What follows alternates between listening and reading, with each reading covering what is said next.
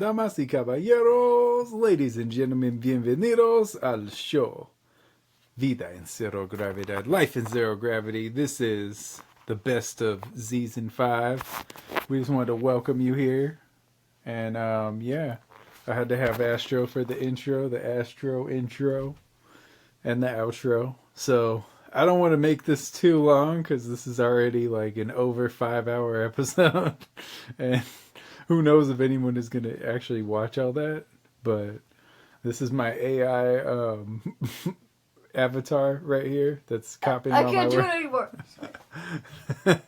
So I just wanted to make an intro with Astro. I hope you enjoy it. This is the first year of video on the show.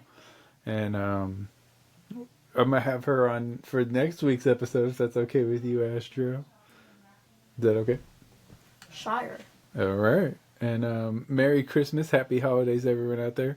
How was your Christmas going? Holiday Eve. Are you enjoying it? Your Christmas? Holiday Eve. I guess that means yes. Ew. Oh, excuse geez. me. Ew. Ew. Is there anything that you... Oh! Is there anything you want to say to the people? Well, I hope you have a great Christmas, a great Hanukkah. Actually, I think that ended. It did. Let's do it again. Oh. Sorry. I accidentally dropped it. Blood dropped it. Oh, Butterfingers. Oh no, I didn't drop it. It's still going. Cool. Sorry. Perfect. Blooper reel. Okay, so Merry Christmas. I hope Happy you enjoy. Chanukah. I'm Yeah. just kidding. Chanukah. No, Smokey Robinson said it wrong. No humans were harmed in the making of this video. Happy Hanukkah. Merry Christmas. Happy Kwanzaa. And Yes. any other holidays you celebrate. If the Great Noodly one has a holiday, I hope you enjoy that as well. You Pastafarians out there. Bro. No, what? I'm being inclusive. Inclusive? Don't cancel me. What is a word that is bad that rhymes with inclusive? Exclusive, I guess. Exclusive. No, that's good. No, well, it could be bad Oh, in yeah. that context. Like exclude. If you're excluding people. So is there anything you want to say? Hi guys. Much love, much peace. Enjoy the show. There will be much more. Mwah. Mwah. I think, you know what? I think we're good. Bye-bye. No! Don't leave it! We're live from the center of the earth. Actually, from space itself. This is Life in Zero Gravity. This is Yktv #1. If you can believe that. It's Yktv #1. How exciting is that? Are you excited for Yktv #1? I don't know what that is. It's you know the vibes. But since this is TV, you know television, it's Y2K TV, year 2000 television, it's Y3K TV, it's Y11K TV. This is advanced beyond all recognition. How do you feel about that? Good, I think. Yeah, we're live.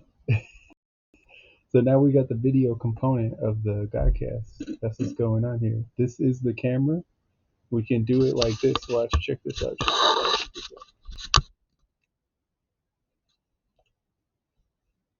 Live. Live.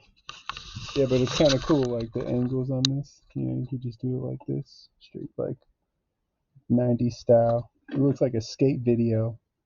I kind of like that. Oh, wow. I never see my eyelashes from this angle. No wonder sometimes people think I wear mascara. Look at that. Oh, look at my eyelashes, guys. Look at her eyelashes, too. Mascara. No, she doesn't actually have mascara. But check it.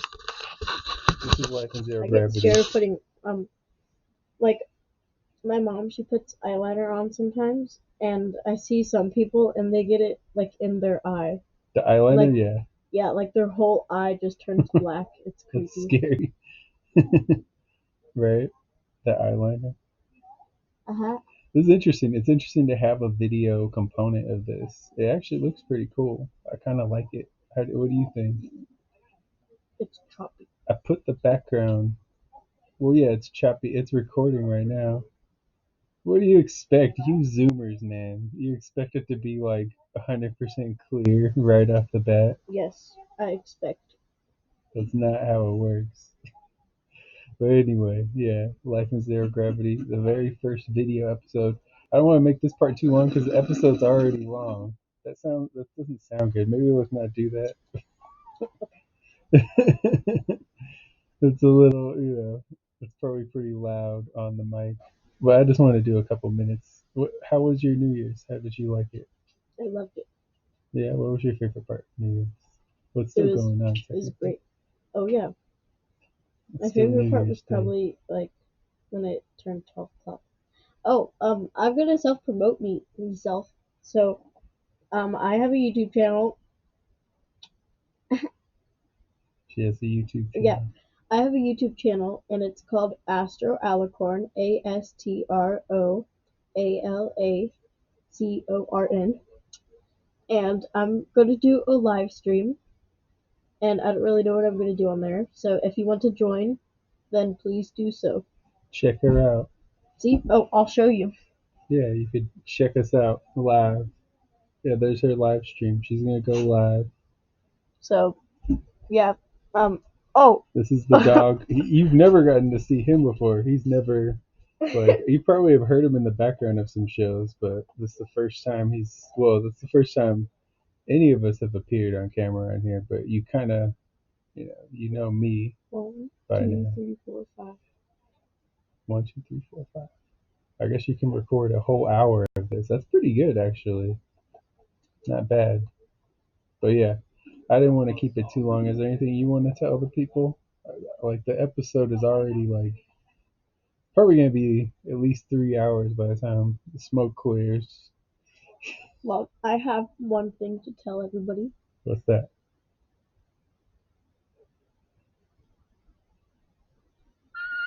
No, okay. Um, since it's New Year's, I hope 2023 will be a great year for everybody. I don't want to jinx it, but I think it will. I yeah, hope so. yeah, People say it's our Jordan year. I've seen a few people say that already. Jordan year. Yeah, Michael Jordan was number 23. Mm. LeBron's number 23 too. It could be our LeBron year. It could be our Jordan year. We'll see. Either way, we're in good hands. We're in good hands. One time, there's this kid named Jordan in my class, and he's wearing Jordans to school. Really? Yeah, and then everybody's like, "Oh, hello, Michael Jordan." That's what they say? Yeah. It's kind of silly. There's a mix. Oh, He might have been named after Michael Jordan, though. There's a pretty good chance. and then there's this other kid. His name was Jackson. Then everybody was calling him Michael Jackson. Michael Jackson. Did he have like a sparkly glove? Oh, Did he go? he did have a pretty high. I almost said a bad word. He did almost have. Say that. Okay, sorry. He did almost he did have like a higher voice, but he looked nothing like Michael Jackson. He had straight blonde hair, and like it was really short. Like he got it shaved every 2 weeks. Every 2 weeks. Yeah, that's a lot. That is a But lot. I guess I only have to shave, or not shave. I have to shave. You have to shave? No, um, not my head. I have to like get a haircut every like a trim. I have to get it like every month. You do? Have you been getting it every month? No. As far as I know, you've only had like 2 total haircuts, right? Yeah, and my hair looks a little shorter because they cut like 2 inches off. That's a significant amount. Yeah, like when it first got cut, it was a little short because I feel like it's already growing back. Like Probably your hair. yeah, You got long hair, girl. You got a lot of hair. Hey, Look, girl. like stretch it out. Like take one of the strands of my hair and stretch it out. Pretty long. Yeah. My hair's getting longer too, as you can see. Yeah. Why did your hair turn curly? It's always been curly. It's just that when it's so short, you can't tell. It's always had some curl to it. Look, our hair looks pretty similar now. Mine is actually darker than yours now. Yeah. But look, I have like orange in my hair. I don't know why.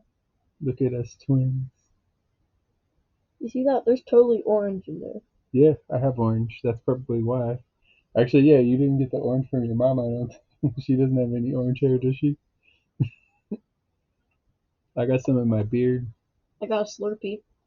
Oh no, we're gonna get copyright. Don't get us copyrighted. You already did that in one of your videos on YouTube, one of the Roblox ones that said got copyrighted. I don't know why.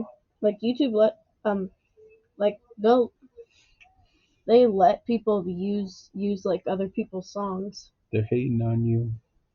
You know, one time I got in trouble for using my own song I know. because it's copyrighted by me. So I had to go and give myself permission to use my own song. It's actually not a bad thing. But yeah, like I said, I didn't want to make this too long, so we're gonna record some more segments later if you want, or the outro at least we could get into. Okay. But yeah, for now, this is Life in Zero Gravity. This is the new video version of it. You should be able to see video on Spotify. I'm probably gonna put this on YouTube. I want to figure out a way to put it on YouTube where it's like separate from my music videos, but we'll see. It's all good either way. Actually, I can probably just put it in a category, right? And you're doing like the TikTok thing. Oh yeah, it was like I don't know if you guys saw that, but it was like there's this guy. He was like, I think everybody needs to know this. Like pointing when you're doing a duet with somebody and pointing at them, pointing and like saying good job and doing thumbs up. That is not helping you. That is not helping you with anything. And this dude. Ooh, you guys watch this. You see that? Yeah, she can make like her arm pop out. This is cool. There's different stuff. It's like it's almost like a whole different experience for me recording it like this. So I'm interested to see how this all goes. Yeah. All right. And with that, I think that's the cue. Thank you for tuning in. We got much more for you. Life in Zero Gravity. Tú sabes las vibras. You know the vibes. YKTV. Look at my live stream. Astro Alacorn. With my coin master. No, but I don't know, not too much. Just pretty much the same stuff, writing songs. I guess this is new, the video element of the podcast. The fisheye lens. It's kind of cool. We can move it around. It's a moving camera. Yeah. This makes it seem like this angle reminds me of like a skate documentary. It's a Dutch angle, yeah. Right? It's like, or like the skate videos in like the 90s. We gotta go shred. Let's take this bird outside. You gotta do it. Shred it, bro. That's gonna happen, obviously. I think that actually adds to the show when the camera falls, I believe. I just have it set up kind of in a random spot anyway. There you go. It's the candid angle. The candid at the top of our heads. Yeah. This is actually creating content. Just this camera being in the wrong spot. I think it works. Yeah, kind of works. Okay, it actually is somewhat versatile. Like, this is a weird stand that it has, and it's like, there you go. There you go. Figured it out again. Ah. Angle. Oh my god. BitConnect. No, I had like sometimes I set it up here too, even though there is already a webcam on this. Like double webcam. Double whammy. Double whammy. Cammy. Yeah. Oh, I can fix it like that. There you go. Hello. Hello. Yeah, it says it actually tells you to fix your hair before you go on. That's one of the Booger in my nose. That's the way. That's the way you do it. And we actually people can probably see like side by side how similar do we look. We look pretty similar. We usually see us side by side, but people can tell that we're brothers pretty easily. Like a lot of people are like, "Oh, Seems that way. seems that way." We were talking about that, where it's like you can't see it as siblings, but other people see it like immediately. Yeah, That's with a lot of siblings. but now I can kind of see it. I guess it's like a lot. You don't usually see like a video is different. If we take a picture together, that's even different because that's just still frames. But this Yeah. is animated with the king of animation himself, I do Curt The Hero. What art are you working on? What I'm art on thou it right working? now? It would be boring if I were to explain it, but it's pretty much. I'm Not animating. boring. Well, speaking too soon. I'm just animating a hand rotating, so it's not the most exciting content-wise, but it's to show. But that's cool though. I mean, yeah. I think people like people like animation. People do. So, I was thinking of today is like how, like animation was in color before other stuff, huh? I think. It might have been. I think so. That might be right. Maybe I'm wrong. Maybe I just pulled that I out. don't know. Trying to think. Not sure. It has the potential to be in color before other Was things. Snow White the first one that was in color? I should know that, but I'm not certain. I'll be looking like a fool on here. The king is looking like a fool. the king of animation. No, but yeah, it's cool. I mean that does seem like it would be hard to actually animate like realistically. Yeah. But I think after that, I want to work on stuff with substance instead of trying to show what I can do as an animator, Technical abilities. Mm-hmm. What do you want to work on? I just want to work on. I have like a few skits in mind that I would do. There was one that I've had for a while that it would be funny, but I just haven't gotten around to it.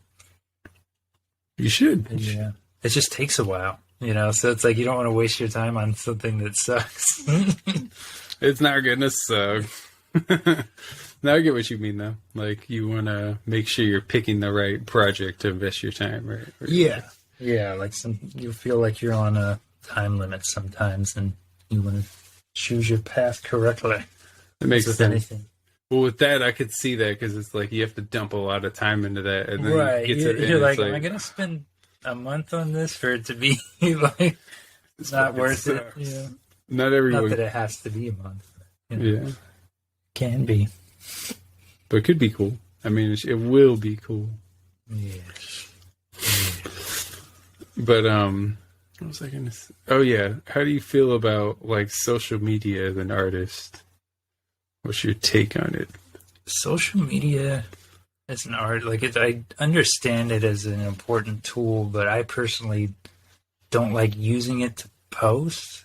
It just feels like you're playing a game when, like, really, as an artist, you want to focus on the art, but to do the social media, it's almost like a second job, Yeah, And it's like I am an artist to be an artist, not a damn social media manager. yeah. But I think it is cool to connect with other artists or people or with an audience. It is cool for that, but it can feel like a lot of work, especially when you're working against algorithms or, sometimes it feels like you missed a head start or something, so you got to catch up, Oh yeah, that's true. Yeah, it's tough. Like I don't, I mean, I guess no one fully understands the algorithm, right? Mm-hmm. It's just kind of a random thing. So it's always it's a tough thing to navigate. But I get you because I'm the same way. I'm like, I don't even want to be on here. Like, I think about it all the time. Like, if I could not have social media, I would. Even this, I would rather just do like a audio podcast. I don't really watch video podcasts, but people watch them. Yeah, I don't know. You know what it is? I think so many people are on YouTube that they'll play the podcast on there just because it's their main platform. Yeah. And they listen to it. Like, there are some podcasts that I've watched on YouTube, but I don't watch them. You just listen. Yeah. It doesn't really make sense, but I've done that too. I have done that. But yeah, I mean, is it fun to watch people talk? It must be for some reason, right? There must be There's some something reason. to it. I think I saw something the other day about that, like having that other element. Some people do need that, and it's just I can't relate to that, but I think it is important for some people. Yeah. Maybe for your attention span or That makes sense. stuff like that. You know? Yeah, that makes sense, actually. It's something like, yeah, I think this day and age, it's probably going to get to a place. You were showing me that video right before this, actually, where there's all those different videos combined. Oh, yeah. I feel Exactly. like everything's going to be like that at some point. And then like stuff's going to get advanced to the point where like your phone will tickle you or something. Yeah, just so you have a sensory like all the input too. Yeah. It's all the stimulation. My eyes, my ears. Lick your phone now. Yeah, there'd be Matter like, of fact, you should put a little video right here to lick so your people phone. don't get bored. I know, that would be a good idea. I do put like, Put Bender there. what's kind of cool, I don't know if you saw it, I can put like my logo right here. Oh, just So flash that's the cool. logo for hours. Yeah. Individual frames. Can you animate that? Where's the logo going off? In like the trippiest like colors possible. Yes. Would you rather... Get them to seize. Yes, exactly. I was gonna ask if you would rather like make your own TV show or would you rather join one? I thought about that. I would do both. I've definitely thought about both. I think since I was younger, I always wanted to create my own thing like that. My own project that kind of grows with me. Yeah. But at the same time, that is a lot of pressure. So I could see the benefit of both, It's like, either way, it is a lot of pressure, but I think if it's your own thing, you feel even more attached to it. Yeah, that's true. If it's like yeah, that makes sense. That's what I was thinking. But I'd be happy doing either. I think I already said to you, I will be working on Futurama at some point. It's coming back. When it comes back, Fourth time. However many times. you should. So, yeah, I do both. But I think eventually I want to settle on making my own thing, my own studio. Yeah, that'd be cool. I'm sure you can do it. I will. So there's different ways to do it now, like you could technically. That's another project I'm working on. I haven't really talked about it much, but there's this reanimated. Do you remember the show El Tigre? Yeah. Tigre. They're doing sometimes animators do like a reanimated version. They did SpongeBob and other stuff, so I'm a part of that project. I have a little scene in it that I'm going to be animating. Oh, that's cool. So yeah. But that's pretty early on. I think they're trying to finish it by October. But my scene is pretty short. But they're all super short. Honestly, I think they should probably extend them. But that would be pretty exciting. If it does well, maybe they'll like do extended ones or something. Or I don't know. Oh yeah, you got the webcam. I forgot. What's up? We didn't even introduce this episode well. I'm just over here playing around. Okay. Start it off. My bad. Well, I think first things first. After Matt the Conic is back. Yeah, first things first. After that. Now we're in the studio, obviously. Yeah. It's a little different, right? Yeah, for sure. Yeah, Cheers. something a little different. Something we haven't done, like an actual in studio podcast. I know, right? It's been a minute. Honestly, it's nice to actually be back in like our actual studio for this shit. Yeah, this is different for me. I mean, I've done like radio shows in Mhm. the studio, so it's similar, but it's not. I don't know. It's a little different, I guess. Yeah. It's like slightly different. Not much different. Very slightly different. It should be cool. Yeah, we'll see how this all comes out because this is all new technology. I know. Well, if the audience hears this in a way, they'll be like, "Holy shit, this sounds way different and way more of a crisp." I can hear it through the headphones, and it sounds like Joe Rogan, Yeah. Al Pastor. Yeah, we are Joe Rogan now. We have become. No, don't say we've that. Ascended. We've ascended. To the Joe Rogan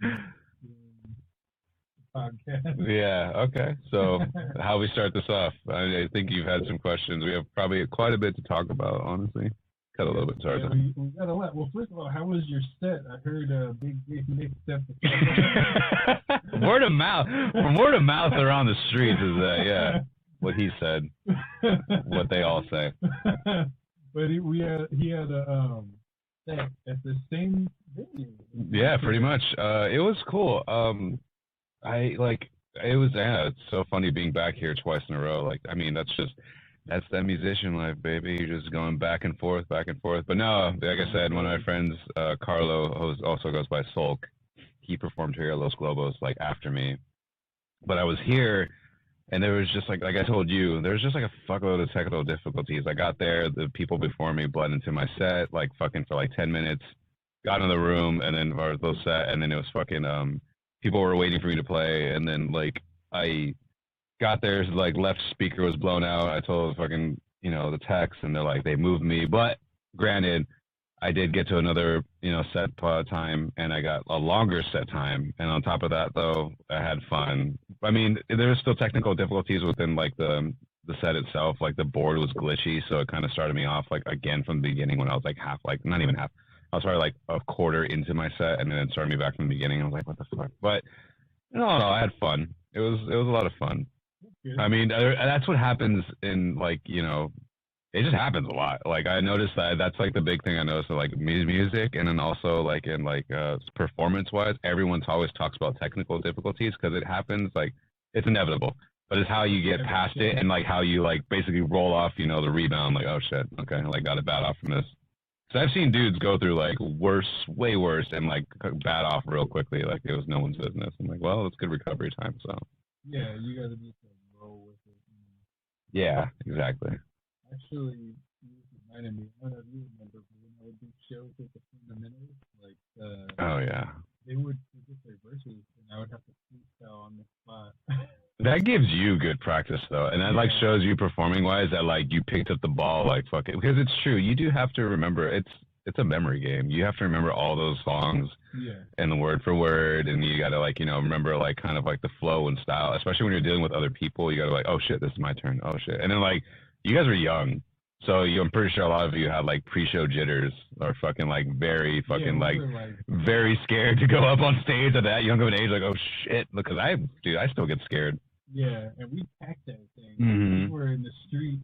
No, I mean, I'd still get scared, but not in the sense how it used to be. I used to get stage fright for the sake of like, oh shit, I'm gonna go on stage and this is terrifying. Like there's a fuckload of people or there's people watching me, and like because you just feel like you're gonna be judged every second, and like, but then like now my stage fright is not that anymore. It's more to the fact like, I hope this goes well, and I hope I play a good performance to give like a good like performance to this audience. Like to me, I'm just like, I hope this goes well, and then I get like freaked out and like I'll get shaky and stuff. And even other artists too, like they keep it cool, I keep it cool, but you can tell. I think it's like a silver line. Like I can tell when something like you're feeling it right now, huh? And they're like, like they're like so like stone faced and they're like chilling like and they're high, but I know like inside they're like fucking like just like heart's palpitating, and I'm like, it's just that like anticipation till you get up there. And then once you start the routine, you're pretty much good to go. It is like that weird energy when you have like thousands of people listening to you. Yeah. It's like a weird. Because like on top of that too, like you gotta like then like what do you think about like what if I fuck up or what if there's a difficulty, but like how you roll off of that. I think sometimes you just have good energy off of it. Bruce Springsteen, for God's sakes. Yeah. I heard he's a good performer. I've never really listened to his music, and I never really cared for him that much, but I've heard that he's I've heard that he's had like some really good sets, and like he's gone through some hellish like technical difficulties, but he like just like still continued to play and stuff. He didn't get shocked. Like it rained on his set one time, and like that sounds familiar. Yeah, like it rained on his set one time, and then he like still continued to play, and then I think he got shocked like while he was playing because it was just raining hard, and he just never left, and the crowd was loving it, but he still got like hurt or something. And I was like, dang. That reminds me of like one of the dopest like Super Bowl performances, like when Prince performed "Purple Rain" and it was after oh yeah, Minnesota. That's Prince though. Prince. They told him not to go out there, and he's like, no. Yeah, Prince could probably get away with murder, and he would probably just like look at you like in a flamboyant way, and you'd be like, all right, that's valid. That counts.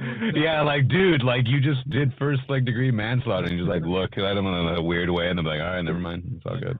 Clearly, he didn't. Yeah, like, clearly this man deserved to be, like, existed off the earth, so Yeah. it's Princess saying not ours. Unexisted. Yeah, de-existence. The species got stronger. But yeah, I mean, we got a little sidetracked. Yeah, my show was pretty good. And after that, like I said, got that quesadilla, hooked it up. Oh yeah, shout out to the Yeah. friendly quesadilla makers. Yeah, she hooked it up, dude. I mean, my stomach was probably like, what did you do? But honestly, yeah, that shit was fire. I'm telling you, there's like you wouldn't think it would be fire, but there's a place in Newport Beach. I forget what it's actually called, but there's something called a pangaria there, and it's just like loaded with shit. No, I bet. It's actually really good though. No, I know. It's fucking street vendors in LA, like, they just slap. I mean, it probably isn't good for your stomach, honestly, but it does fucking slap. Like, when you get out of, like, when I used to get out of shows at the LA Historic Park and in Chinatown, and then, like, when we would exit, there would always be, like, this hot dog food vendors, you know, just like bacon wraps in front of, like Dodger Stadium and shit. Yeah. And then, like, you would smell it on your way out and you'd be like, that shit smells so good. And you would just, like, get one after a show and be like, all right. I gotta get some. Mm-hmm. Yeah. No, okay. Little side story, Neujack side story. But I got out one time of a show, like I said, at the Historic, with my brother. I think it was FYF Fest, like, I don't know, 2010, 12 maybe. And there was all these hot dog food vendors, and then there was narcs that were undercover, and they got called to bust them. Bust the dog? Yeah, but because I found out later it's because, like, they don't have food permits. Yeah. So they're there just selling, like, on their own benefit of making money, and that's taking, who called is, like, food business vendors that called, like, you know, narcs to basically to come bust them because it's taking business away from them, which makes sense. I'm like, okay, I get that, whatever. So they're all in a group, and then, like, the narcs came and they, like, ran up and they showed their badge, like, LAPD bot. And so, like, the fucking, all of them, like, split. Like, yeah, like, fucking, like, cockroaches. They're just, like, fucking, like, they, like, fucking just all bounced, and they all went different directions. I seen a Mexican homeboy fucking literally outrun a narc full speed with his cart, and the narc gave up because he's, like, trying to catch one of them. The narc gave up halfway through it. So, like, there's this scenario. So imagine this dude booking it with a cart full of hot dogs, and then there's an alley he's coming to, and there's, like, these three white kids just, like, la la, like, enjoying their day. And then one of them's like, oh, look, a hot dog cart vendor. He's like, hey, can I get a hot dog? The Mexican dude, like, looked around for a second. He's like, fuck it, let's do it. Come on. He, like, cooked him a hot dog and, like, gave it to him, made the transaction, and continued running. I was like, he literally still got paid, like, while he was about to get caught. I'm like, dude, that's not more, nothing gets more LA than that. I was like, that is amazing. La Raza fucking pulled up one for sure. I was like, dang, that's amazing. That's funny as hell. Unmatched hustle. Yeah, for real. I'm like, no one's hustling harder, dude. They're out there running those streets. For real, though. Literally running the streets. Fuck the drug lords. This is the hot dog vendors and the fucking taco ladies that run those streets. Yeah, for real. A lot of the times the best tamales are, like, out of the back of, that's so much churn, like, in the parking lot. Yeah, for sure. It's always, yeah. I didn't actually eat that many tamales this year, or last year, for fucking Christmas and the holidays. I think I only ate, like, 2. I ate a lot. Did you? No, dude. We didn't really, like, we didn't cook them this year. We ordered them. Yeah, this was, like, one of the years, I think it's because I didn't help. They were like, are you going to help this year? And I'm like, I don't know if I can make it. And they just didn't want to make them. And I was like, see, because I'm not there. You guys don't want to make them. It's a lot of work. It is. And they always depend on me to do it. And then I'm the one, you do this now. And I'm like, Exactly. because now that my family knows I'm a good cook, they're like, all right, like, you're going to help now. Like, you have to help. Like, yeah. And I'm just like, can't go without my powers being undetected. Yeah. Are you gonna say? Okay. Okay. Brought to you by Agua del Café. Oh yeah. Let's see. Neta, way. Neta, güey. Culture tonic of Mexico. Okay. What's up, TikTok? Oh Live yeah, on are we TikTok, starting? too? Yeah. We're starting. Hi. Hi. How are you doing this? today, Fucking sir? Brought to you live from Brought to you downtown Los live. Angeles. Live from downtown Los Angeles, the city of angels. We actually just got done working out. We went to go get food and then we Yeah. came over here. We're being like gym bros right now. I know, fucking God bros, God mode on always. But that's how it has to be. It's a I know. healthy hobby. You can't really judge it, you know. What can you do? I mean, it's good to have physical health, mental health, and spiritual health. So, you know, Oh, you yeah. gotta try to do all the above. You can't do everything all at once. What the fuck We're is this thing stuck? Okay. We're that thing's stuck. monopolizing all the health. All the health. My headphone jack is stuck underneath this chair. It's all right. I am just staying put. You're chained to. Yeah, the, I am. I'm the chained. desk. The fucking the system's got me, man. I'm chained to the seat. Well, as you can see, I got my new fucking haircut. I. Do you remember that video? Yeah, Nick with your bitch ass. My new fucking haircut. I can't believe you. There's so many videos back then that used to be like the pinnacle of what Yeah. like TikTok and like Reels are now, like just like that random comedy. You know what I'm saying? Yeah. Like fucking was it maybe some waffle fries? Yeah, And some hey, Nick waffle was my fries. sandwiches. I'm the juggernaut bitch. Fucking like Yeah. the random vines. 21. That kid. I like turtles. There's so many videos that were like what predecessing TikTok was, and then now it's like, oh, this is what this is now. Like now it's TikTok and random comedy for like split seconds. Yeah, it's just little bursts of that. Yeah, because right? back then it was just like random comedic videos. Fucking Officer Riviere, remember that? That was your favorite. Officer Riviere. The G.I. Yeah. Joe's Yeah. videos, remember that? Yeah. G.I. Joe. G.I. Joe. Pork chop sandwiches. That never left my mind. It's like burned into. Always that. Yeah, legitimately, it is burned into my mind. Just wake up in the middle of the Pork night. chop Pork chop sandwiches. Oh shit, my house is burning down. Yeah. Oh crap. My God, did that smell good. My God, did that smell? Yeah. Yeah, exactly. That stuff is just, it's probably never going to leave your memory. No, I honestly feel like it's I like don't what think old so. television. That's what like our boomer fucking grandfathers and shit like that. Like, remember that jam Remember back old on time that jingle back television? on the radio? Like, Yeah. that's our jingle on the radio. It's fucking like pork chop sandwiches. These horrible fucking cancerous memes and shit. I know. It's evolved so much. It's funny because, like, when I show my youngest brother the videos, he's just like, wow. Like, he can't believe it because he's on the internet all the time. The internet, it makes you realize how different it is. It's immersive. It's How super different fucking it is immersive, now. Yeah.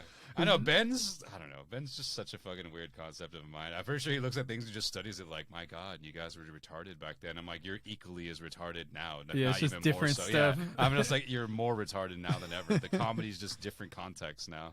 Yeah, I remember showing him, like, old YouTube videos, and he was just, like, baffled at, like, how they existed. Because YouTube is a lot different now. It's It all is. like, It's you know, completely it's like different. it's like us. This is on YouTube, you know. That's true. That's true. But like, you know, for the it's just it's a lot more like interviews and stuff like that.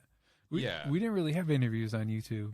Did we not? I feel like there was educational videos for Yeah, sure, and there I was, feel like- like the more the internet grew with us, so But there weren't like podcasts. There weren't like No. shows, you know. I mean, not to sound like it did it with us, like Google as old as I am and shit, like, but literally, like, we are in the subcontext of the fact that, like, the internet and that Yeah. uprising, like, we legitimately grew up with a phase of, like, you know, technology that, like, is substantial to today, like, in a very crazy pinnacle matter. Yeah, exactly. And it only, like, it started with us, but then, like, it's just superseding and growing faster and faster and faster every fucking year.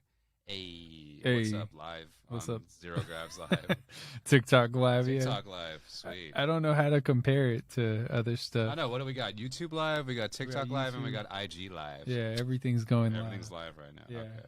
Yeah. So, what henceforth did you bring me to this quarters? Henceforth, I brought you to these chambers. Besides to work out and get some bomb Yeah. ass non bread. I know, yeah. Shout out to the market. What's the name of the market? What is it called? It is just called the Echo Park Farmers Market. Okay, out Echo here in Park Echo Farmers Park. Market. Yeah, that's what we It did. happens every Friday from what I believe is from 3 to 9. It's pretty good. I believe. Pretty good Don't hours. quote me, boy. I ain't said shit, but I think it is from like 3 to 8 or something like Sounds right. Sounds right. It's something like that.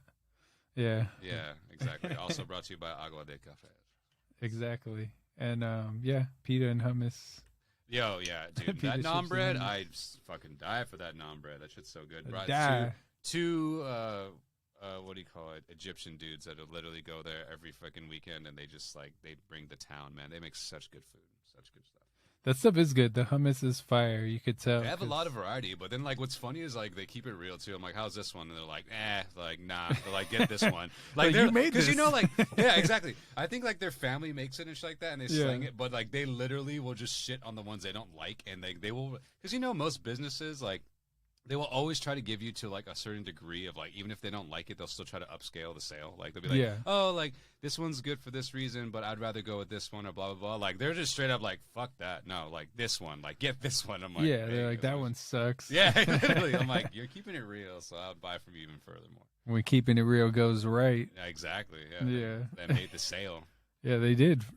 Oh, what I was gonna say is like, it's funny. I thought you could relate to this, but like when you get a haircut, it's like if you go when you have long hair, like different girls like you than when you have when you cut your hair shorter. At least for me, it's like the like artistic girls are like, oh my god, your hair's so long and all this stuff. Like, you know, they're like they got kind of flirty when I had like the long hair. I don't know. I mean, I mostly hear from my parents and shit. I think the longest I've ever had my hair was to my shoulders. That was the longest I've ever had my hair. And then like, yeah. And I just remember when people and I grew it out. A lot of my friends, all my cholo friends, were just all like, "Why are you growing out your hair, dog? Were like, you growing out your hair? Yeah, like all like trying to you be look like a hyena. Yeah, like why are you trying to grow your hair? And like, other than like when I got older, I cut it off. And then, like, more of, like, the metal and, like, the fucking punk rock fan base and, like, shit like that. They'll be like, you had long hair? Like, I want to see it. And I'm just like, that's dead and gone. Like, my hair gets kind of, like, I like getting my hair to a pretty good length. Right now, it's short. Yeah. But, like, I like getting it to a pretty damn good length to, like, you know, kind of, like, waver it here and there. But I don't know. Like, my dad always tells me, he's like, you look good with long hair. And I'm just like, eh. Because I think that what it is, too, is that he had long hair back in the day. When he was And younger? actually, you know what? That's a lie. When I was a child, like a fucking infant, my hair was, like, to my butt. Like my mom made me grow out my hair like really long as a kid. When you were a kid? Yeah, so when I was a kid I had really long hair, but then like as I grew older, like I just started like, you know, cutting away at it and stuff. That's funny how that happens. It just like changes over time. I had a mullet at one point. I'm not proud of that, but that's what I'm gonna be. I'm gonna be open.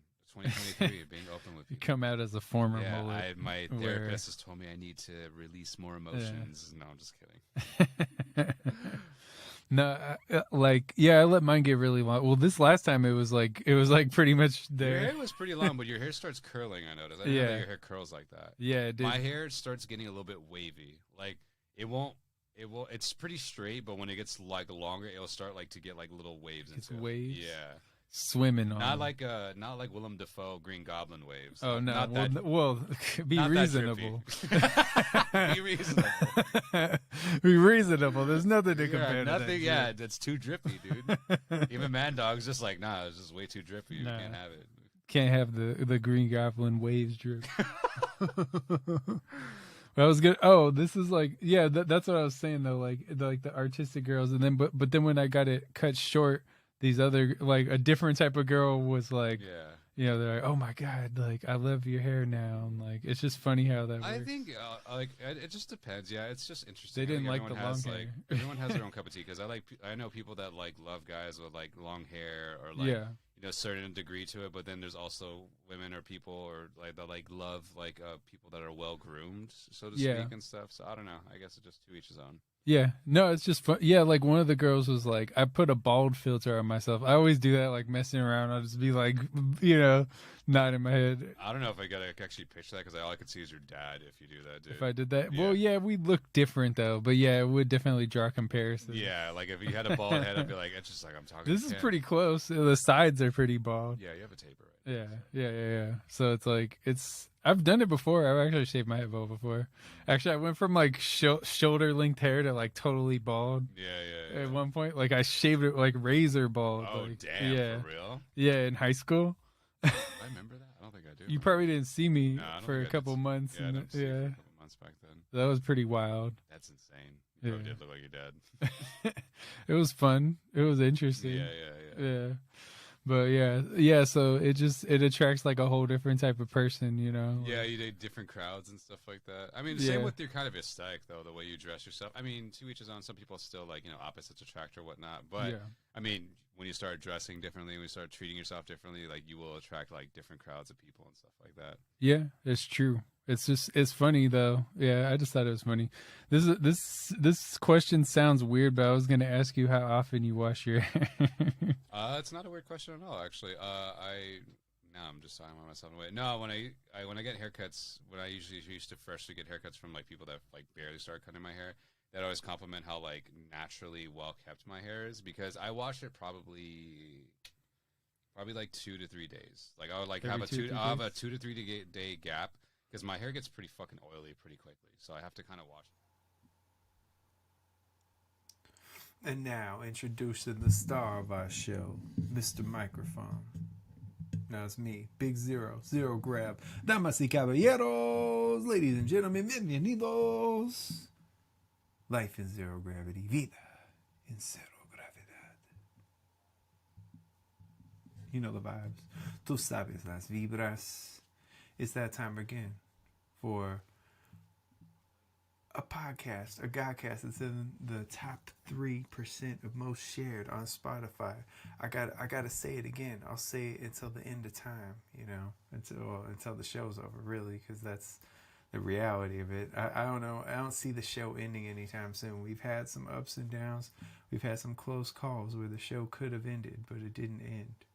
And despite barely anyone listening to this, barely anyone watching this, I keep moving forward, you know, because I do believe that there's a lot of good content here. Don't sleep on it, motherfucker. Don't sleep on it. But what I wanted to get into was a serious topic today. We've all been there. We've all experienced it. We've all had great friends in our lives who were with us through the thick and thin.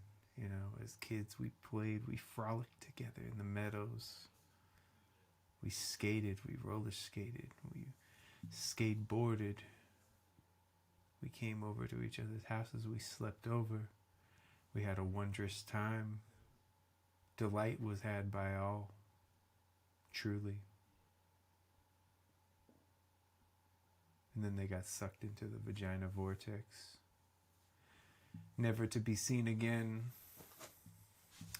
It's failed many a strong warrior, many a strong man. Undefeated. You never, you know. That's what this episode's about. Is men getting, or it could happen to women too, technically. Anybody. No person is strong enough to withstand the Vagina Vortex.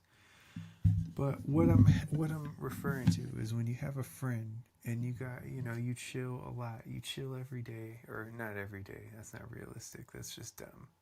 But you chill a lot. You're together often.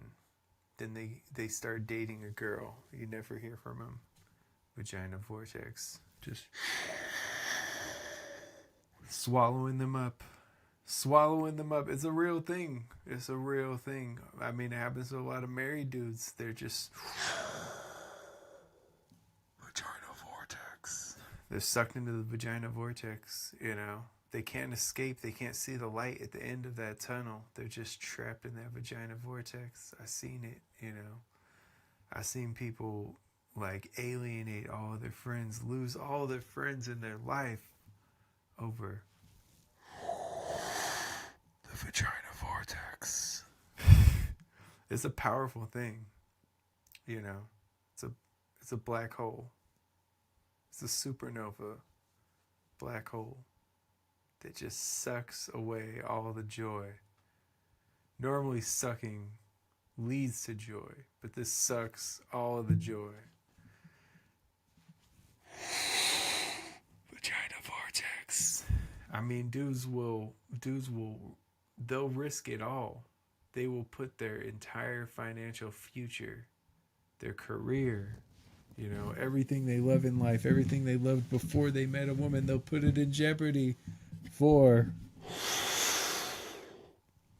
the Vagina Vortex. It's a real thing, I'm telling you. Some of you might not believe me. It's a real thing. The Vagina Vortex is real. It's like the Twilight Zone, kind of, in a way. I think it is. Vagina Vortex. Don't get sucked in there, man. Don't get sucked in. There's no way out once you get sucked in too far, you know. There's no way out. It's like those friends you have. Like, you have a good friend and you know, you'll chill with them, you'll share many a fun night together.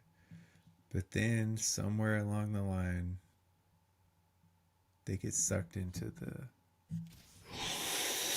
Primerica Vortex. vortex, that Primerica vortex, all those I was gonna say conspiracy theories, all those like pyramid scheme, like insurance companies, financial advisement, all that stuff.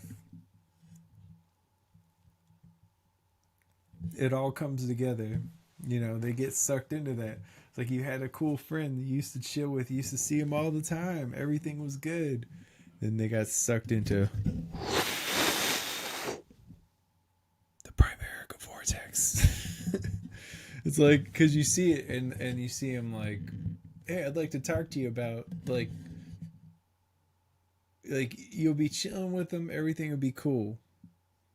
And then out of nowhere, it's like, hey, I'd like to talk to you about your financial future. And they try to suck you into the Primerica vortex. It's real. And then you're just like, you had a good friend, but you realize from that moment on that they're no longer your friend. They're just a Primerica bot. There's no way out of it. They're just a Primerica bot. There's no saving it. It's just a Primerica bot. I've seen it happen, man. It's sad. I don't know. I hope that they really get good money. I hope that it really provided the benefits that they try to get everyone to buy into. I'm just skeptical. That's all. So I got some reviews, or a review for you. I realized I only really, like, I've watched some old movies this week. I don't want to review old movies. I'm not going to do that.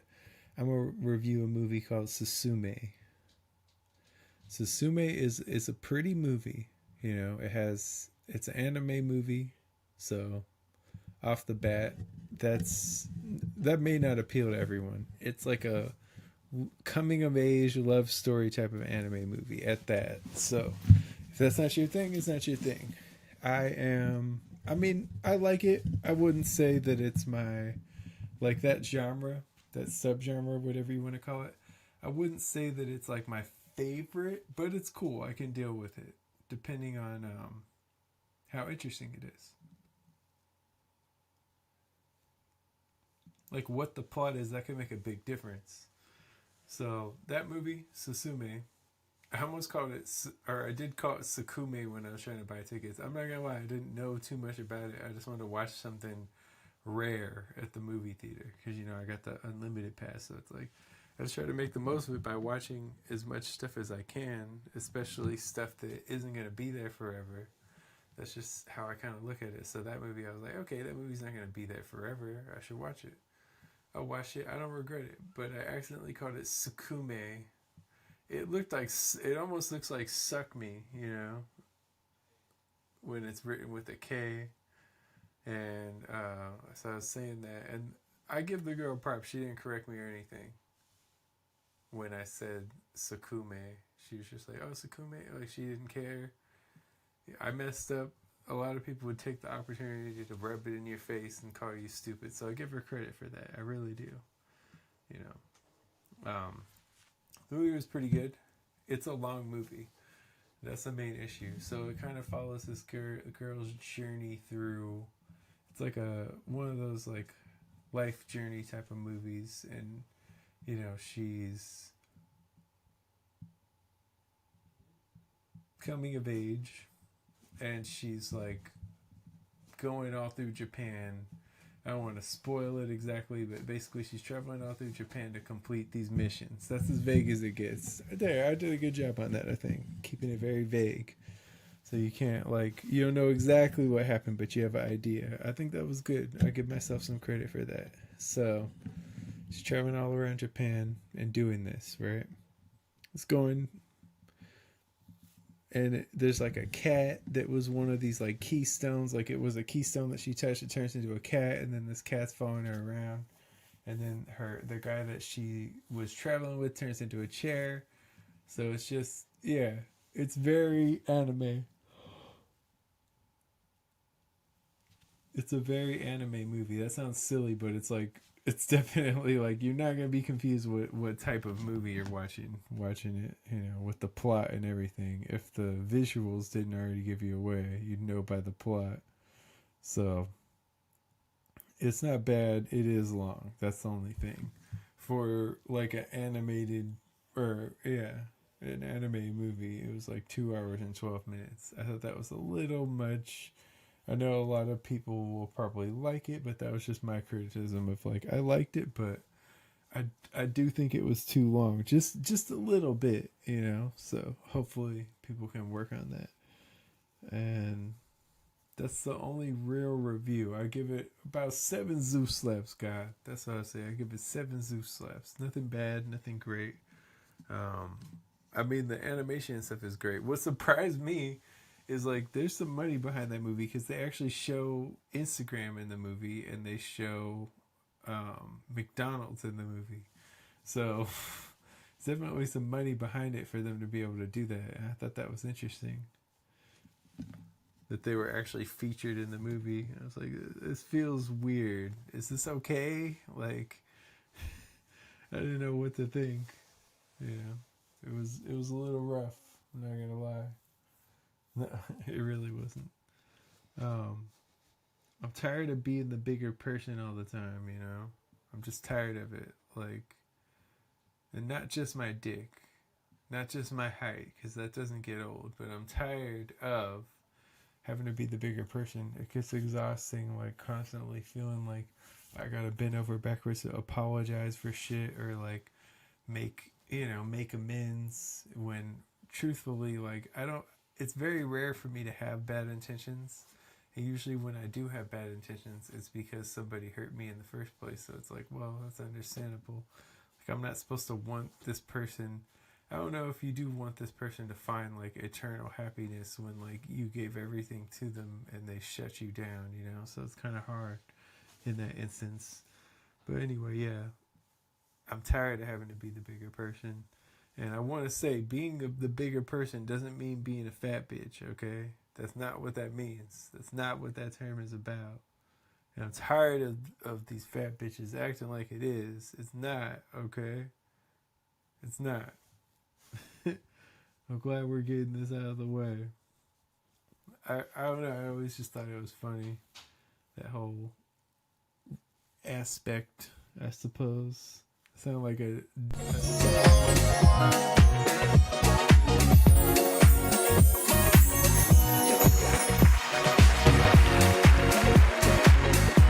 Oh my god, I'm enjoying myself now.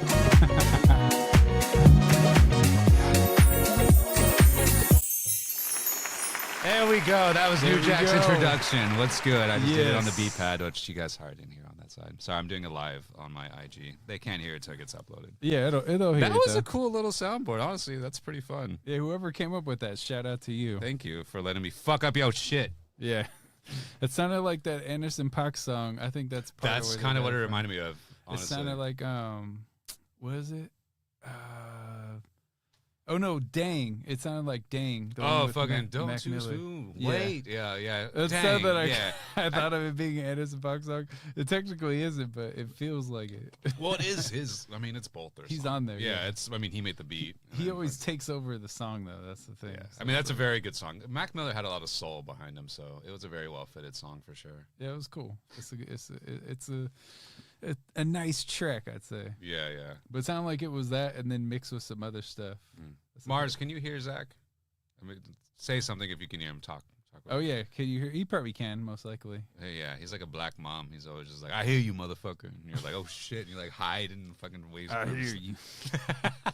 Mars appears. Mars appears. A wild Mars appeared. So what's up? How you doing, Neujack? I think I'm okay. Yeah, I've been going through a lot, been playing a lot, been fucking living life, and just it's been a lot. I just been dealing with it the best way I can, but I mean, can't complain. I'm alive. I'm healthy. I'm here. You know. So Yeah. That's all you can really ask for. Yeah, that's true. I think that was like a big reflection, like on my birthday too. It was just like because usually my birthday's like kind of really depressing. But I think that's like the big fucking yeah, he said, "I hear you, motherfuckers." No, I think that's the thing because that's I reminded somebody else. I was like, it's all you can really ask for because I used to get very depressed on my birthday. But it's just like you're here, and like as far as how like far we've came along, like not many people have made it this far, especially in our age group and like people we've known. Like Yeah. it's very lucky and grateful to be alive because yeah, a lot of us don't make it. Yeah. And it's kind of like, I mean, not to be like on a psycho, like, oh my God, like live every day as your last, but I mean, it could be, it can't be, but at the same time, it's just like, yes, just live it gracefully and gratefully. So Yeah, it is actually a good thing. Yeah. It's something to be grateful for. yeah, so that's, I mean, I've been doing a lot though. I mean, the thing I need to stop doing is working myself to the fucking bone and actually take a vacation or learn how to relax. But I mean, I'm having fun. Yeah. The heartbreak has been making me make greater music than ever. It always is. It's like kind of frustrating that it's like that. I hate that. It's like, yeah. Actually, no. What I was like, I don't know if you saw that on my Instagram story. Like that day, Thursday, when I got done rehearsing from here. We're in Pirate Studios, by the way. When I got done rehearsing from here, I was like, well, I felt good, like playing, and I was like good to let off some steam. But as I was walking back to the car, I was like, dude, this fucking hurts, and I fucking hate this feeling. I do not miss it whatsoever. But I was like, I need to process this. I can't run away from it because it's just going to worsen if I do. And like, but I mean, good music does come from it. Agent, who we were talking to at the show last night, he was saying that he was like, yeah, like all of our artistic value comes from like, you know, traumas or hurt or what we feel, and we just transcribe it, you know, with what we make, and that's what's like the beauty from the pain, you know. Which is true. I mean, it comes to like, you know, all the stuff we make do does come from good feelings also, but like a majority of it starts from like us trying to like translate what we're feeling into like something else. Yeah, pretty much. Like hurt, pain, and like that kind of just starts from there. I mean, if you're feeling good and making art, that's great. But I mean, it usually kind of starts from a dark place, honestly. Yeah, and like a lot of times, what sucks is like you'll have a favorite artist and then they get successful and then their music's not as interesting anymore. Yeah, I get it. Like someone said that about not Lana. Well, I think Lana too, but Adele, when she used to make like very heartbreaking breaking music, and then like someone break her heart again because her fucking music was better when her heart was broken. And it's like. It kind of sucks when it's true like that. But, yeah, it does happen like that. Yeah. So it is what it is. No, it's not. It is what it is. That's just how it plays out, honestly. Yeah. Because, you know, I believe in divine timing, and when shit like that happens to you, it's like, well, it happens to you for a reason. So. Yeah. Yeah. Well, it's like there's a positive way to look at that. Is it's like when you're at your worst, you're coming up with your best stuff. So it's like that's not a bad thing. That meme. But then when you're doing well, you're doing well. You're happy. Exactly. So that meme that you liked where it's like, with God seeing you fall in love with someone who's using you for character development, it's just like, sorry, bro. I'm like, oh my God, that's like a fucking bite. It's so true, though. And I'm like, dude, I'm tired of the fucking character development. Just let me fucking win. Developed enough. Yes. Like, I'm tired of these trials and fucking character developments, dude. Let me win. I've been through enough already. Exactly. It's old. No more. Yeah. No, I feel that. And La Toxica had to show up. La Toxica. That always. It's funny how girls just like, they're proud of that. They put it on their cars and shit. La Toxica. That's what's worse is that they're proud of it. But I mean, it's to each his own. I mean, I don't want to have nowhere near me. But I mean, yeah, you go do that somewhere else. Yeah, like how is that a good thing? You know, you're saying you're toxic and you're saying it's a good thing? I mean, somehow I guess they're just trying to find a balance. I mean, maybe they're just trying to like find like their sign of justification. But I mean, okay. I mean, if we're going to get very philosophical on it, there cannot be yin and yang. There cannot be a balance without, you know, darkness. So maybe it balances life out. Maybe, yeah. I mean, that's like if we're going way in depth with it, like it's at the very roots, like there is no light without dark. There's no dark without light. So. Well, it does make you appreciate like good people more. Yeah, exactly. You know? As far as me looking for that, you stay the fuck away from me. Like, I ain't trying to be with all that shit. That's what when I see like the people will talk about like how their relationship problems, or like how people said they related to that Kendrick song "We Cry Together." I'm like, I have never been arguing with a girl like that. I could see how people relate to that. I have never done that. That's sad. But I've heard that. I've been around it, especially when we're in the hood. Like when I was hearing that song, I was like, this just sounds like living in the apartment complex as a fucking kid. Yeah, I'm not saying those aren't real arguments, but it was crazy when people were like, "Oh my God, this is like me," and they were like saying it like proudly. I'm like, yeah, that shit's not good, bro. You should. Especially on top of that, like I knew it was coming. Like it was a fucking like hateful argument. It was like very cutthroat, and at the very end they're all like, oh, we make it up with like fucking each other, and I was like, why does it always have to fucking be like that? Like it's like a very tough love. Makeup sex. Yeah, like a very tough love, and I'm just like, I don't know what gets people off like that, but I mean, that's you, that ain't me. Sorry. So yeah, personal values, I guess. yeah, for me, I'm like, I don't want to deal with that. But we hurt each other like that. We cry together, like how the song states. That's like literally what we do. We just hurt the fuck out of each other and shit. It's pretty wild. I'm never Wild. like trying to do that. You know, from my perspective, I'm always like, I'm trying to build my woman up. You know, like I'm always like trying to. As you make should. I her mean, you feel got to remember that you're special. exactly. You're a team. Yeah. We're stronger together. Like, if anything teaches us about being where we're at, stationary to our existence, is that we're stronger together, especially in teams, especially as friends and family, and especially if you have a fucking significant other. If you have a significant other, that's like your other piece of the puzzle, and you should be valuing them into a point where it supports them to make your growth. Because, you know, you can't grow yourself and shine like a star if the person with you is not doing the same thing. You know, you're not uplifting them in the same manner. Yeah, it's true, honestly. And I don't know. To me, I'm just like, I'd rather have you feeling good about yourself. And the problem I've run into a lot of times is like, let's say like a relationship is coming to an end, and then they have all this like negative stuff to say about me. Like I don't like go with that. Like I won't say the negative stuff to them, so they think that they didn't do anything wrong.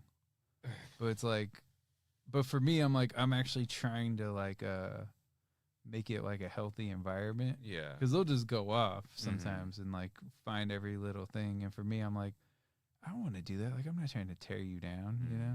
Like, that's not my. No, you shouldn't. Yeah. But some people look for that, though. Some people want, like, because they're used to the hurt. Like, they're used to the pain. they're used to toxic love. Yeah. And then it starts from somewhere in childhood. Yeah, if you don't heal it yourself, well, probably their parents. Yeah, and stuff, if you don't heal it yourself, if you don't figure it out yourself, then you're going to be used to that type of love, and then you're going to keep going back to that type of love and looking into that love with amongst other relationships and people.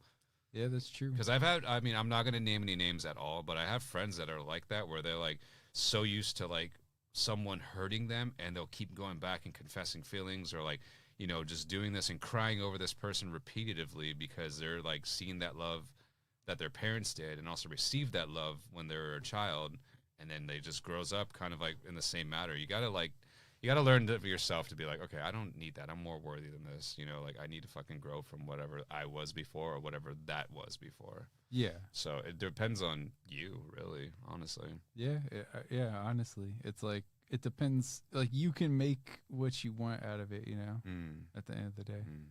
Yeah. But yeah, people are used to that. So we talked about that before, where it's like they're used to there being some type of catch, like, oh, they're doing this, like, yeah, they treated me good, but it's only because they did this, or, you know, like they hurt me somehow, so you know. Yeah. So it's almost like, oh, they don't really like subconsciously they're like, they don't really love me if they're not hurting me, which is a wild thing.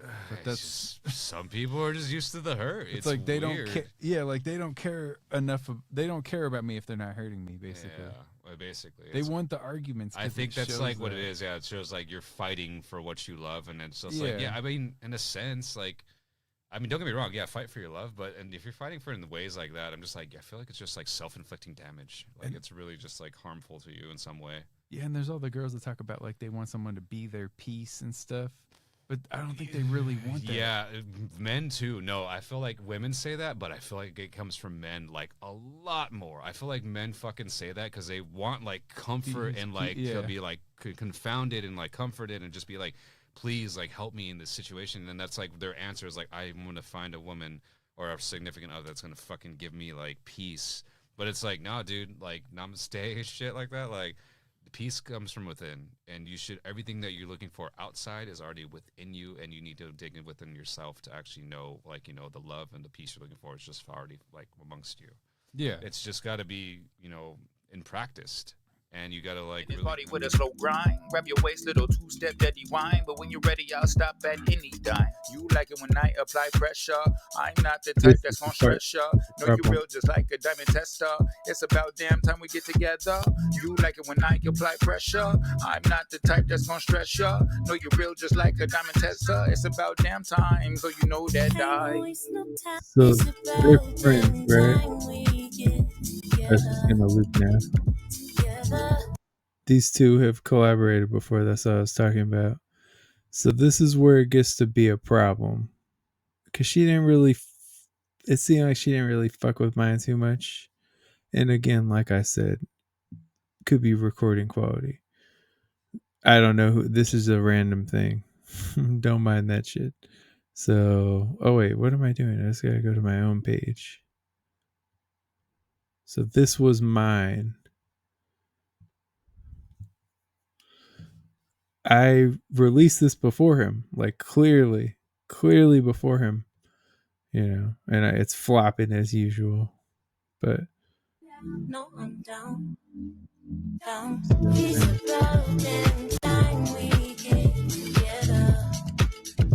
What's my line? Ending of my verse.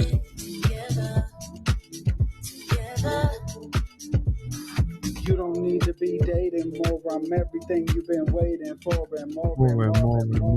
Take you shore to shore. What's yours is yours. Of course, I'll bless you eternally. Learn everything you yearn to be, internally and externally. You're a long lost love to return to me. When you rearrange what a change it is, I'm fluent in your love languages. We live so many past lives together. You're raw things from friend to wife forever. So who am I to deny her pleasure? I would never even try to stress her. That's why I apply the pressure, try to measure. So you saw that. I said the same thing like hours before this dude dropped his. He steals my fucking lines. He repeats them multiple times, and she hypes that up. I was disappointed, man. I'm not gonna lie. I was disappointed by that. Because either you're not listening to the lyrics, or it's like an aesthetics thing, or it's just bias with like this being your friend. But this is the type of shit, man. Like, I mean, on one hand, I keep getting validated because artists keep stealing from me, but at the same time, it's like I want my credit too. You know what I mean? It's just, it gets old. Like, what is this? You know? I haven't really worn that jacket out. I was saving it for like a special occasion, you know, because I know the way social media is. So it's like, I don't want to like post in my jacket that's, it's a pretty fancy jacket, you know. I mean, you fashion nerds will probably recognize the brand and all that, but, you know, it's something where it's like I waited to wear this jacket for the opportunity for something cool. I thought it would make a cool collab. I mean, I shot myself in the foot a little bit with the recording quality, but at the same time, it's like you could still tell that it's bars, and there's plenty of people in my comments. Well, you saw there's only 18 comments, but all those comments were talking about how dope it was. So I don't know. Clearly there was potential there, but what sucked is like he posts, you know, when she posted his, a lot of the people are picking that as like the best verse, and it just sucks, man. It's like, that's my shit. Like, he took some of my shit to make that shit, and he really did it in a half-ass way, because what he did is he used some of my lines and just kept repeating them. You know, he just kept repeating my lines, and that's how he did it. I was just disappointed, man. But what can you do? I'm just tired of not getting credit. And when I do these challenges, it always seems like there's a secret agenda, you know, and it's just like, damn, man, let the music be the music. Why does it always have to be some politics? Even with these like independent artists that ain't really that known, it's like, you want to make it some politics shit and just give it to your best friend and shit. And it's just, or not best friend, but one of your friends and shit. It's just like, that shit is lame. That's what they keep doing with these. It's basically with these challenges, what it seems like they're doing is like they're getting free promotion from it, you know, from artists that do their challenge and post it and all that. So I gave her page a boost by doing that. And I mean, not only that, I may have co-wrote the winner of the challenge. And it's just like, honestly, it's just, it gets old, man. I'm just tired of not getting credit. This game is just brutal sometimes. It's like you toil away and try to make some dope shit, and somebody just comes in and swoops it up. This was like within minutes, this motherfucker must have took my shit. So what happened is like she posted it in her story, And then I'm watching to see, I'm curious checking out the rivalry. So I see this in there, this guy. And I didn't notice it at first until she said like, oh, here's a few of my favorites. And I noticed I wasn't in there. So I listened to him. I was like, let me listen. And this was like the number 2 one that she had listed. And this guy took my lines. He really basically just used my lines for half of his verse. I thought that was crazy. Like, he just padded his verse with my lines at the end. And it's disappointing. I don't know if anything will come of it, but man, I was really let down. Just because it's like you figure like, oh, you could trust the independent artists to not like kind of screw you in a way. But what can you do, man? I try my best in this game, man, and I just it gets exhausting like not getting my credit for shit. Like, yeah, legends respect me, legends know what it is. But I deserve better than that. I deserve more credit, instead of just, oh yeah, we'll use your shit and you won't get any credit for it. We'll just straight up use your lines. Like, my lines have been featured in like these, top reviewers have mentioned my lines without realizing they're fucking my lines multiple times in reviews. It's just crazy to think. Just, I feel like I'm gonna get my credit one day. It's just rough.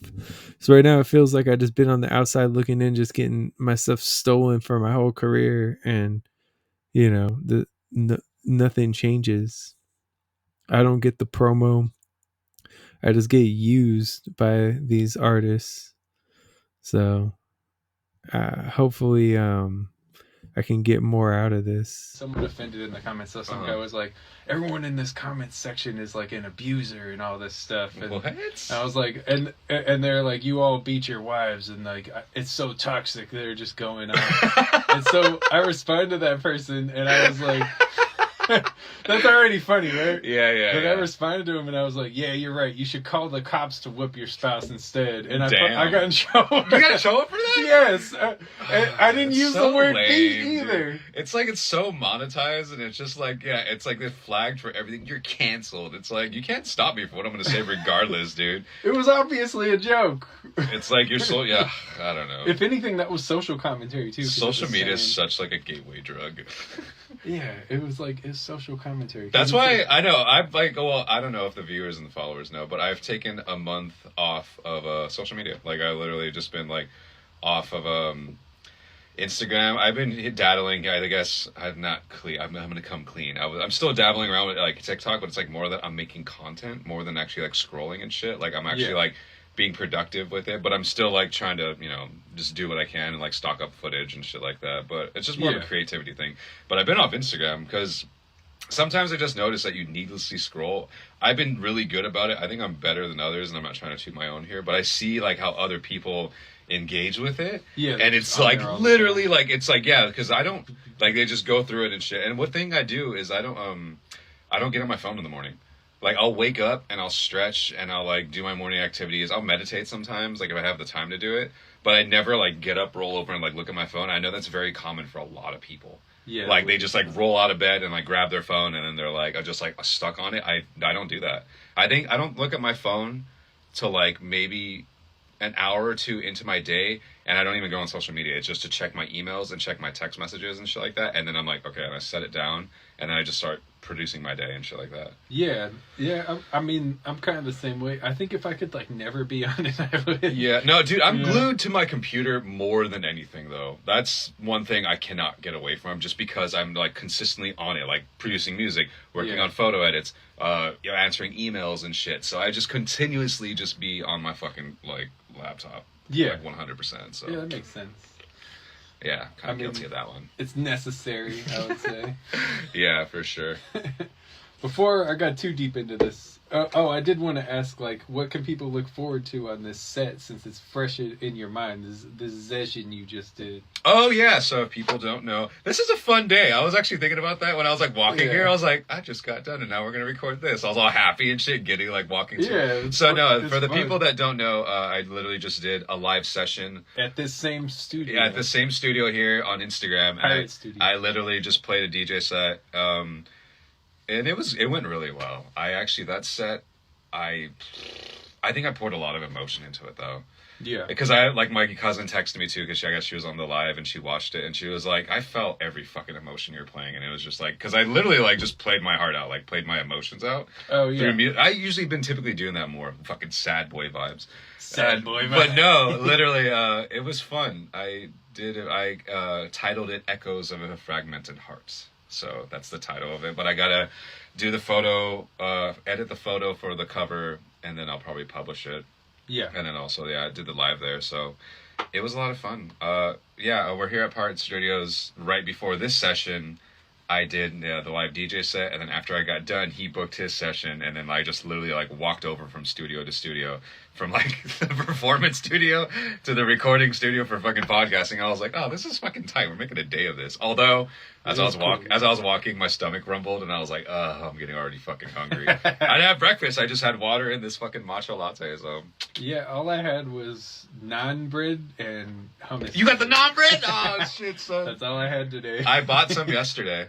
Oh, nice. Yeah, I saw the brothers. That's funny. They're like, I was like, this is the only reason why I come here. And they're like, well, but glad to have you back, brother. Like, where have you been, bro? Brother. Yeah, they're like, where have you been, bro? And I'm just like, okay. Where have you been, bro? Yeah, these Egyptian Armenian dudes that always are just like, bro.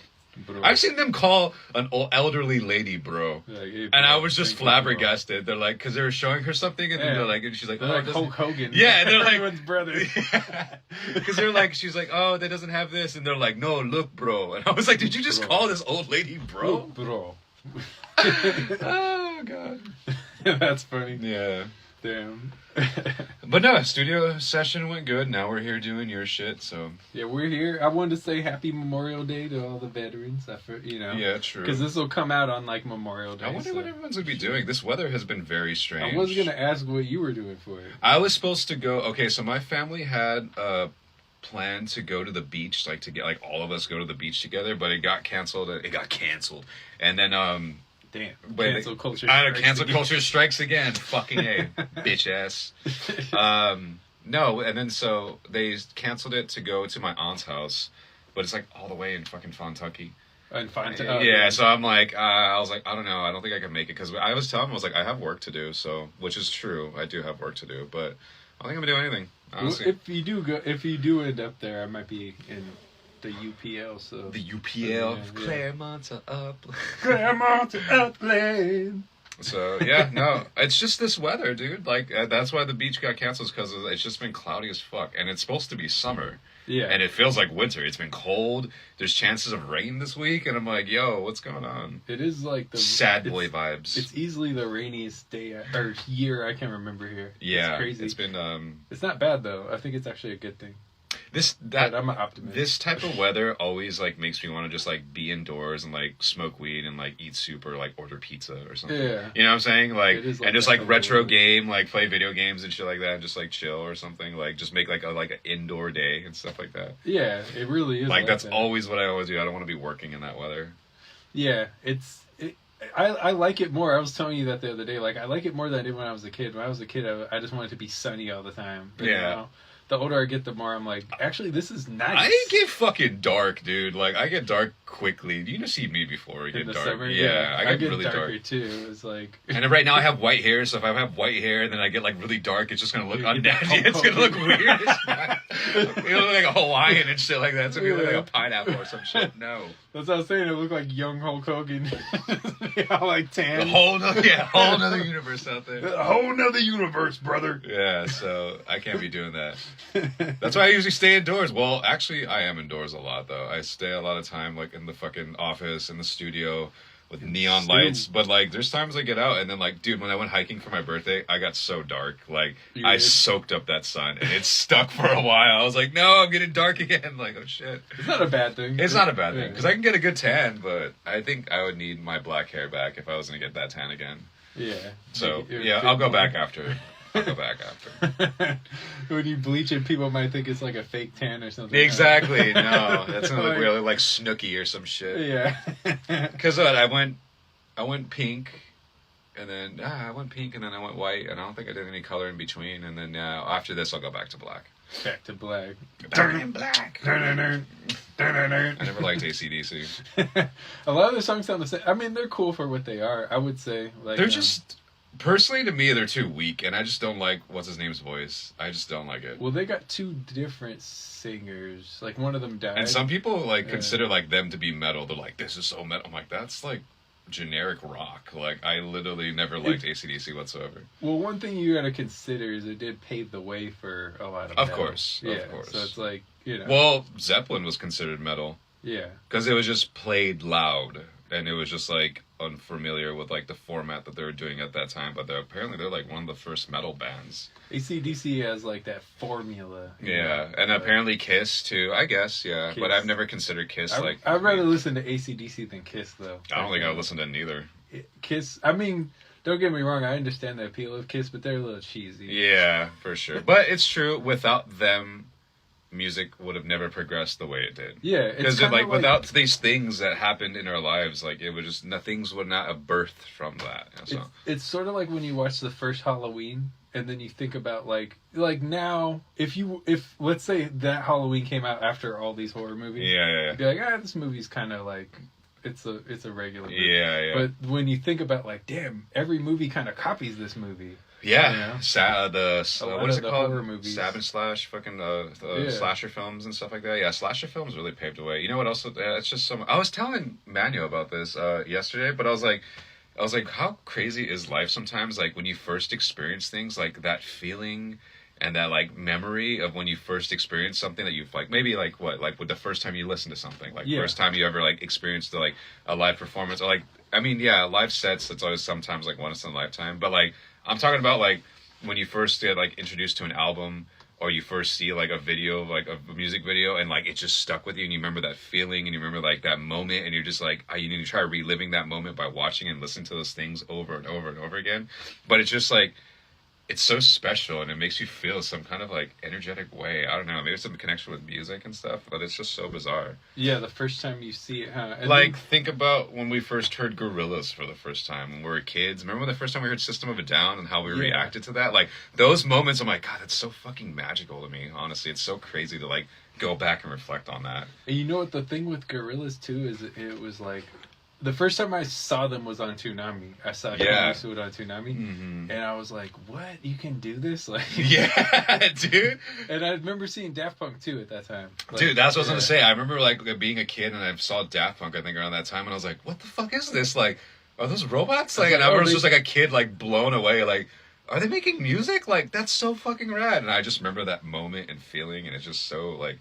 My mind was blown. I don't know. It was so awesome. And with Daft Punk, I was a kid, so I was like, "Oh, what cartoon is this from?" Yeah. And then I didn't realize, like, "Oh, this is just their quickly, I realized, like, "Oh, they just made this music video." Yeah. It's so bizarre to think about. Yeah. Those moments that like kind of like take you away. That first time seeing Clint Eastwood was a pretty life-changing moment. I think that set me... I always wanted to make music, but that set me down, like, a different musical path. Even, like, kind of more recent... I know you don't listen to Posty, and you really don't care for him, but, like...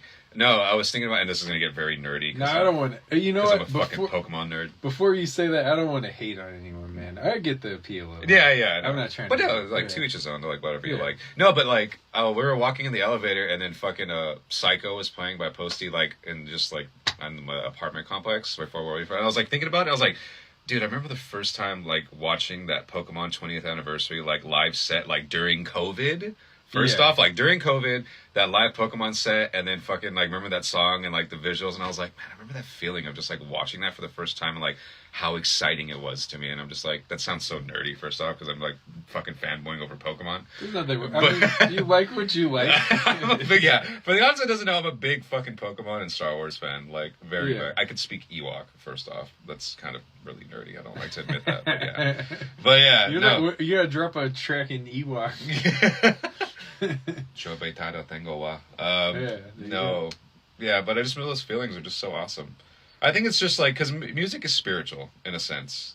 Yeah. Which it is. It's tribal. Like, go back to the root of it. Like, music is like a thing that's like, it raises endorphins. It's a community thing. And chanting and hums and vibrations literally raise your vibration. And it has like, it's a literal like spiritual thing, really. Because all of life is a vibration, as they say. But on top of that, music is just pulse and vibration as well. So, Yeah. And then like, it's embedded in us, first off, because we can produce vibration and noise through our vocal cords and like chant, hum, sing. Like, it's just bizarre how much of a connection it has to us. Yeah, it is. Yeah, that got deep. My bad. No, it's all good. I mean, that's what it's about, you know. For sure. I mean, you know, it always seems random, but I was gonna ask like Rando like, Calrissian. what's your since it is like cookout season, what's your favorite like cookout food? Ooh, damn. It's cookout season. This is like the beginning of cookout season. You know what? It's like, for sure, fried chicken. Fried chicken, like cookout fried chicken. I'm just like that, like scallion, like shrimp. What do you call it? Like scallion shrimps and shit like that. But you know what I actually really do like is like those fucking like honey barbecue, like fucking hot dog links, like those big ass ones. You know what I'm saying? Oh, like yeah. those like big, and then they put like fucking whatever barbecue sauce on that shit. Because it's like hot links. yeah, those big ass ones that they actually like. Those ones are just so hard to come by sometimes. Are just like I don't find them that much. So I just Yeah. like I feel like that's like for sure like because it's not as easily accessible to me. So when I get them, like damn, this shit's tight. Yeah, for sure. Mookie eats corn the long way. Oh man, you know what? I'm gonna keep that in my head. The eats corn the long way. Yeah, because yeah. I got something in mind for that. Later. Okay. Well, here, let's talk about. What about you? Oh shit! I would say yeah, hot links are definitely up there. Of course, like who doesn't like fried chicken? And then one thing I did want to say is no lie, like one of the best. Like you were talking about those memories. Mm-hmm. One of the best burgers that I had was like at one of your cookouts. What? Like, when I was a kid. Really? Yeah. Elaborate. It was like a black pepper burger. Like I remember it had a lot of black pepper. Did I make it or did my family make it? I think your dad made it, but I'm not Okay. sure. It was your family for sure. Because it was like one of those. Remember when I would come over and sometimes you guys would have those cookouts? Yeah, so much, dude. So much. Yeah, and I remember that. Like that's like a vivid memory. I was like, damn, this burger is so good. Mexican families always having cookouts. Yeah, it was fire. We separated for a while, but now honestly, we're getting back on the foot to doing that again. Our family's like becoming like close again, which I really like. That is good. And Yeah. that burger was raised strong. I want to know what day that was. That's crazy. That's cool. At least that's a good memory. I could kind of pinpoint it. It was around the time we were listening to it was that time we were listening to the How High soundtrack and your little cousins were there. Oh It was yeah. like, is there a doctor in the house? We're like, fuck that nutsack in your mouth. It was just blasting. Dude, I loved that album. That album was on repeat for sometimes. It really was. I revisit it was a sometimes good and I'm like, soundtrack. this is kind of cheesy. Actually, speaking of which, I'm sorry, I didn't mean to cut you off. But like, I was going through like old albums and shit like that I gave to Amoeba because I was like, oh, like I just need to get rid of these. Like I don't listen to them anymore. They're just collecting dust. Yeah. And I fucking found what do you call it? Exhibits like weapons of mass destruction. I was like, god damn, so many of these tracks are so fucking cheesy now. Like I was like, music doesn't sound the same to me as it used to do. And I'm like, I mean, I've grown so much. Captured instead of Bowser It being captured. killed. No, she wouldn't get killed. It's not very. Not very Mario. Yeah, because it seems like you said, like shouldn't a princess have good guards? Because it seems like every Mario game, like she gets trapped by Bowser. Yeah, her guards are trash. I mean, they are toads, so I guess that makes sense. But they never protect. I'm like, I didn't even really know she had guards because they never protect her. Bowser probably just eats them. Why wouldn't she hire better guards, right? I know, like literally, you could do better than a toad. Like I'm sorry for like all the toads out there, but like, come on. Like they're so cute. Like how could Bowser possibly take them seriously? So your favorite character was Peach, right? Yeah. Who's your favorite character? Oh, you said Eric was your favorite character in the Little I said Mermaid. Ariel. Ariel. She doesn't like when I say Eric. No, of course not. She usually 'Cause likes that's the girl weird. characters. That's so. that's weird. Why would I? Because if you think about it, there's only a few reasons I could possibly like Eric, and one of the reasons I do not like. You didn't think he was Because handsome? That is no. Because no, that's literally so weird. I am a 10-year-old. I'm not even in the 5th grade yet. And no, he's not handsome. So there's no boys you think are handsome? No. Wow. No, I'm just kidding. No, I'm sorry, but no, but when you say it like that, I'm just kidding. I'm joking. I'm just playing. can you even spread the fingers apart? That's annoying. I'm totally terrible at judging, like, what girls think is handsome, even though, other than me, but, you know, other than me. Oh, okay, so, 3. now, we rated those He picks 2 his movies, nose. right? He's picking his nose. But there's one more movie that we saw. Don't do that. Yeah. There's one more movie we saw. And what movie was that? Dirty Toenail. The one we saw today. What did Oh, we say? oops, sorry.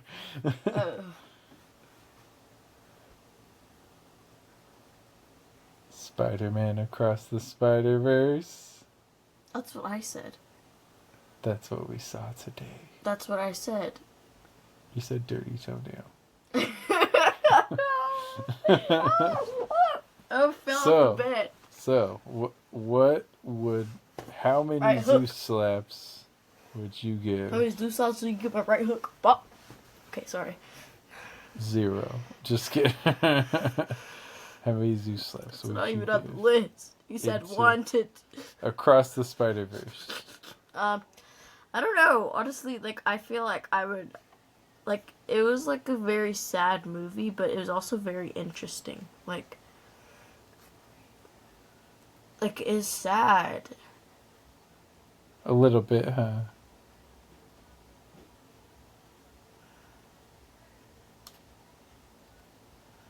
It's okay. You can give it your rating, what you would give it.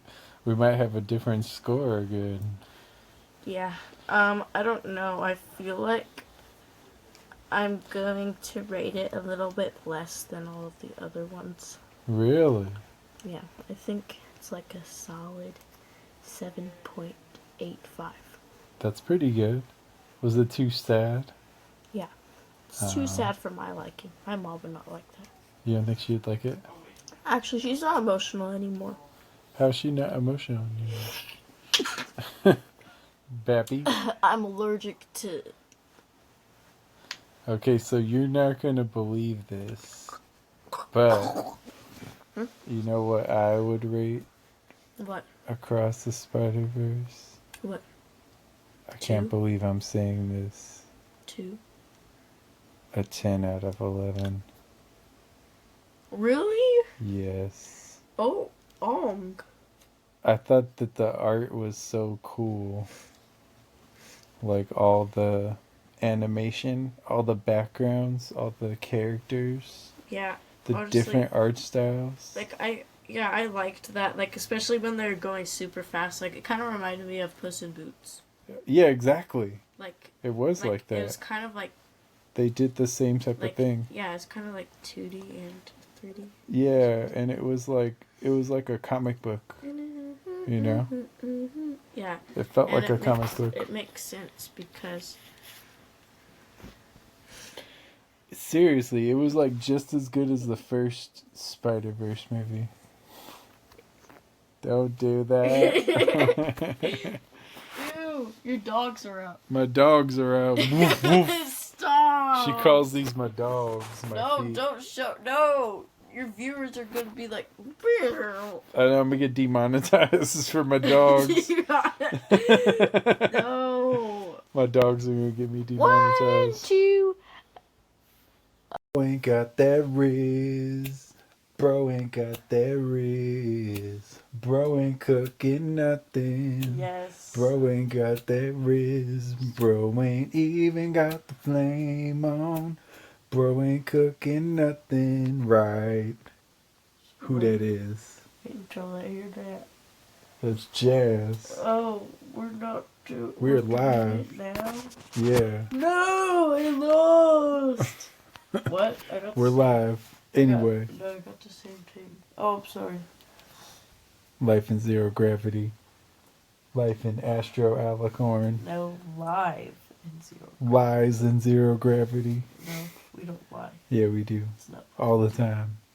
Damas y caballeros, ladies and gentlemen, bienvenidos al show Vida en Zero Gravedad. Life in Zero Gravity. Astro. Oh, I just said your name with a Spanish accent. that's cool. Astro. Okay, so where did we go today? Most importantly, let the people know where we went. Home. You know, I'm not talking about home. We went to Unicorn City. No, I'm just kidding. We went to Universal Studio. Copyright. Unfortunately, I'll no longer be able to have Astro Alacorn on the show. What? Stop. Unicorn City is copyrighted? No. Just kidding. You keep getting in trouble for copyright infringement on YouTube. Huh? I saw that. Or you were. Yeah, honestly, YouTube needs to chill. Like, I literally... YouTube needs to let you cook. No, but seriously, like, they like, you could use other people's, songs for your video, and they copyrighted me for it.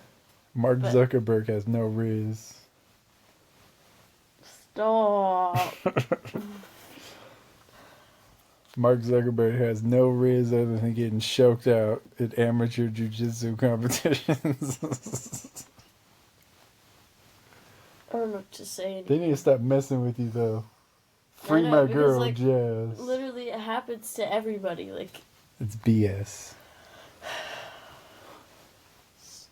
I won't have it anymore, to be honest. This is the mic, by the way. Burr, burr, burr.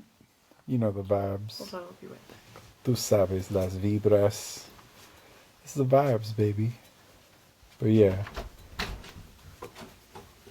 Sis ain't even cooking. It's crazy how you can just do a whole podcast on your phone. It is pretty crazy, right? I've only done a handful on the phone.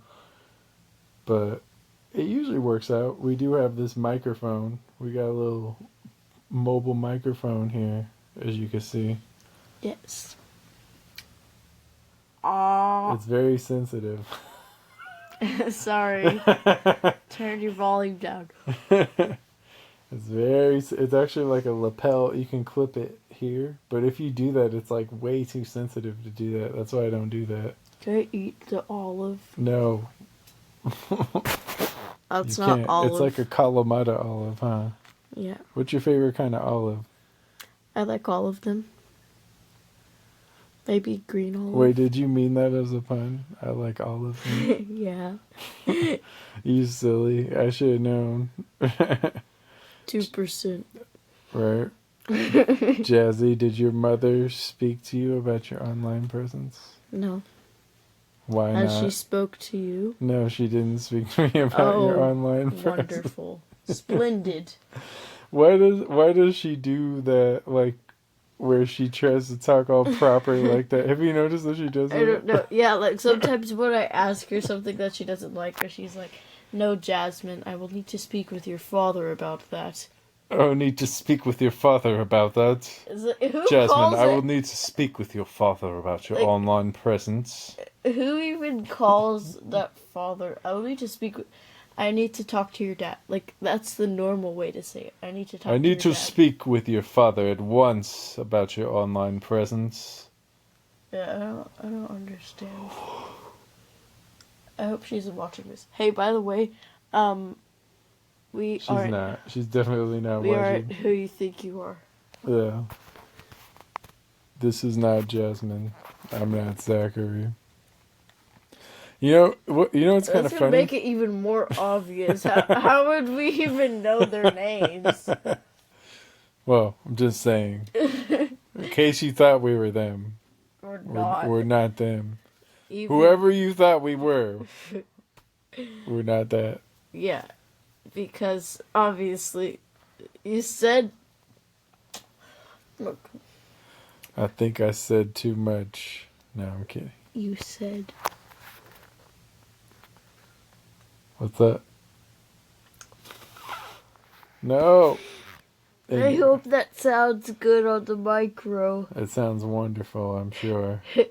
Sorry, guys. What do you think? So, what do you think she was upset about with your online presence? What do you think? What did you do? I did not do anything. I post my videos That's what they for all say. Excuse you? I'll just... Okay, well, you're the one who puts bad words in your music, so stop. But basically... Oh, ribbed. Boom, get roasted. I'm sorry, I didn't mean it. Happy You're Father's so Day. pretty. Look how pretty she is. Yeah, get a whole close-up of this. Is that enough? Yes, that's more than enough. Okay. Alright. So, basically, like, I like, don't... I don't know. I guess maybe for showing my face, like, I get that. Like, I was kind of like about showing my face, but I don't know anymore. Like, I just show my face anyways. Uh-oh, she's But- probably not gonna like this then. Yeah, like, I can totally understand. Like, she has a point of me showing my face. I don't know. Like, I think that sometimes I shouldn't. Because, like, there's, like, 60-year-old people who just, like, comment on my videos. Like, okay. What did they say? Or one time I, like, posted this, like, my leopard blanket. It's, like, a leopard print blanket. And it actually looked like a leopard.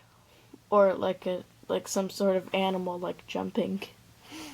So I made a video, it's like, oh wow, my leopard blanket looks like a leopard. And then there's like this 40-year-old man with the profile picture, and he was like, I don't see it, nice tiger though, heart emoji, smile emoji, smile emoji. I'm like, what? Nice tiger. Okay. What does that mean? I mean, I don't know, I guess he just liked the way my blanket was, but... It was weird. I was like, I don't know what to say to that. I just said thank you. Did you tell your mom? No. I wonder what it was. Yeah, but I wonder if that has a different meaning or something. I'm gonna have to look at it. Yeah. How are white people making pickleball popular? Like, when did pickleball... like, the last couple of years, it just feels like it's... really more the last year, honestly. It feels like it's gotten more a lot more popular. Like, it's been around for a while, but I don't think most people played it up until the last few years, you know. And it's kind of just like a less athletic tennis with wiffle balls, right? And with rackets. And I mean, it's not tennis rackets, it's like paddle boards almost. So, little paddles. So, it's interesting.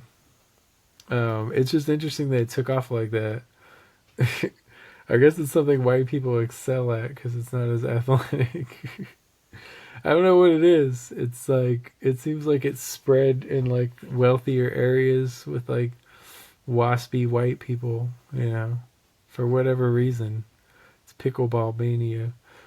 You know, my mom works for like a real estate company, and she was saying that her company is building these nighttime pickleball things where you can order drinks and all this stuff, and it's called Electric Pickle, And that just it sounds like a dildo, right? Like somebody's got to change the name of that. Electric Pickle just sounds weird. Like what does that mean? Why is it electric? I get it's at night. Why are you calling it Electric Pickle?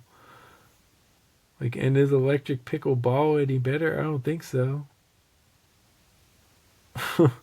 I'm just like, for real, they're building this like at the apartment complexes now? Electric Pickle?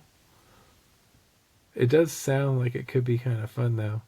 You got like pickleball leagues. This pickleball court that I played at today, it's like they got stands. They actually have tournaments there and they have stands for the fans to watch in. It's just like, what is going on? You know, like they've been talking about how, like, Tom Brady, LeBron James, and Kevin Durant have been like investing in this pickleball league, and it's just like, it's bizarre, right?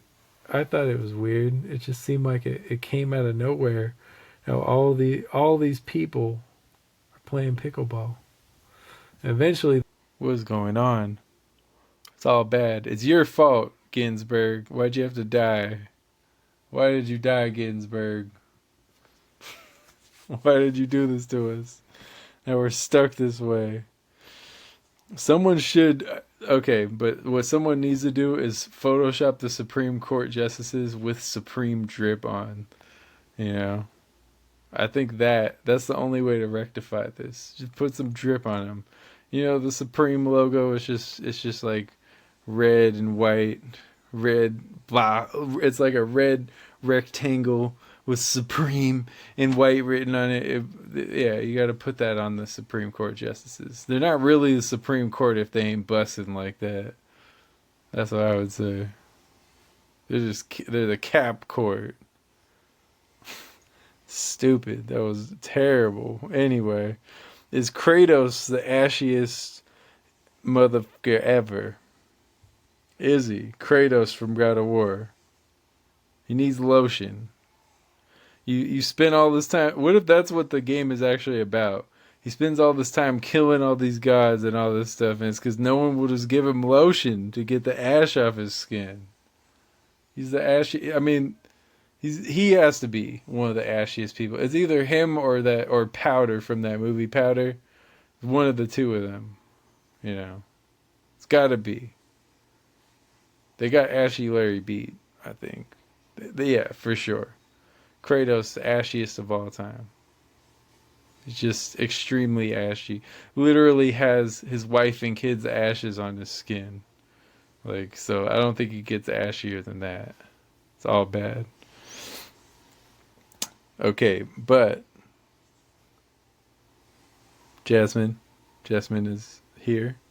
First of all, Jasmine. Hey. Can you close the door? What? Alright. Number one. That's the first question. But I do have a serious question for you. That's why I wanted you to close the door. You're back. She's here. Astro! Hey, y'all. Astro! The party is here. Astro! That's going to be annoying. You Yeah. want to do some ear rape? Woo!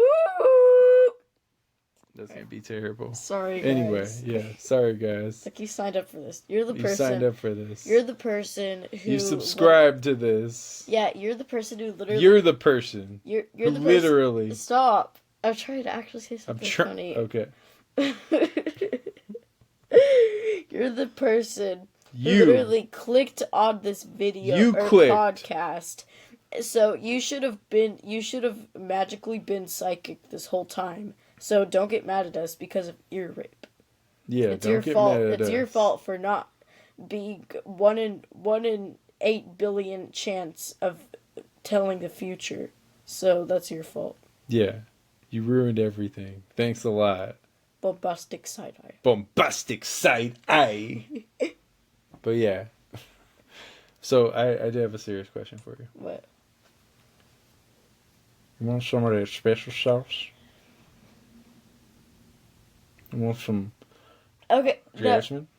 I'd like some seared steak with some shrimp scampi and some special sauce.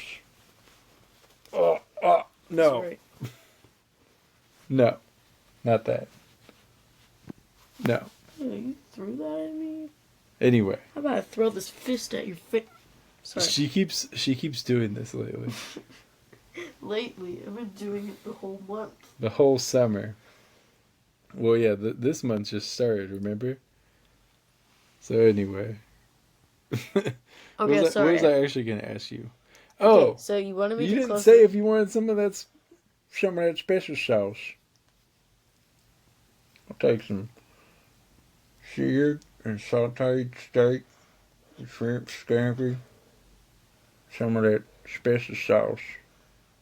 Look, I have to deal with this every day, so... That's what I'll take. Anyway, happy birthday, Lolo! Happy birthday! Happy birthday! Happy birthday! What was your favorite part of Lolo's birthday? 5, 4, 3. Just... I liked everything. You did? What was your favorite? It would be so annoying if I just counted down 5, 4. I know, literally every single second grader that you went to school with. Literally, oh, no, especially when you're at, the water fountain, and then, or drinking fountain, I don't know what you guys call it, but, when you're at the fountain that gives you water. When you're so you wetting your whistle. I don't understand. When you're wetting your whistle on the stop. spigot. Stop, but it's 1, 2, that's enough for you. Yeah. Stop. What does this accomplish? Stop it, second graders. The only thing you're going to accomplish is getting your college degree at Burger King. Sorry, I didn't mean that. At BK. Wait, no. You rule this day, you rule. Anyway. Yes. So, how was your week? Good. Was that important question? Was the important question some of that special sauce? What do you need to ask me? I was going to ask you if you want some of that special sauce. You want some of that special sauce? Literally, my face is straight. There's no smiles. Straight. Stop. Well, I'm glad your face is straight because Gay Pride Month's over, so straight month. I don't know where he gets this from. I swear this is not scripted. Goodbye, gays. Stop. See you later. Stop. See you in hell. Just kidding. Stop. I swear. No, this is just literally kidding. none of my idea. Okay. No, but seriously, okay, judging from what you just said, I don't know if you support that, but I do. People know I'm kidding. They know. Okay. Why'd you have to do Texas accent? Because it just sounds more intolerant, right? It just sounds more racist and homophobic. Yeah. So I had to do it. Alright. How was your week? What were the highlights of your week? Highlights of my week is my fist. I love you. I know, right? Who wouldn't? Who wouldn't? So how was your weekend, Jesse? What did you do? I slept and... You just been sick, huh? Cried and... Woo! I'm just kidding. Ew! That's disgusting. I can't believe you would treat me like that. I'm just kidding. No! I'm kidding, Mommy. I'm just kidding. Kidding. Kidding. That's disgusting. Hope she doesn't see this. No, I don't think she will. Nothing. And Jasmine kept making her videos. No, stop. Even though her mom was hating. Stop. And one day, she made a video that went viral. And all the kids around the world looked up to her. All the YouTubers respected her for what she did. Babe, Jasmine's famous! That's my Darman impression. Brand deals sponsor her. Brand deals sponsor. So that's every... have you seen that one guy and he's like, how this was created, how they were created, and they just use water, and they put Darman videos, and then it was cringe. They put half of a bottle of water, and then they said no offense, but some of them are actually kind of cringe.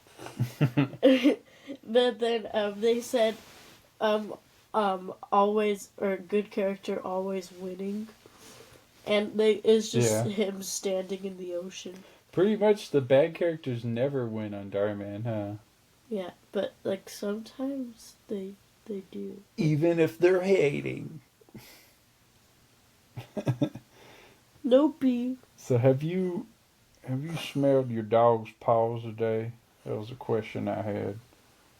She didn't like that question. Tex. No. Yeah, that's gonna make everything better. Texy. Can I call you Texy? No, that's horrible. Can I call you Tex-Mex? That sounds like. Since people think you're Latina, can I call you Tex-Mex? No. Okay. No. Like you're a Texas no. Mexican? Yeah. I don't like this. Alright, well you will like this. Let's play over under. I have some I wrote for you. Yes! Oh my gosh. I have some I wrote for you, and I thought if you have any you can chime in too. I was gonna say chip in, chime in. Okay, over under the movie Frozen. Frozen? Is it over or underrated or properly rated? Which one? The first one. Hmm. You could do both, I guess. Well, probably gonna be a Frozen 3 too, huh? I bet you there will. They gotta milk that money. Disney. Oh boy, more money. Stop. Oh boy. Why do I sound so surprised? Gosh, Mickey, we're stacking paper to the ceiling. Stop. Hot dog. Hot dog, Mickey. Can you do Krusty laugh? Hi, kids. Oh, hi, Nemo. Oh, dog in the house. He looks like a little bowl. Doggo. Look at this little bowl down here. Doggo. Doggo. Hound. Hound. It's cute. Hunden. I'm Okay. just playing. Okay. No, chill down there. You're getting old, boy. You can't. I don't want you to exert your energy. No. We'll pet you. No, I feel he kind of struggles to get up a little now sometimes. I'm like, no, don't do it. Don't do it. Don't do it. Don't do it. He wants to be up here, I know. I know. We'll pet you soon. Don't worry. Okay. Okay. So, Frozen. Okay, I'm gonna start with the first one because it was made first, obviously. I feel like not a lot of people watch it, or not a lot of people watch it anymore because, like, it's not trending. It's not the mood. It's not the vibe. But there's still like a lot. I heard that like Let It Go was like the #1 on the charts for like Disney songs. Probably. Let it go, let it go. Copyright. Come at me, Mickey. Let's stop. I'll set some mouse traps. That's weird. You're gonna be public domain soon. Yeah, I'm gonna go with properly rated. Disney's falling apart. Okay, yeah, properly rated. I think that's fair. I think some people hate on it for some reason. Mostly boys, probably. Yeah, well, it's Stinky not boys. made for boys. Yes, it is. It was made for me. I'm Elsa. Okay, sorry. But I'm the Ice Queen. Like, if you're gonna hate on, you obviously have to watch the movie so many times. Seems to like they're literally hating on it because take it's stacking time. paper to the ceiling. Stop. Oh. It really did though. I think it made like $1 billion. Why can't you print money? You can. Ching ching ching ching ching. Ching, ching, ching, ching. Okay, so Spider-Man 3. Overrated, underrated, or properly rated? I feel like Venom wasn't really that scary Yeah. on that one. But, I mean, I don't know. Do you think it was a bad movie? Not necessarily a bad one, but, like, I just didn't really understand it. Like, why did he turn emo? Well, because he had the symbiote, the Oh, venom yeah. got him. Yeah. Yeah, what do you think? Overrated, underrated, properly rated? I don't know. Properly rated. I definitely like the first one more because I feel like And the second? I don't know. It just they just kept adding more stuff to it, and then like it just wasn't really like. That's funny Like, that you can interesting. see that. I think they tried to do too much. I think the Yeah. studio tried to put too many villains. But I feel like people act like it's a bad movie, and I don't think it's a bad movie. Yeah, like I don't think it's bad, but like I feel like when they kept making like more movies, I feel like it just like didn't really like. I think most of the movie was pretty good, but some of the parts were like questionable. That was a dumb. The guy who played Venom, that was a bad choice for the guy who played Venom. I think so, personally. So, what do you think? Overrated, underrated, properly rated? I don't know actually. Maybe Pretty tough. properly rated. You think? Maybe over. I don't. It's like in between properly rated and overrated. See, for me, I would say underrated because I feel like people think it's like a bad movie or something, and it's like there's so many worse superhero movies than that movie. It's like it's kind of just okay. Even Nick acts like it's like some horrible movie, and I'm like, it's not horrible. Yeah, I don't think it's bad, but I prefer the first Spider-Man because What about the second Spider-Man with Doc Ock? that Have one you was seen that that one? one was pretty cool, but like I didn't even recognize the actor of Mary Jane because like they made her dye her hair like fire truck red for the first one. Oh, and did So- she have different hair in the second? I think she might have dyed it, right? Yeah, they made her remember like that. for the first one they made her dye her hair like super red, like in the Super comics. red. Yeah, But as for it the should second- be. For the second one, like she literally looked like Ariana Grande. Oh no, Spider-Man! Don't Stop. kiss me. Yeah, I don't. Is this Stoppy. Spider-Man? Stoppy. She does that weird thing with her voice. Ariana Grande is Mary Jane. Well, they look similar. I wanna go, but Okay, Starbucks. Overrated, Starbucks. underrated, properly rated. overrated. I would. Yeah, that was easy, huh? Yeah, I mean like I'm not trying to hate or anything, but like Hating initiated. Just kidding. but That like was funny. Come on. I don't care who you are. It's funny. Stop. Okay. Like I don't know. I feel like you could just make like a coffee at home and it tastes the same, and it Tastes better, like, probably. yeah, or like better probably, and like it would be cheaper. Like I feel like it's just it's kind of expensive. It is for what it is, yeah. In general, you go anywhere for coffee, you know. Well, apparently, if you go to the Dunkin' Donuts on the Vegas Strip, it's $10 for a latte.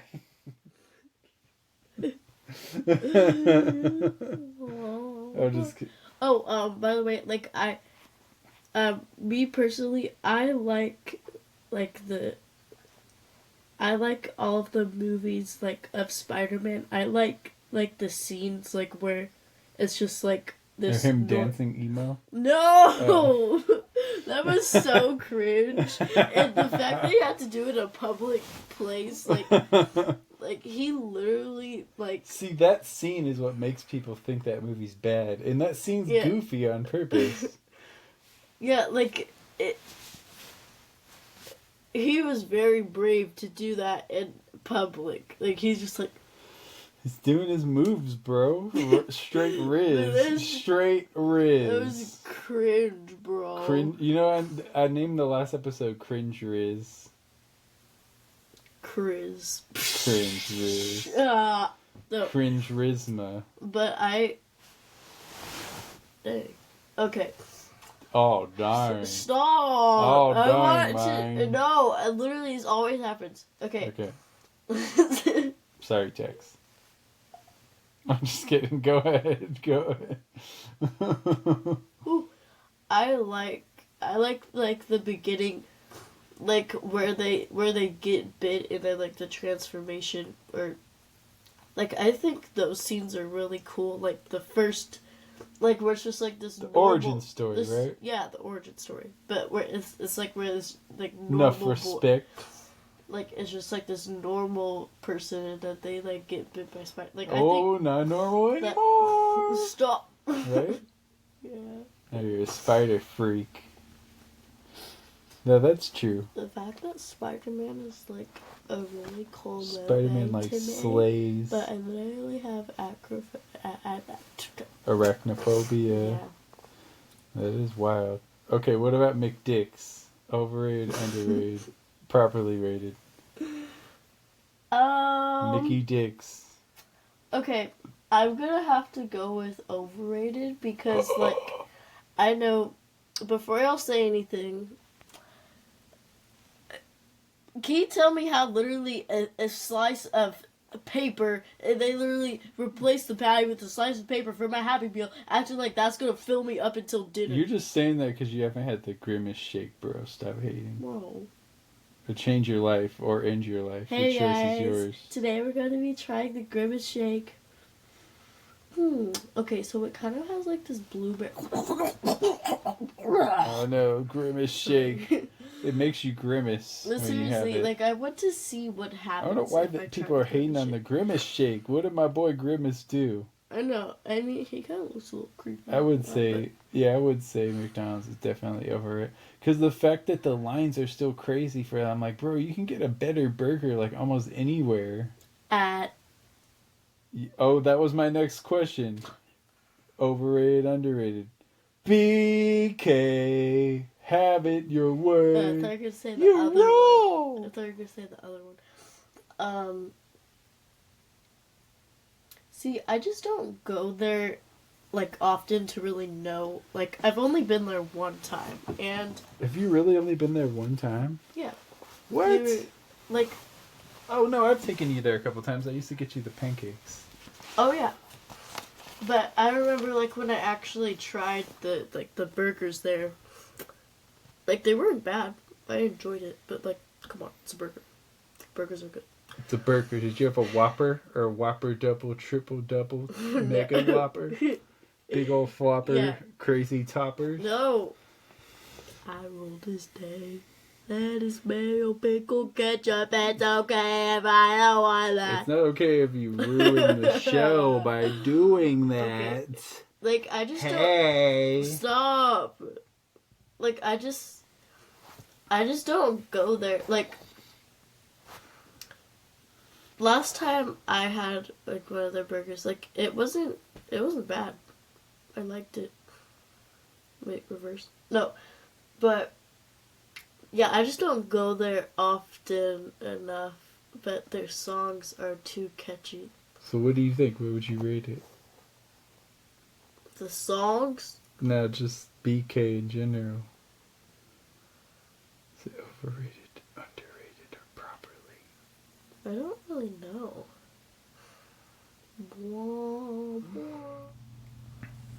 Yes. Do you want to announce where we're going for vacation? We're going to Dreamland. Dreamland. Oh, no. We're going to Oceanside. Oceanside. Which apparently is where they're... fun. That's apparently where they're filming The Bachelorette, Lolo. So people figured out that was like our hidden spot, and then now people know how cool Oceanside is. It's the O, the O, the O, the O. The O. No, I like Oceanside. Probably one of my favorite beach cities. Yeah, I love the sand crabs. Beaches, beaches, beaches, beaches, beaches, beaches. No. Because one time I was trying to say that and then I stuttered and it didn't sound like that. You said the B word. It was on accident. Canceled. Why are you going close up to my face? Canceled. It's not flattering. Canceled. How am I canceled for You're saying... canceled. No, okay, so that one kid in my class doesn't get canceled for saying, "Get your crusty black hands off me." He should be canceled. He should have got suspended for that. That's wild. I never even heard anyone say anything like that when I was in school. Yeah. It's horrible. Racist And Texas. my friend literally got in trouble, but not the boy who said that. Right, well, your friend, like, took his thing, right? And Yeah, but he does that all the time as a joke, so I don't know why he gets all He mad. never gets in trouble for it? No, because nobody tells him, because it's a joke. That's So annoying. he tells on her because he doesn't. She does the same thing that he does to everybody else, even me. Actually, especially me. Someone will probably tell on him one day. Yeah, but he's gonna be. No, it's a joke. Oh my gosh, you liar! It's a joke. Liar! Shut up. Pants on fire. Hey, it ain't no joke. You're the joke here. You're the joke. So what was your favorite vacation we had so far?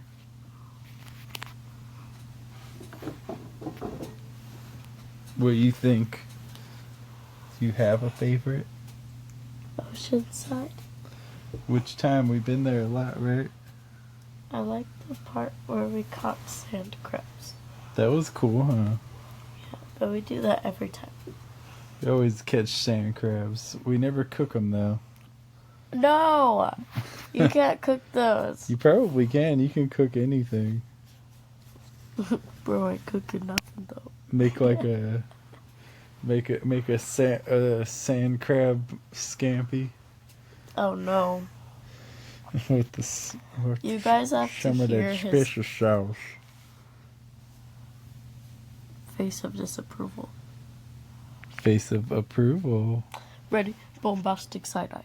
Bombastic side eye. So that was your... Which time in Oceanside was your favorite? Probably when we got to The sand condo. crabs? Oh yeah, but we even did that a few times. Oh, it was the one with Flint. Oh, Flint Destructor. Flint. No! What if he sees this? Oh, he would probably laugh. He knows what he does. Something breaks like every time he comes. Stop. And Charlie died when he mixed up the pool water. No! It did happen.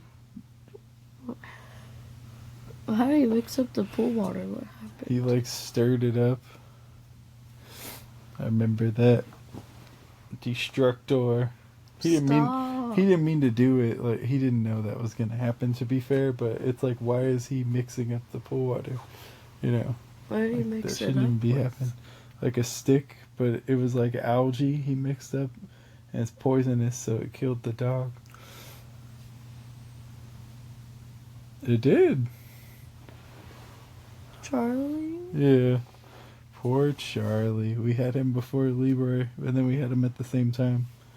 You might not remember him. You would have been pretty small. He was like, kind of looked like a cow. He didn't look like a cow, but he had like the cow pattern. You know, he was like white and brown. And he was murdered by Flint. I'm just kidding. It wasn't on purpose, but you know, Destructor. Stop! That's my cousin. What would that be for you? You're like your second cousin? It Think- would. I think something like that. If it's my cousin. That's your cousin? Yeah. Oh, I thought that was... Wait, what?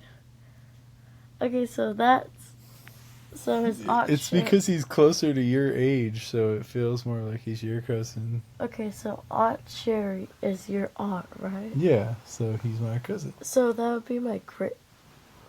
That's I think my it's great... your second cousin, but I'm not sure. It's my great aunt, so it'd be my great cousin. Well, great is a little debatable. I'm just kidding. No, don't do that. That's the microphone. Oopsie! Oh, it's the microphone. Loud warning, That's guys. definitely gonna be annoying. Yeah, we're gonna put loud Ear warning. rape warning. Yeah. Brum, brum, brum, brum, brum. Brum, brum, brum, brum, brum, brum. Hey, bro. Hey, bro. Hey, bro. No, don't say the other one. Don't say it. What other one? I can't say it. Because... Hey, ho, where are my coins? Stop! I swear, I am not telling him to say any of this, so don't blame me. Mario needs his money. Stop. Bitch. Stop! No, I said peach. Bitch. No, I need my coins. No, you bitch, come on, bitch. Stop. No, your lips are going like this. Come on, bitch. Yeah. Bitch. You're doing this, not... Pa, pa, not ba. But I guess it actually probably looks the same. Pa, ba. Yeah, it does. Ba. Bitch. You I guys, need my coins. Stop. You're not even trying to say, like, E. You're just saying You it. run away with the Bowser. You said disrespected me. Bitch. Stop. Bitch. Alright, that's enough. It's not funny anymore. You're trying to say that. Well, I am trying to make it sound like that, but What? I'm not actually saying it, though. Why would you need I'm saying peach. Look, I'm double jointed. Look. Do you guys see this? Look at my arm. Wait, what the heck? No! Hold the phone up. What? Hold the phone up like... No! Not... You have to hold the phone up. Okay. Stop! Now nobody can see it. Stop! You're getting too close. Okay, let's... Stop! I'm not even doing this. Far away. Alright, fine. Playtime's over. What? No, I'm just kidding. I don't get it. I'm just messing around. So, anything you want to talk about, bro?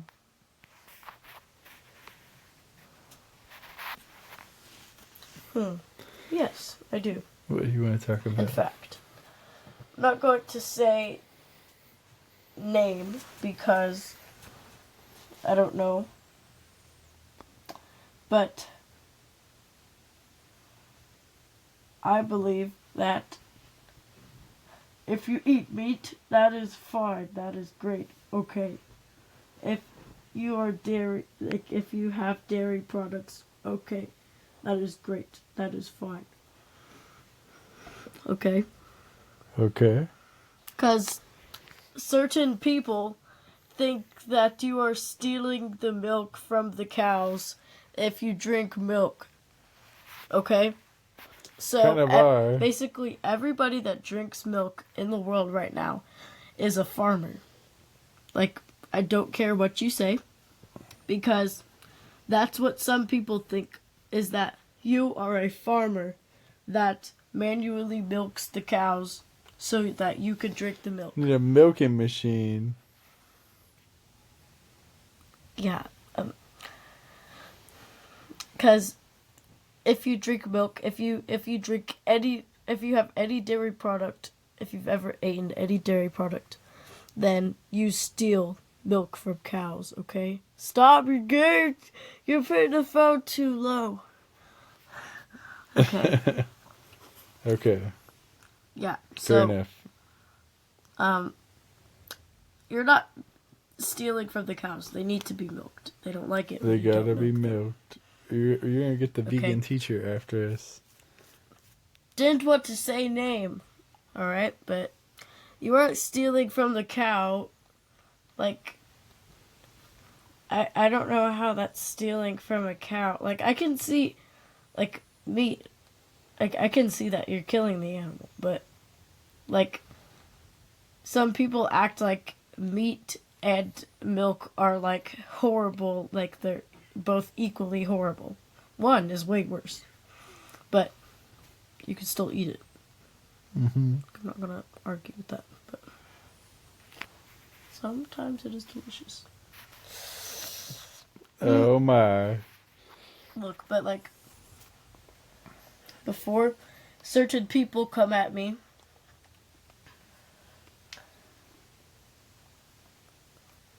oh shoot, I had a milkshake. Okay, let's just move on. Okay. If you could live anywhere, where would you live? California. Oh, why California? Because That's a good reason. Anywhere specific in California? I like to live in LA. LA? Is it expensive there? It can be. Why do you want to live in LA? Because that's where all the famous people live. I live in Long Beach, which touches LA, and it's LA No, County. don't say where you live. They're not gonna find me. It's He a doesn't big live city. anywhere, okay, guys? He just Yeah, they don't walks know around. if that was true.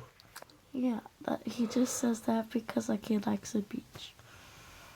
I said could beach. have been lying. Bitches, bitches, bitches, bitches, bitches. Okay, you're not saying that. I am saying bitches. No. Bitches. Say. Bitches. Stop! You don't even have it. Bitches. Stop! Yeah, that's too close. Bitches. See, I'm not saying that you're gonna get canceled. Okay, canceled. I'd love to see any of the. I guess you kind of had that. Okay, let's see. What else did I want to get into?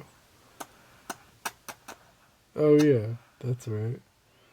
Why are you the best daughter ever? Because I am. But why? I feel like I shouldn't even have to answer that. Like, what about this is there not to like?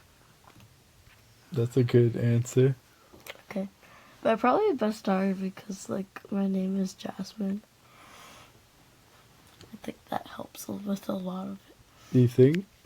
Yes. Like, do you guys see this? Like, no, but it's not flattering anymore. I'm sorry. I was trying to help. No, you're just... Oh. No! Almost ended it. Bricked. Almost ended it all. Risked it all. So, we've seen hundreds of live acts. Like, what the fuck are you thinking, bro? I don't get it. I really don't. And I'm not talking about the other group that won, because they weren't that bad. The thing that was bad about them is they didn't fucking have songs. Like, you could tell they just didn't have songs. They had no songs. What, like, I was like, okay, that's kind of weird that they're doing. I've never seen anyone just do covers at like a contest before. I thought that was odd. You know, so I don't know, I didn't agree with that. I don't think that should count. Like, you shouldn't just get to have that, you know? Shouldn't just get to do covers for like something where they're trying to pick the best artists. It's like, what are we doing then? Can all of us just cover stuff if that's what the contest is? I don't know. It just sounds ridiculous to me. But I don't want to, you know, that's enough of that. I don't want to get into any more of this trash. Without further ado, I do have a special guest. And now, Astro Alacorn herself. Hello. Astro's back. Astro is back. You wanna be there partying all night long until the break of dawn.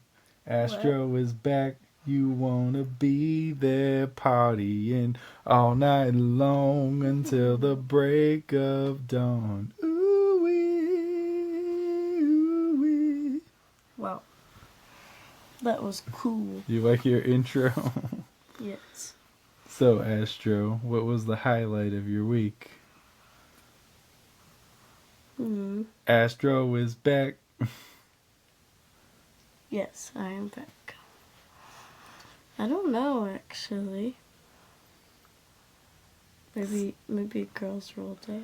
Oh yeah, that makes sense. That was yesterday, right? I'm glad you had fun. You had a better night than I did. Oh, I'm sorry. No, it's okay. I would pick that a million times out of a million for you to have a better night than me. So you don't have to be sorry. Oh. That's what I want. It's true. A zillion times out of a zillion. So, Astro, how are your YouTube videos going?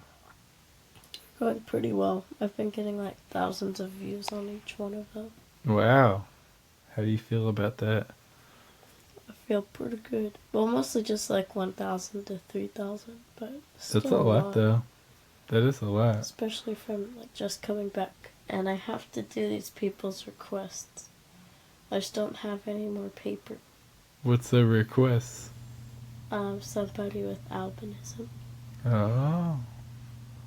Like, Well, we can get you more paper. I didn't know that was a problem. yeah, I gotta keep up my drawing videos. You should, yeah. Because those do really good. Well, go ahead. Astro is back. Are you sleepy, Astro? Yeah. I mean, no. Astro's that's sleepy. horrible. Astro's sleepy.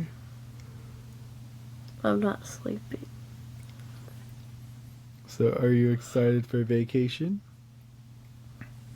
Yes. Do you want to announce where we're going for vacation? We're going to Dreamland. Dreamland. No. We're going to Oceanside. Oceanside. Which gonna be apparently so is where they're... much fun. That's apparently where they're filming The Bachelorette, Lolo. So people figured out that was like our hidden spot, and then now people know how cool Oceanside is. It's the O, the O, the O, the O, the O. No, I like Oceanside. Probably one of my favorite beach cities. Yeah, I love the sand crabs. Beaches, beaches, beaches, beaches, beaches, beaches. No. Because one time I was trying to say that and then I stuttered and it didn't sound like that. You said the B word. It was on accident. Canceled. Why are you going close up to my face? Canceled. It's not flattering. Canceled. How am I canceled for You're canceled. No, okay, so that one kid in my class doesn't get canceled for saying, "Get your crusty black hands off me." He should be canceled. He should have got suspended for that. That's wild. I never even heard anyone say anything like that when I was in school. Yeah. It's horrible. Racist And Texas. My friend literally got in trouble, but not the boy who said that. Right. Well, your friend like took his thing, right? And Yeah, but he does that all the time as a joke, so I don't know why he gets all he mad. never gets in trouble for it. No, because nobody tells him, because it's a joke. That's So annoying. he tells on her because he doesn't. She does the same thing that he does to everybody else, even me. Actually, especially me. Someone will probably tell on him one day. Yeah, but he's gonna be. No, it's a joke. Oh my gosh, you liar! It's a joke. Liar! Shut up. Pants on fire. Hey, it ain't no joke. You're the joke here. You're the joke. So what was your favorite vacation we had so far?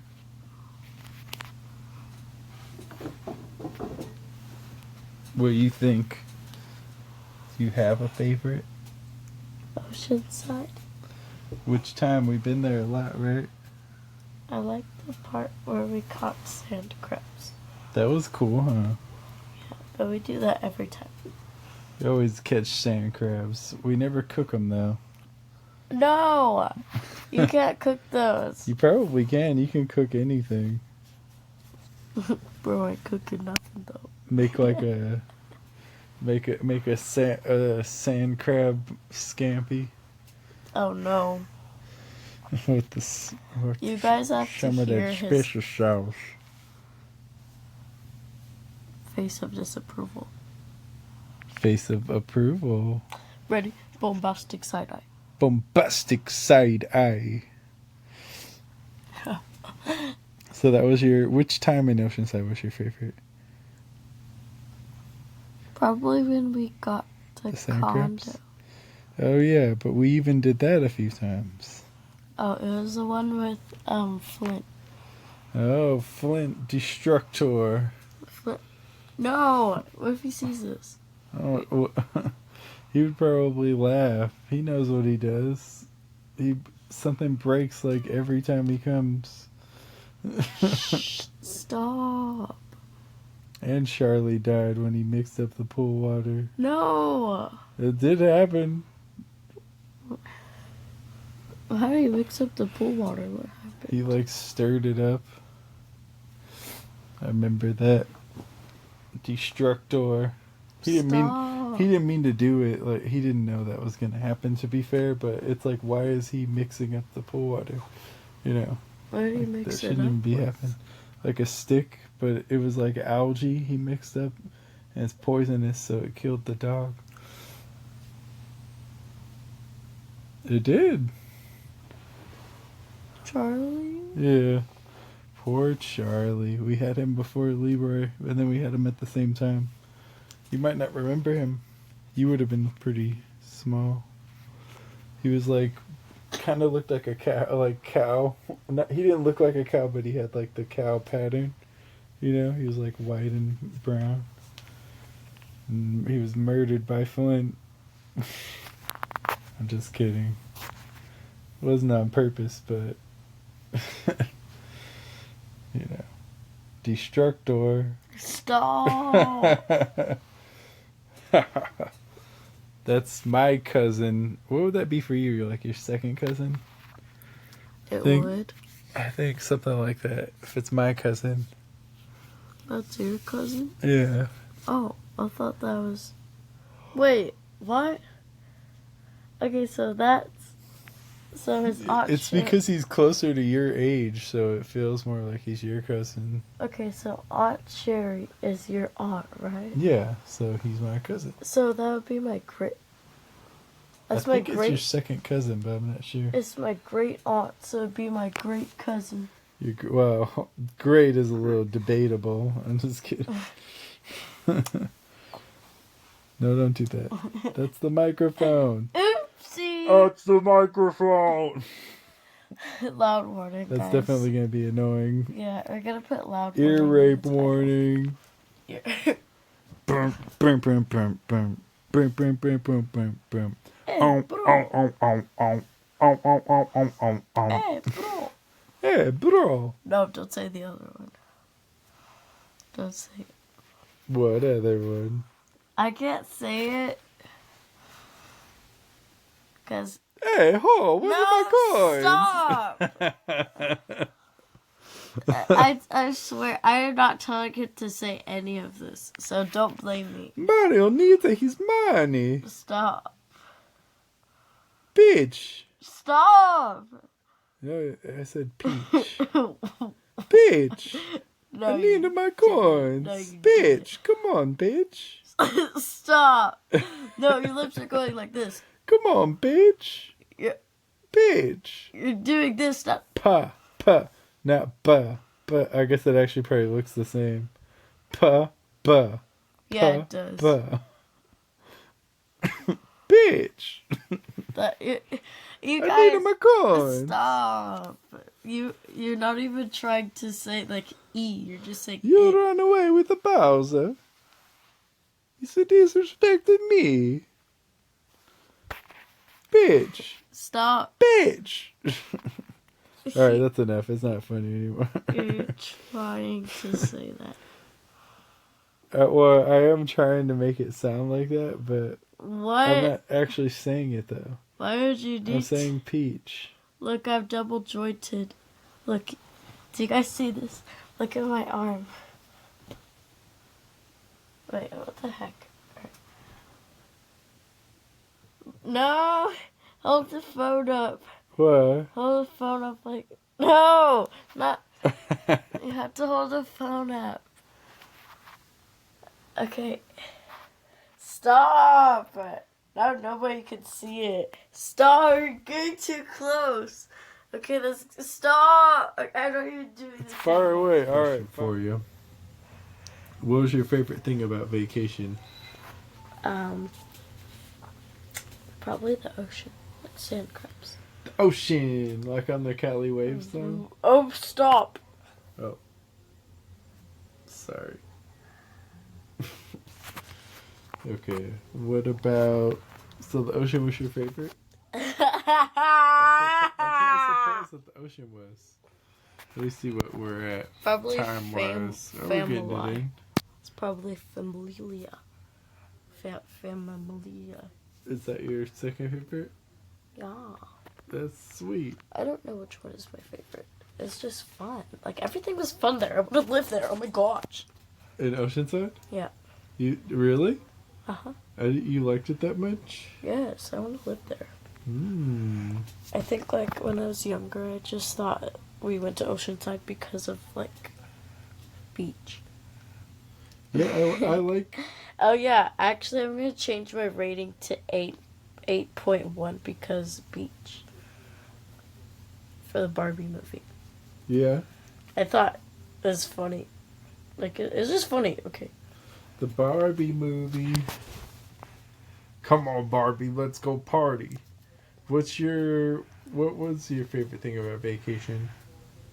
I don't know. You don't have a favorite? Not really. It's hard, huh? What's your favorite city right now? I don't know. What are you doing?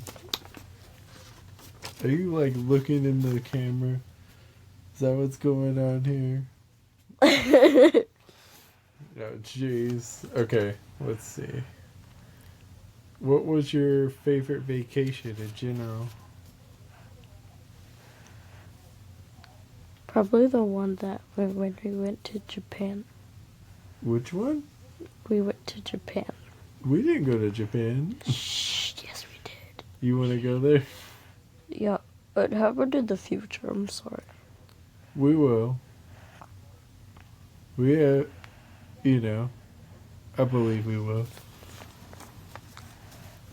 Let's see, what else do I got for you? Tell the fans about this vacation. Okay, so I slept in a bunk bed. I slept on top bunk because... Did you sleep on the top bunk? No, I slept on bottom bunk because I didn't want to sleep on the top bunk. What happened? Oh no, it's fine. I slept on bottom bunk. And Were you afraid of the top? I kind of was because like I just don't want to fall. But it'd probably hurt more if I was on the top bunk. I mean, bottom bunk. Oh my gosh, why do I keep saying that? No, it would hurt more if you were on the top bunk if you fell. Really? But Probably. the bed would like crash down on you if you're on bottom bunk. I guess that's true. I don't know. Would it hurt the same?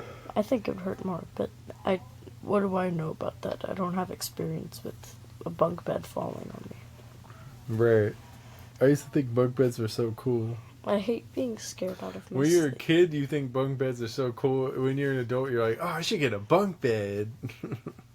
What? They're cool when you're a kid, but when you're an adult, you're like, I don't want to get a bunk bed. Yeah. I don't know. Huh? No. What happened?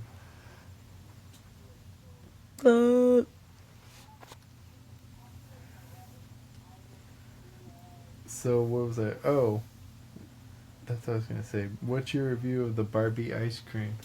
Barbie ice cream was... Was it like the best ice cream you ever had? No. I don't... That's my knee, guys. Just in case you wanted to know, that's my knee. told you. Okay. Why didn't you believe You me? didn't answer my question. I don't know if it was the place that we went to, or I think it's the place that we went to. So I would give it a higher rating, but they didn't put. There's no crumbs in there, cookie crumbs or whatever. What? Like there's barely any. There's Yes. nothing. Yeah, that location seemed a little bootleg or something. I blame Cold Stone for that. Dang Cold Stone. Yeah. And they could have at least gave me more than just like 5. Like I could barely even taste it the first bite. The first bite is always the best bite. The first bite. And it was like the same equivalent to all of the other bites I took. So I'm expecting at least a discount that is 30% off or more. So Next time I go there. What would you give it out of 11? How many Zeus slaps? 4. 4 out of 11? No, it was actually really good. I was gonna say that's really low. 7.53. Wow, very specific. Yes, because all those points that were taken off from being a solid 7.75. They need to do better. Like, give me my toppings instead of just sprinkles. Because, like, sprinkles, it literally no taste, just sugar. Yeah, pretty much, huh? Yeah. You're gonna need to give me my cookie crumbs. So that's my rating. Okay, that's fair. That's fair. So what? I wanted you. What's your review of Leroy? What would you give Leroy the dog? 12.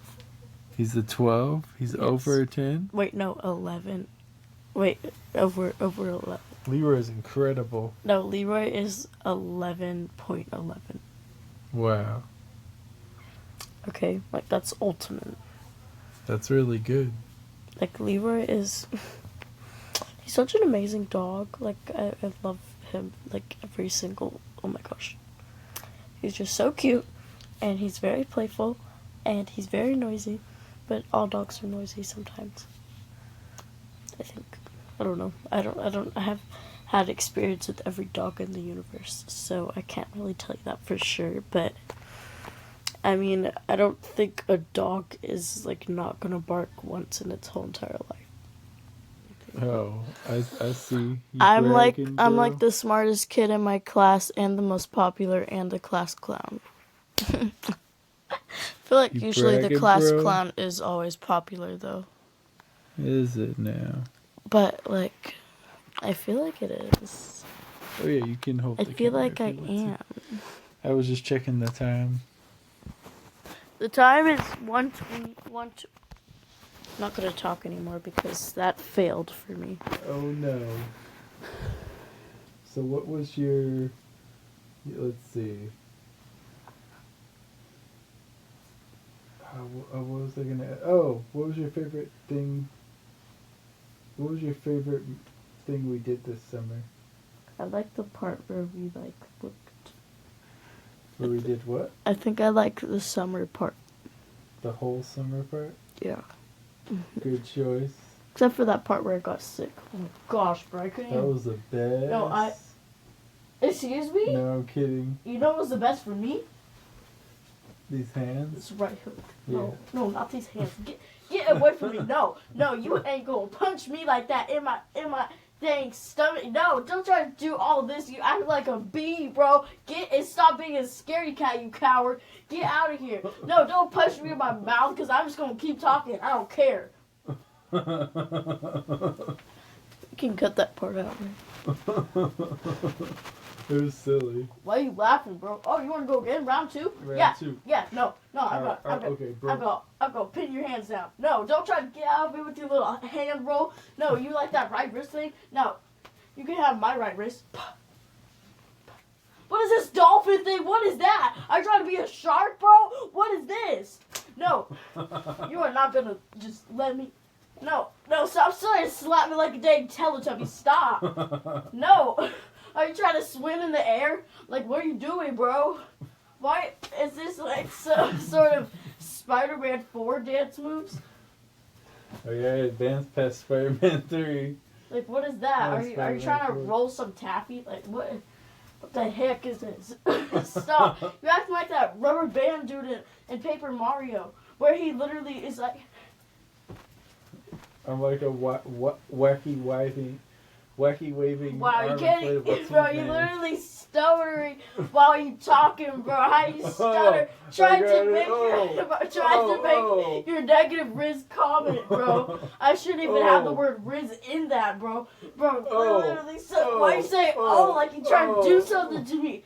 You really thought you ate, bro? No, I'm the one who ate and left no crumbs, bro. No, stop. I don't even want to hear it. I don't even want to hear it. I buffeted this. All I want to hear is my fist to your face. I Stop. avocado this. Bro, that's stop. That's how much bro, I ate. fat shaming in 2023. What's wrong with you? I didn't say it was fast. I say ate a lot. What? Stop. Oh my God. What is even the point of saying that you're not calling him fat? Stop. No, you were not gonna slap me across the face like every single Disney bully, bro. You asked me for some lunch money. Lunch money. Okay. Oh, you're mocking me. You making fun of me. No. Yeah. You don't want round 3. You don't want this. You don't want these hands. No. Ooh. Ooh. You a lizard or something? You trying to push up? Ew, what is that? The G.I. Joe PSA's in there. Like, oh, you look so cute in your little outfit. Mm-hmm. No. But yeah, like, that's funny though. No, it is. I've had that happen. Like, I had some friends that went to like a gay club. Yeah. And like being in there, it was like you get hit on a lot, and like it's kind of just like I kind of compare it to getting hit on by a girl you don't think is attractive. It's like the same thing, I guess in a sense, like it's a compliment, but you're like, you don't really know how to react. You're just like, oh, thank you. Mm-hmm. I mean, there's times I said that I have a partner or I'm spoken for, or that even when I was not even like, of course, when I wasn't seeing somebody, of course, but like I would just be like, I'm spoken for. That's what girls do. They're like, I have a boyfriend. Yeah, all the time. Yeah. But no, I just said that, like, I'm spoken for, or like I'll be like, oh, that's another thing I used to say too, is like, thank you for the compliment, but I don't swing that way. Like that's happened to me multiple times where that's been like my most common answer. Like I've gone to shows. Yeah. And I've been hit on by like, gay men, and then they're just like, you're really cute. And I'm just like, thank you for the compliment, but I don't swing that way. Like, follow me on Instagram. Like, and they usually do. Like, it's always just like, here, like, follow me on Instagram or something like that. I mean, I have nothing against it at all. Like, it is a compliment. It is a compliment because, you're being called attractive, but it's just like, you're not my type and I don't swing that way. So, sorry. Like, I don't know what else to tell you. Yeah, there's nothing you can really say. I think one guy was just like, "Wow, what a waste," and I was like, "What?" Like, I was like, "Yeah," I was like, "How would you fucking say that?" Okay. Women think the same thing though. When there's a gay guy that they think is attractive, they're like, "Oh, what a waste."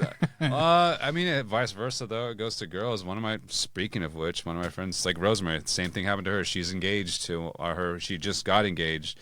Someone was helping her out with their car, or she was helping them out with their car. And then like he was like, "Oh, like you're lesbian? Like wow, what a waste!" And it's like, what the fuck did you just say to me right now? That's not a good thing to say. Yeah, right? like especially when someone just got engaged and then like they're helping you out. First off, like no they're fucking helping you out with your car problems. I could pull the plug at any fucking moment and be like, well, now this is a waste of time fucking helping your dumbass out. That's crazy. Yeah, I'm sorry, ladies. Men are stupid.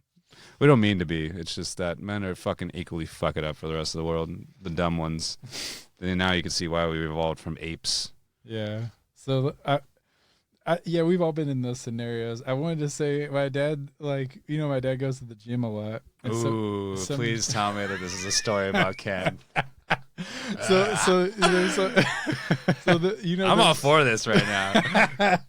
So there's like some of them have like the communal showers, right? Yeah. I haven't seen one like that, but he said they do, like where it's almost like prison kind of. Yeah. Well, wait, hold on. What? Like the fucking where the sprinkler heads are all in just one room and you have to equally take showers next to it, like no privacy. I haven't had what that. The fuck? Where is he going to fucking where is he going to? This is not a gym. This is the penitentiary. Yeah. He's like, I'm gonna go work out. He goes back to the fucking penitentiary to work out. Is that what he's doing? Maybe. That's why he's beefy as fuck. He looks like fucking Stone Cold Steve Austin now. Yeah. I know. He's in really good shape, especially for his age. He's all like, because he works out every day, like usually multiple times. Dang, that's crazy. I know, and I'm doing the same thing. I'm like morphing into him. I haven't missed a day at the gym since like February. Dude, I had a week off last week, and my body today was like, oh my god, thank God for fucking coming. I was just fell off the wheel for a minute, so. You'll be back. Sometimes I think I should take a break, but it's hard. Mentally, I'm like, damn, I gotta go. I gotta keep going. That's why you should take a break. Personally, is the fact that you have that mental capacity to be like, I need to fucking. It's like, no, like chill. That's how I do with like good everything. Fucking second, yeah, like you need to chill for a second. But please describe this Ken story to me. I need to hear this. So he said that there'll be guys in there that'll like they'll be like psst, whisper to him, and then they'll like gesture towards like his wang and like act like they're gonna suck it. It's like very gay. Cat calls inside the showers. Yeah. That's so funny to me. Yeah, it was funny. That's just why. Because I could just see how mad Ken would get. Like, what the fuck? And it's like all pissed off even more. Like, what are you mad at? Surprisingly, he totally looks like he'd be like a racist, like anti-gay person, but he's really not. Yeah. Like the opposite. Well, because he looks like Stone Cold Steve Austin. Yeah. Like he's bald-headed, he's beefy, and then like he just looks like he's Stone Cold. But Stone Cold, I hit that bitch so hard. Yeah, no, we even talked about this. Stone Cold's a redneck, but he's not racist. Everyone's getting their ass whooped equally. Like no matter who you are, you're all getting the same ass whooping. Like so it's like, yeah, he's not racist.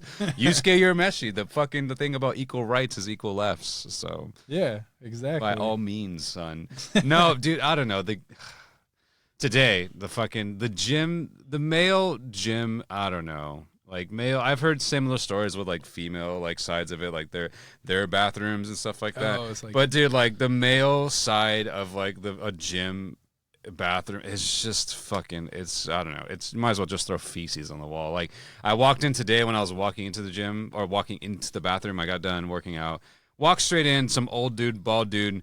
Right when I walk into the door, just like bends down, slaps off his fucking boxers, and I already knew what was happening because he grabbed his like boxers and was already going down, but I already like turned away, like okay, like just like don't look, like Jesus, because there's just dick and ball like at the vision side, and like staring back at me if I fucking look at that with a cornhole on some side. Like I'm not. That's because it's not how descriptive. Yeah, dude, it traumatizes you, and then like it's just like good God, like old dudes have no shame. Like I'll be fucking like packing my backpack back up, like I have my shirt on and shit, well, and an old dude, fucking like limping, like up, whoa, and like fucking like takes the towel off and fucking right there in front of me, and I'm like, your ass is literally right next to me, dude. I swear, some of them are like trying to show you their dick too. Yeah, dude, and it's like, bro, it's like what's going? Like one guy, it's like he saw me and he immediately slides down. Like, it's not even a gay thing. I think it's seriously like they think it's like male dominance, or maybe it's like male bonding. Like it's like male dominance to be like my dick is the biggest one in this bathroom. It's like no one fucking cares, and it's not even fucking like 2 inches long, dude. I gotta say, like there's a lot of dudes in there that are tiny and they're just like totally comfortable. And I'm like, I give them props. It's confidence, I guess. Like, they got the confidence. Speaking of greatness, I don't think I really got to talk about this, but it was a great summer with Astro Alacorn. I just reflect on it, and it might have been the best summer we've had so far. The best summer we've had, I should say. It really was just incredible, and I miss her. I miss her every day. I love her so much. You know, I feel like, I gotta admit, sometimes I feel like I should have moved to Texas. But part of the reason I didn't do that, maybe number one, I'm not a big fan of Texas. Like, I don't see many advantages over California in Texas. People talk about cost of living. Yeah, okay, but you get what you pay for. And also, it's not that simple. If you want to live in the cool parts of Texas, you're going to have to pay a lot. You know, in Cali, I think people are specifically thinking of living in LA. You can still get cheap rent in the desert in Cali. I know Cali is a desert. Central California is still cheap there. Still cheap in the desert in Cali. Like, all that's still cheap, but we get too caught up in stuff like that, you know. You can still get a house for $80,000 in the desert in Cali. People don't know that. Maybe I shouldn't be saying that. People are gonna buy up all the houses. You can still find that. I've found it very easily. So, and good sized houses. So all this stuff when you see like, oh, this will buy you a shack in Cali, but it'll buy you this mansion in this other state. They're talking about like a specific part of Cali, like a big city. Then they're comparing it to like the middle of nowhere in some other state. Like, don't fall for that shit. Also, if you're talking about Texas, the income taxes are terrible there. Not the income, the property taxes. Sorry. The property taxes are terrible there. And I said it before, say it again, did the research. Unless you're in the top 1%, you pay more taxes in Texas than you do in Cali. They should change the name of the state to Texas. That's what it is. That's what it is. So yeah. I don't know. It was just a great summer, and I do feel like that. I feel like I'm not involved in her life enough. You know, I feel bad. And it's not technically my fault, other than the fact that I could move there. I don't want to, but I could. And like, maybe I'm being selfish by not moving there. I don't know. Sometimes I feel that. Sometimes it hits and it hurts.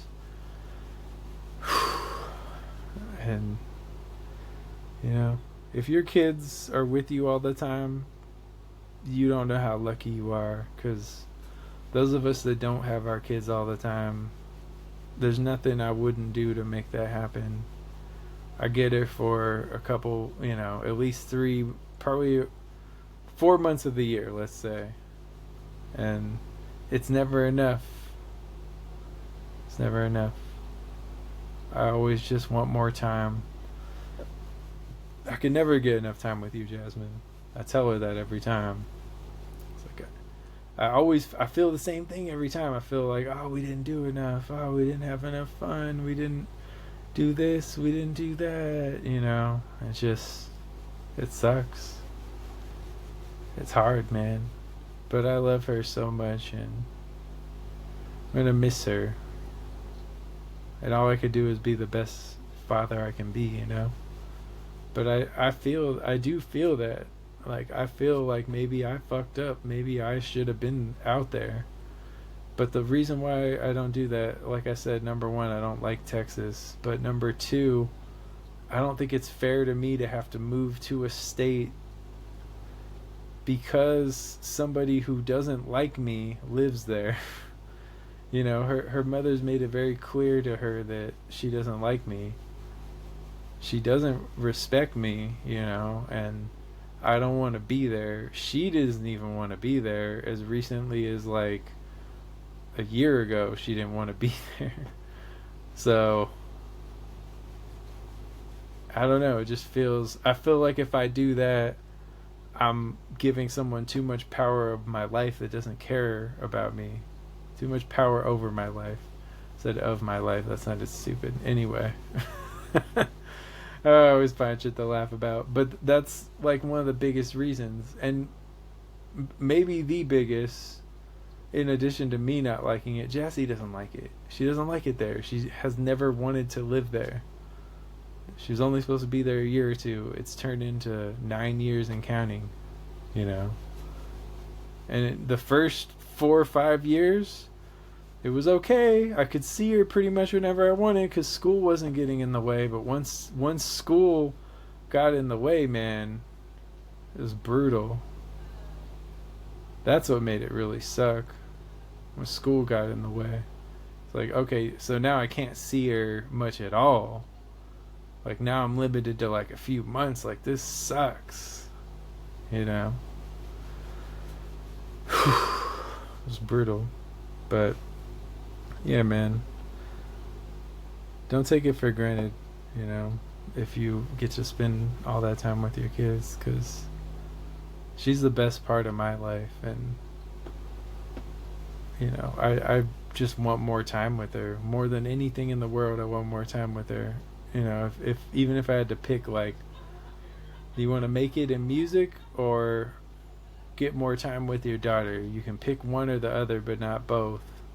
Do you want to have a really successful music career where that's all you have to do, you don't have to work at anything else, or spend more time with your daughter? I would choose her every time, 11 times out of 11. I mean that, you know. I'm sorry. It gets tough sometimes. There's been a couple times on this show I'm like trying not to cry. I'm doing my best to hold it together.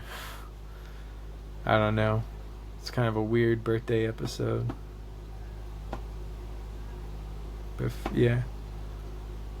She's a better version of me, and I like watching her happiness because it shows me like what my life could have been like without, if I wasn't abused, if I didn't have to face all that adversity, if I had all that positive encouragement.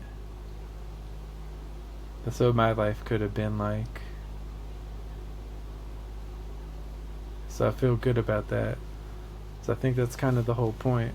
Try to give your kids a better life than you had. She has that. So I'm thankful for that.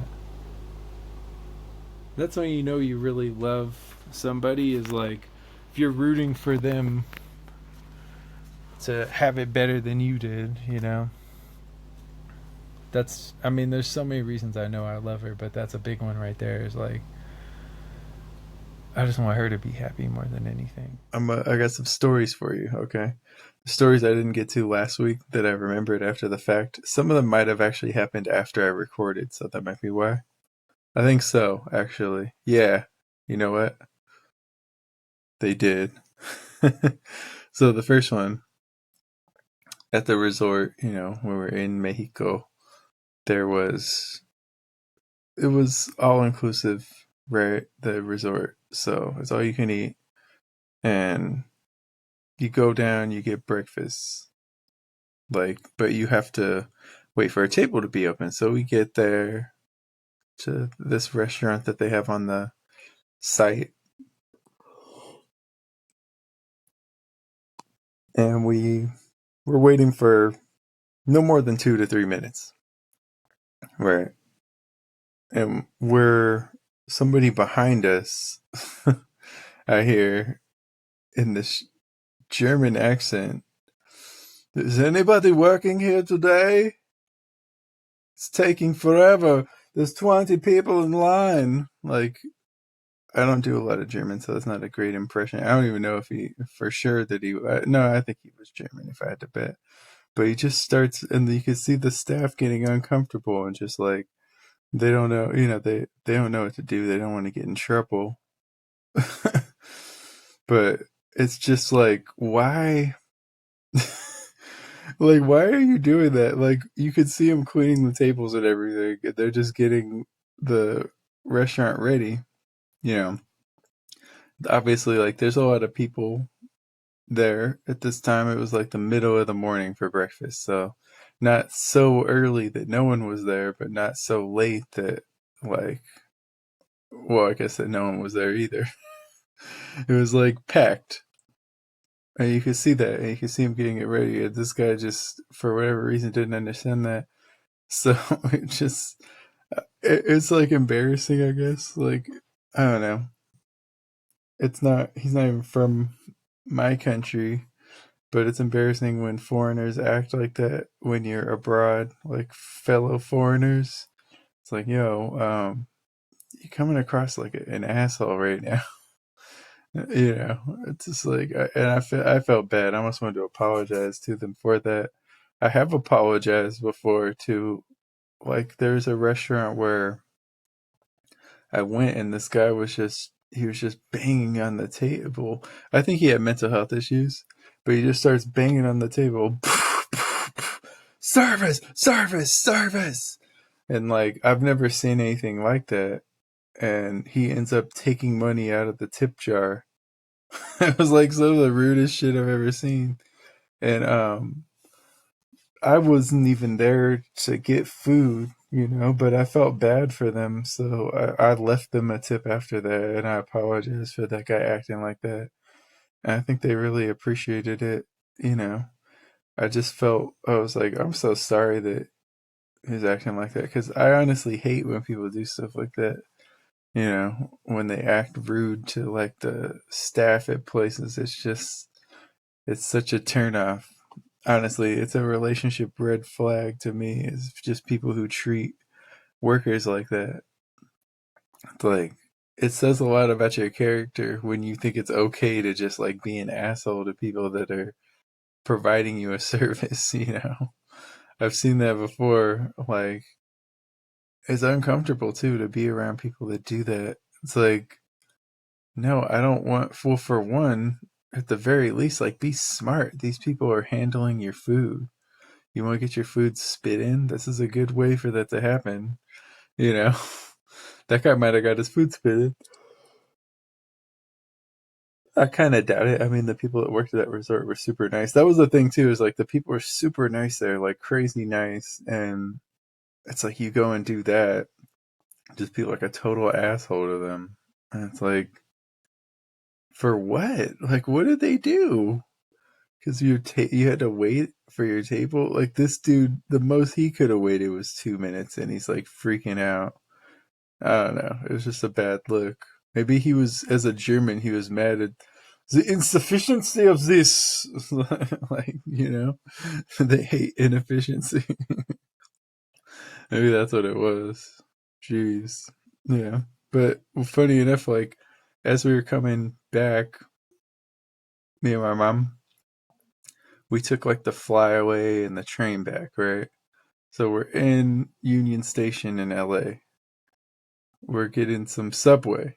It's one of the only things that's like open, you know, and we didn't eat all day. We ate that breakfast and then we were just sickened after that and didn't eat.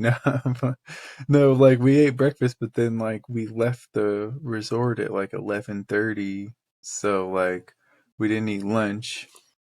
And then like after that we're just traveling up until the nighttime. So this is like a dinner for us. So we're eating it, or we get to the Subway.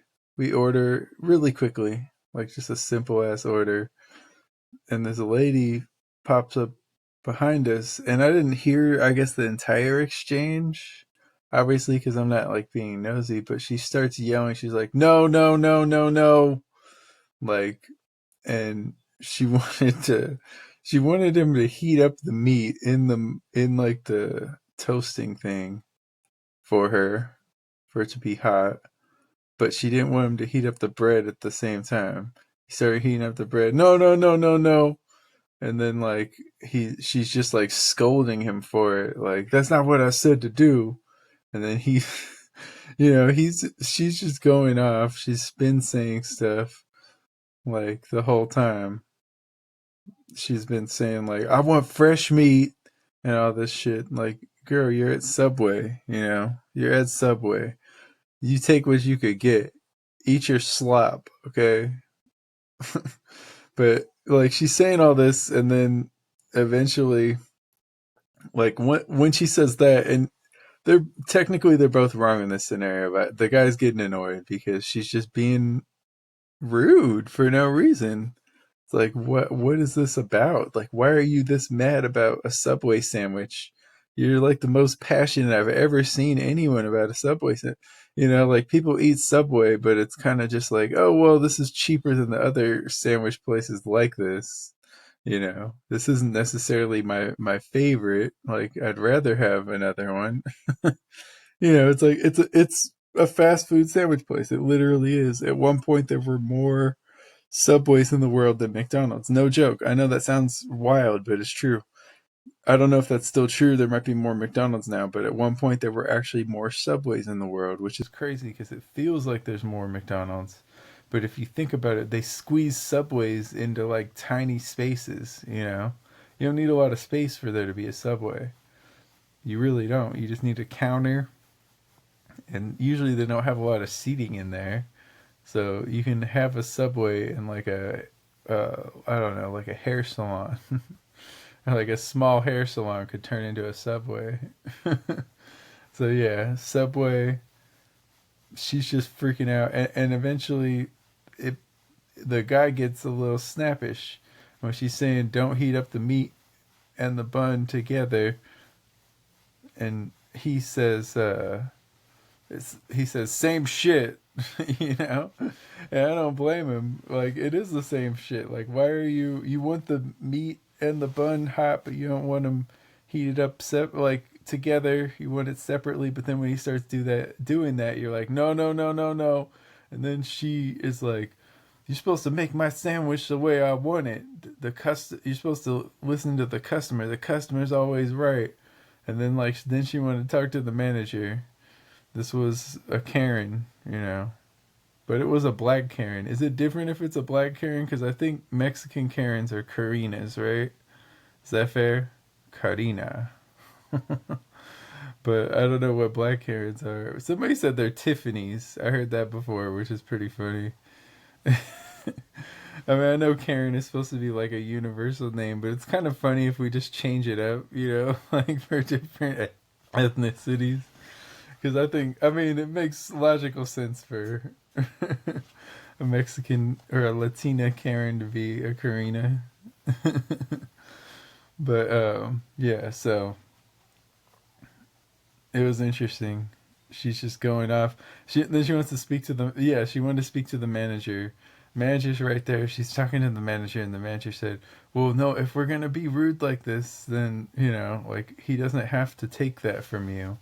And, like, she freaks out. She's just getting pissed, and she eventually just leaves. And the manager says, bye, don't come back. And I gave the manager credit for staying up for employee. It was nice to see that for once. Like, they never stand up for the employee.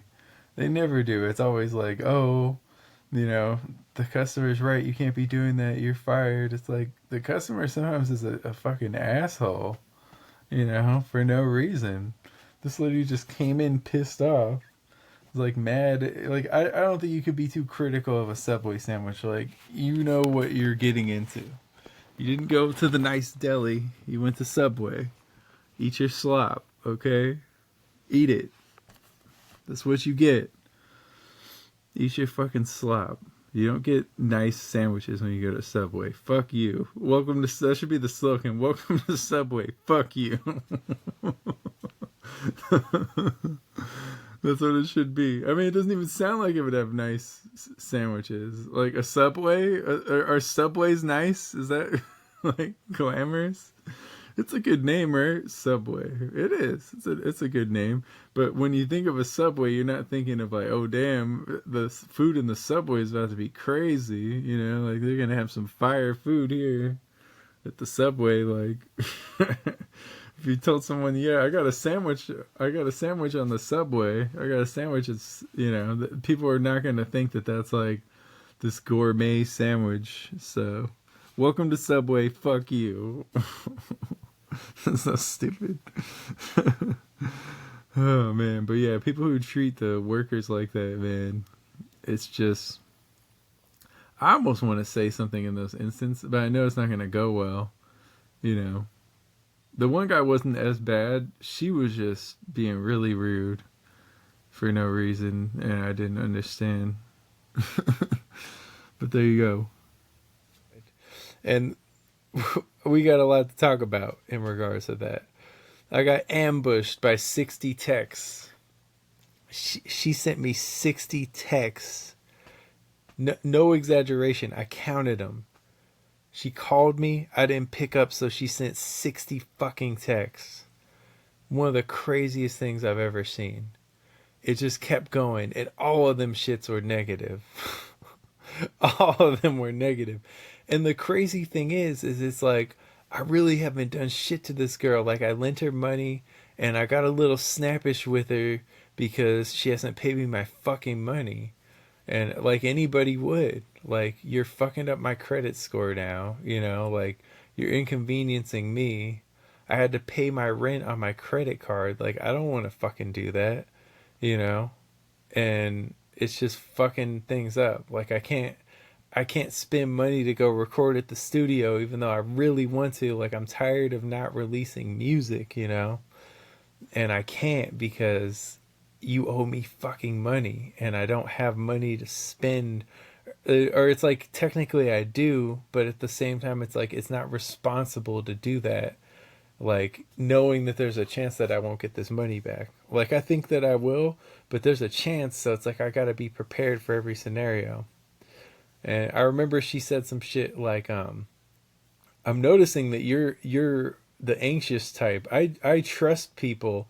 She was saying like that she takes people's word for it. I'm like, girl, I took your word for it, and your word hasn't meant shit so far. Yes, I'm anxious because fucking it's taken like 6 weeks longer than it was supposed to. Yes, I'm anxious about that. This shit is ridiculous. Like, we're in September now. It's been almost 2 months since I first lent you money, and you have not paid back anything substantial. Like, yes, I'm anxious. Yes, I'm tired of fucking waiting. Anybody would be, you know.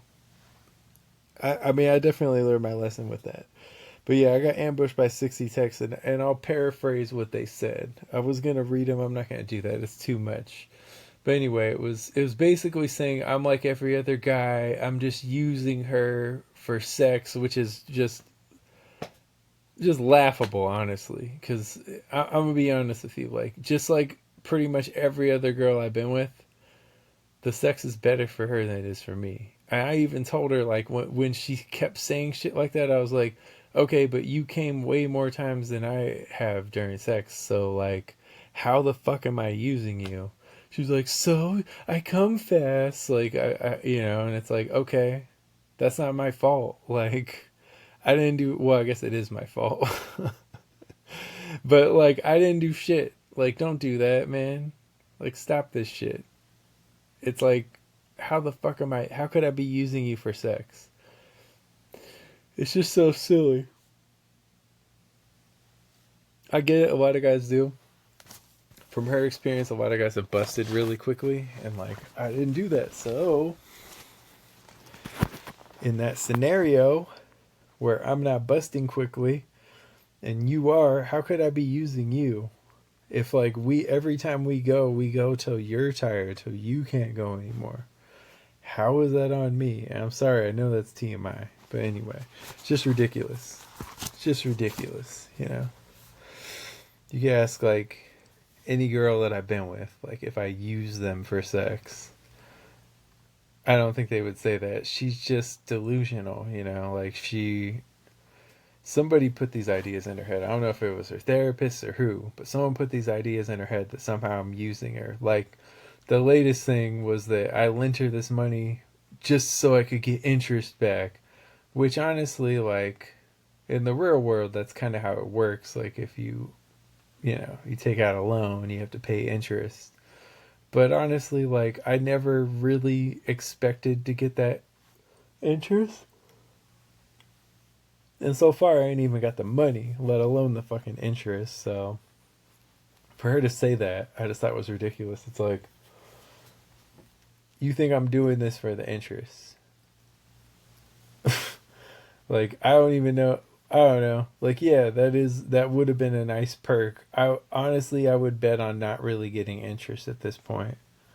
If I had to guess, like, I'll be lucky to get fucking the money back, you know, let alone interest. I kind of doubt that's going to happen. But she sent me these 60 texts, and it was talking about, like, how, you know, I'm using her for sex, I'm using her for this, I'm only doing this because it benefits me. And when she said shit like that, I was like, yeah, that's kind of how life is. Like, a lot of people do things for their happiness. And if they can make other people happy, that's the best of both worlds. Like, it's kind of ridiculous to be like, oh, you're only doing this because it helps you. And it's like, honestly, so far, this shit has not fucking helped me. I'm out thousands of dollars waiting for you to pay me back. So how the fuck am I doing this for myself? Like, that shit doesn't even make sense. You know, it's just crazy, like, delusional logic. And I don't know how, even, like, with her going through what she's going through and just really having a hard time, I have no idea how she could possibly think I'm using her. It's just ridiculous. But yeah, anyway, she said, just because you loan me money, you think I'm king. You think, no, my bad. Let me restart that. She said, just because you loan me money, you think you're King Big Dick on Big Dick Island, which was just really weird. Like, why are you saying that now? She's the one who calls me King Big Dick. I didn't make that name up. Like, what? I didn't fucking ask to be called that. She came up with that on her own, and she says it all the time. And I'm like, okay. I mean, I guess it's not the worst name in the world, but like, you're saying that I think I'm that. You called me that. Like, I didn't come up with that. I never claimed it. You know. I mean, yeah, it's a nice nickname, but whatever. Anyway, that's that. I'm gonna talk about this more, but I can only do so much at a time. So I'm gonna get into. So a lot of women's love language is money, and I don't mix with that materialistic shit. When their love language is money, I'm just like, oh no, I can't do it. Fuck, I look like Mr. Frank Fuck from Free. No doho, you can't fuck with me. I'm just playing. That's Mac Dre. But yeah, I can't do it. I can't do the materialism where it's like all about you paying for them. And I'm gonna get into some stories of that because Jesus, some stuff went down. This girl, it was her birthday recently. Now we've gotten along. We've had good chemistry. She even has fucking said that she loved me. It's gone that far with her. She has said that. She thinks I'm so attractive and like all this stuff, you know, and she just can't wait to meet me. She wants to have like 7 babies with me and shit and all this stuff, just going so hard. So her birthday comes. Her birthday was this week. It was September 4th. So birthday comes, okay? And she wanted me to fly her out. Now, you know how this went with Crazy Coky. You know that this is not something I want to do.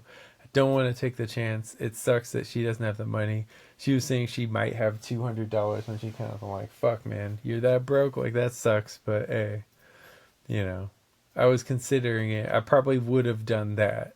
But where it got bad, she never ride to the airport. And apparently her car is like gonna get towed or some shit. She doesn't pay for the tags.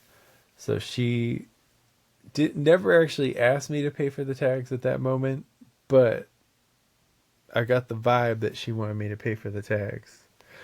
And I'm like, no. Tags are like $800. No. Not doing that. I'm not spending $1,100 just to see you. I don't even know if you're gonna like me. I mean, it's been a little hit and miss with you. When things are good, they're very, very good.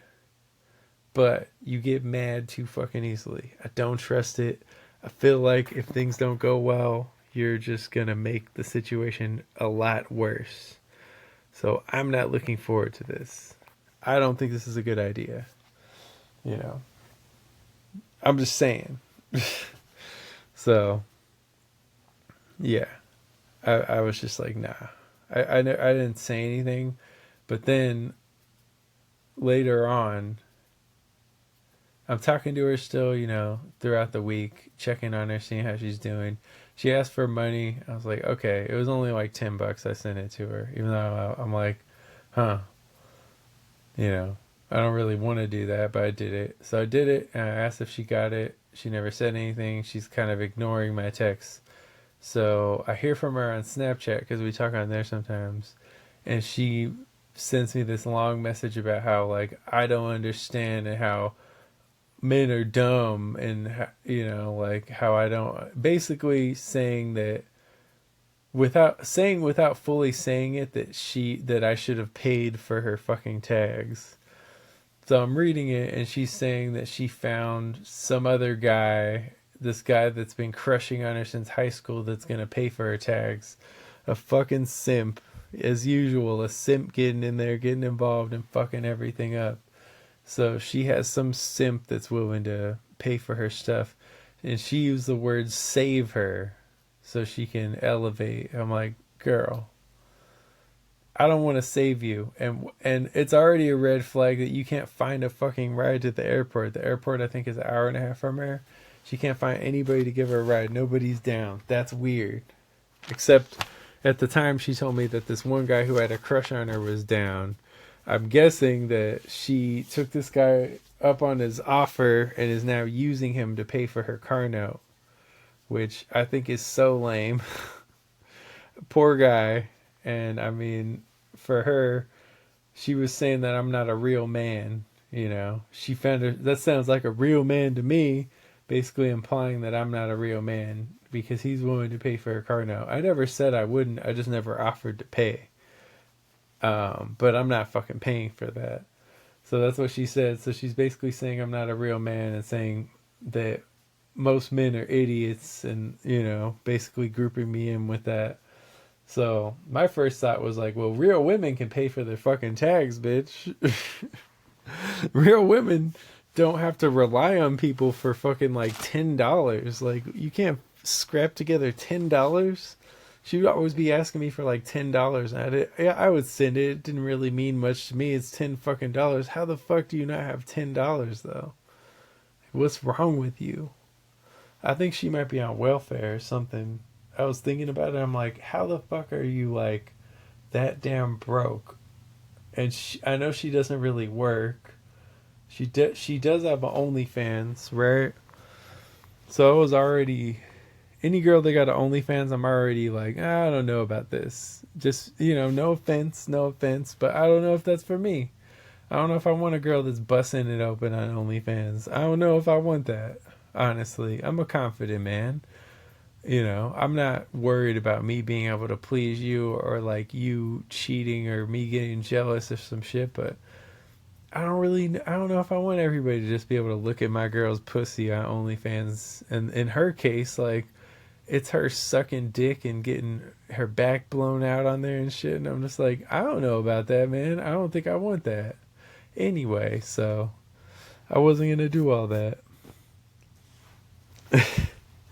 I just thought it's just funny. It's like these girls get so entitled, bro. It's like you're an OnlyFans girl that can't even make enough money to get by. It's the same thing like crazy Coky all over again.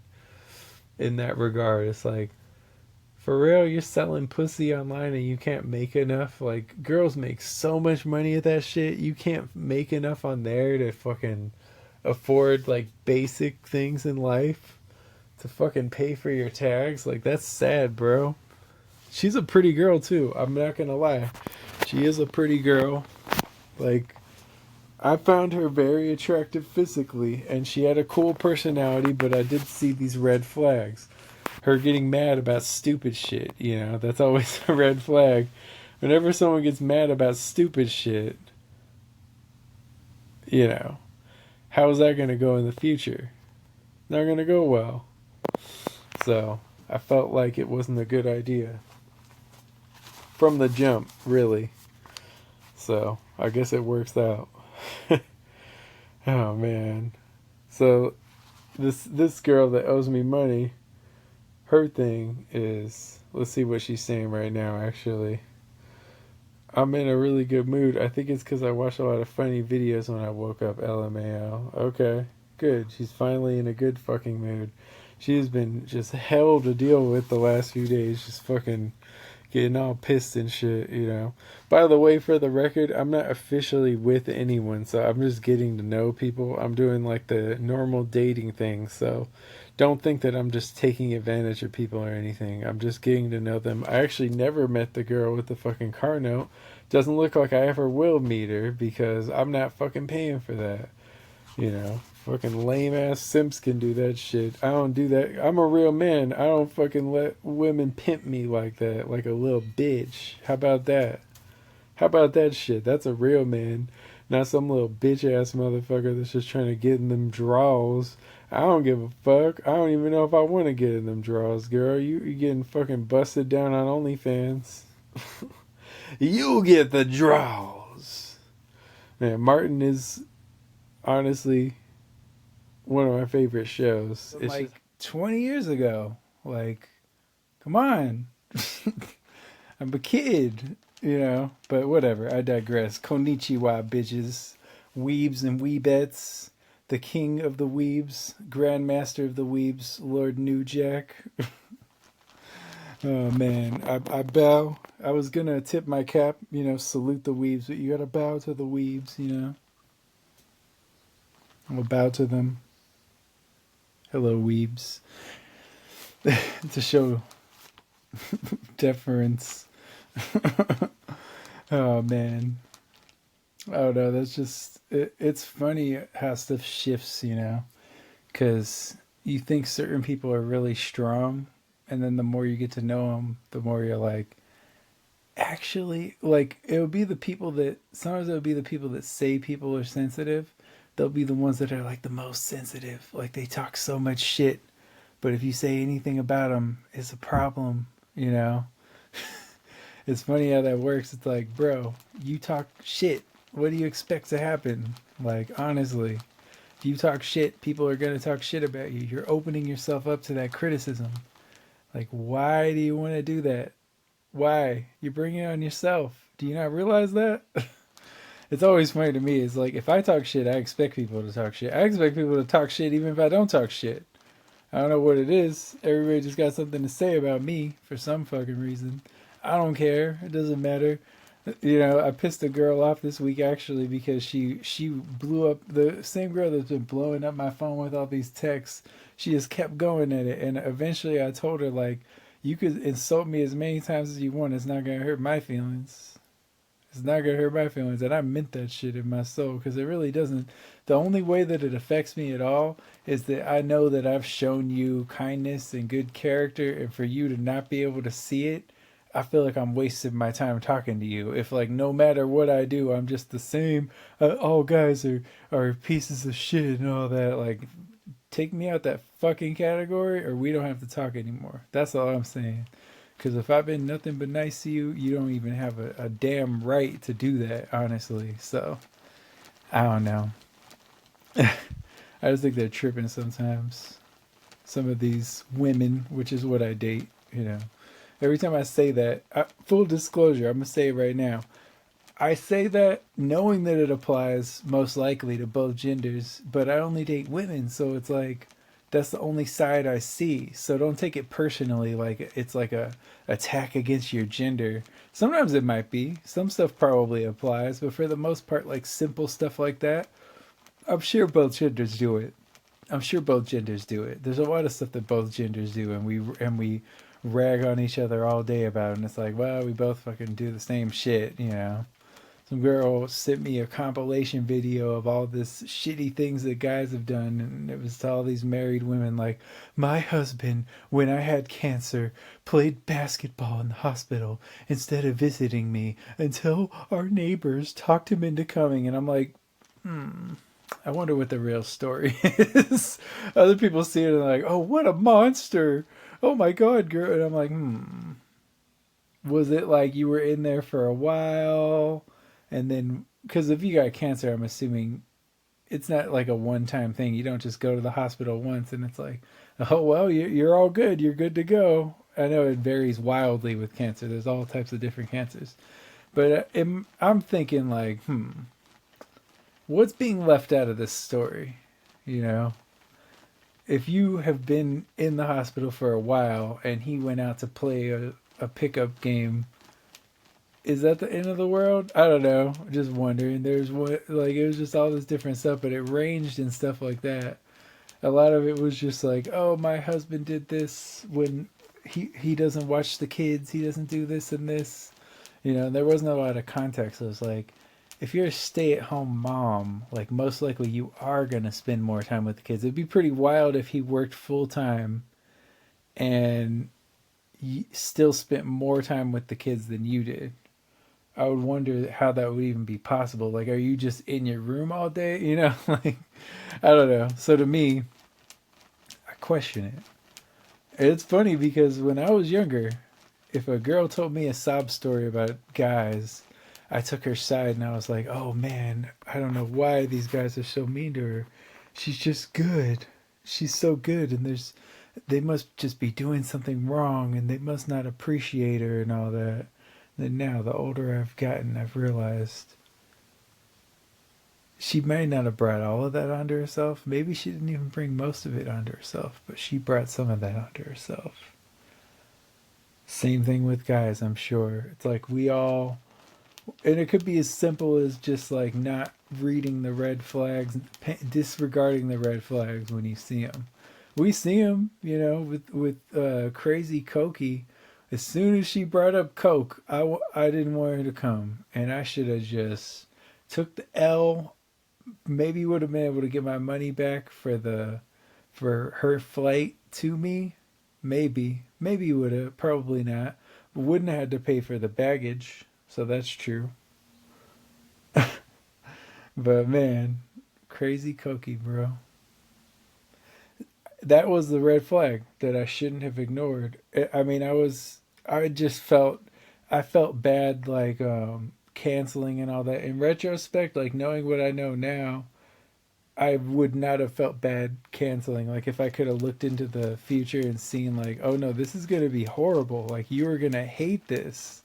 You're going to be absolutely miserable for a couple of days.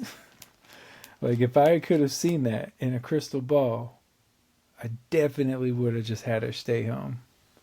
Because fuck that. Fuck that, honestly.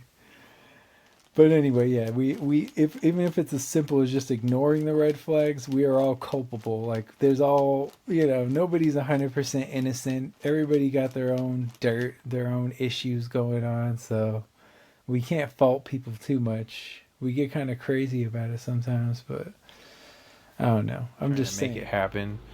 And for you to take advantage of young artists who are trying to make a name for themselves, take their money, use it to form your fucking festival, to fund it. It's just whack. Like, don't do that shit. I hope this message gets through to you.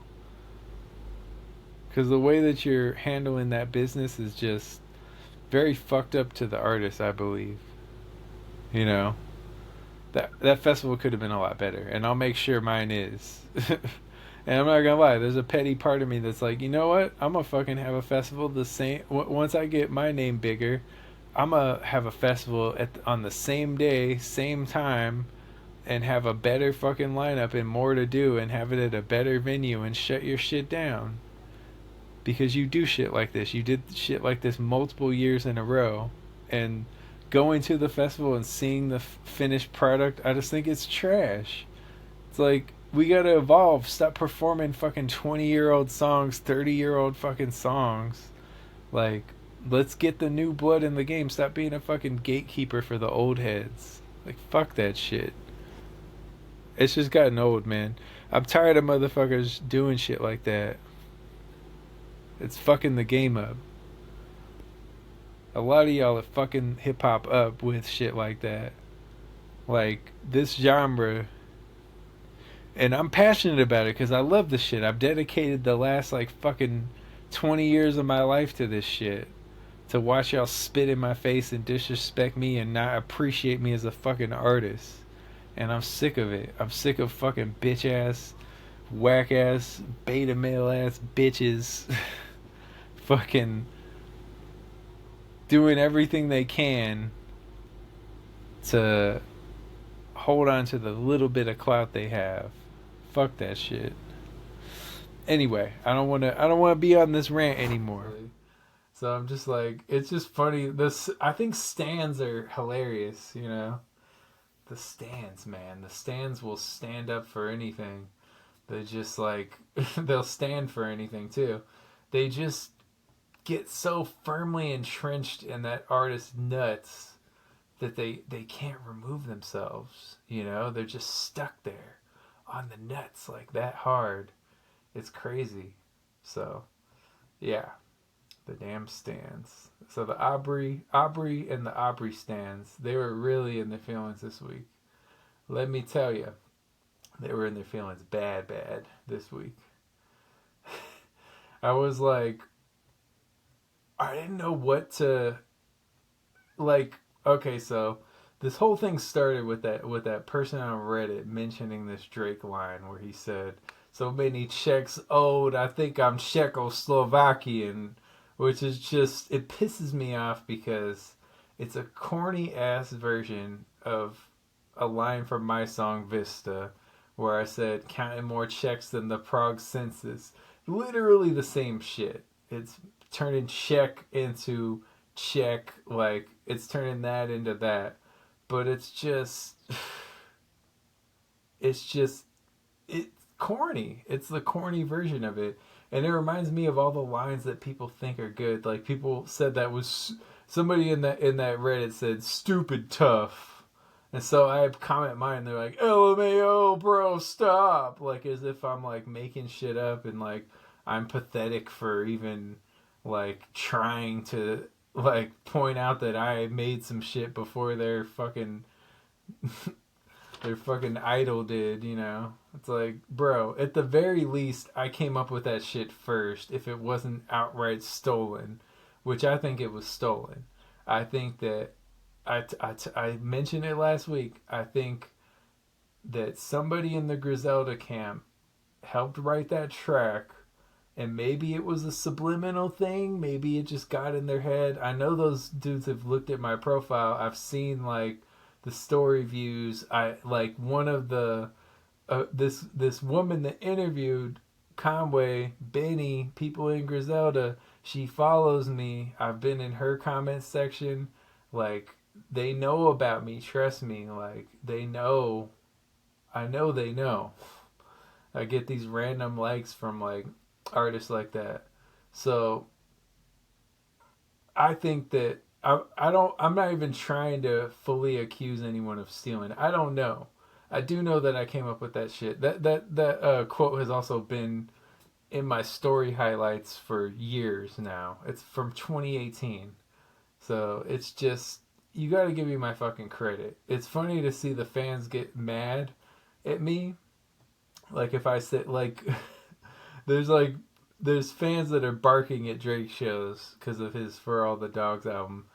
And the caption on the video said Drake got grown men barking, and I said makes sense. Drake fans are bitches, and then I put in parentheses because I didn't want fucking Instagram to get me in trouble again because I just got a violation fucking calling a Drake fan a sensitive hoe, even though they were being a sensitive hoe. Like if I make a comment about an artist you like and your response to that is to go to my profile and insult my 10-year-old daughter, you're being a sensitive bitch. I'm sorry. Like, you're whack as fuck for that. And you have a fucking mental illness if you think that that's like just cool to do.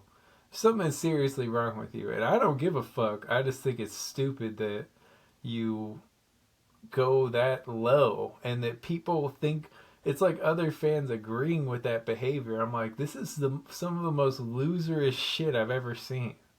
Like, it has never been cool to insult people's kids for no fucking reason. Like, they were calling her a tortoise. They were saying she looked like a tortoise, and I'm like, does that have racial connotations? Because it kind of feels like it, honestly. I feel like you know, there are all these stupid racial slurs and like people comparing black people to animals, but you know, monkeys is a common one. People say that shit. That's obviously fucking racist. Everyone, I think at this point, most people know not to say that.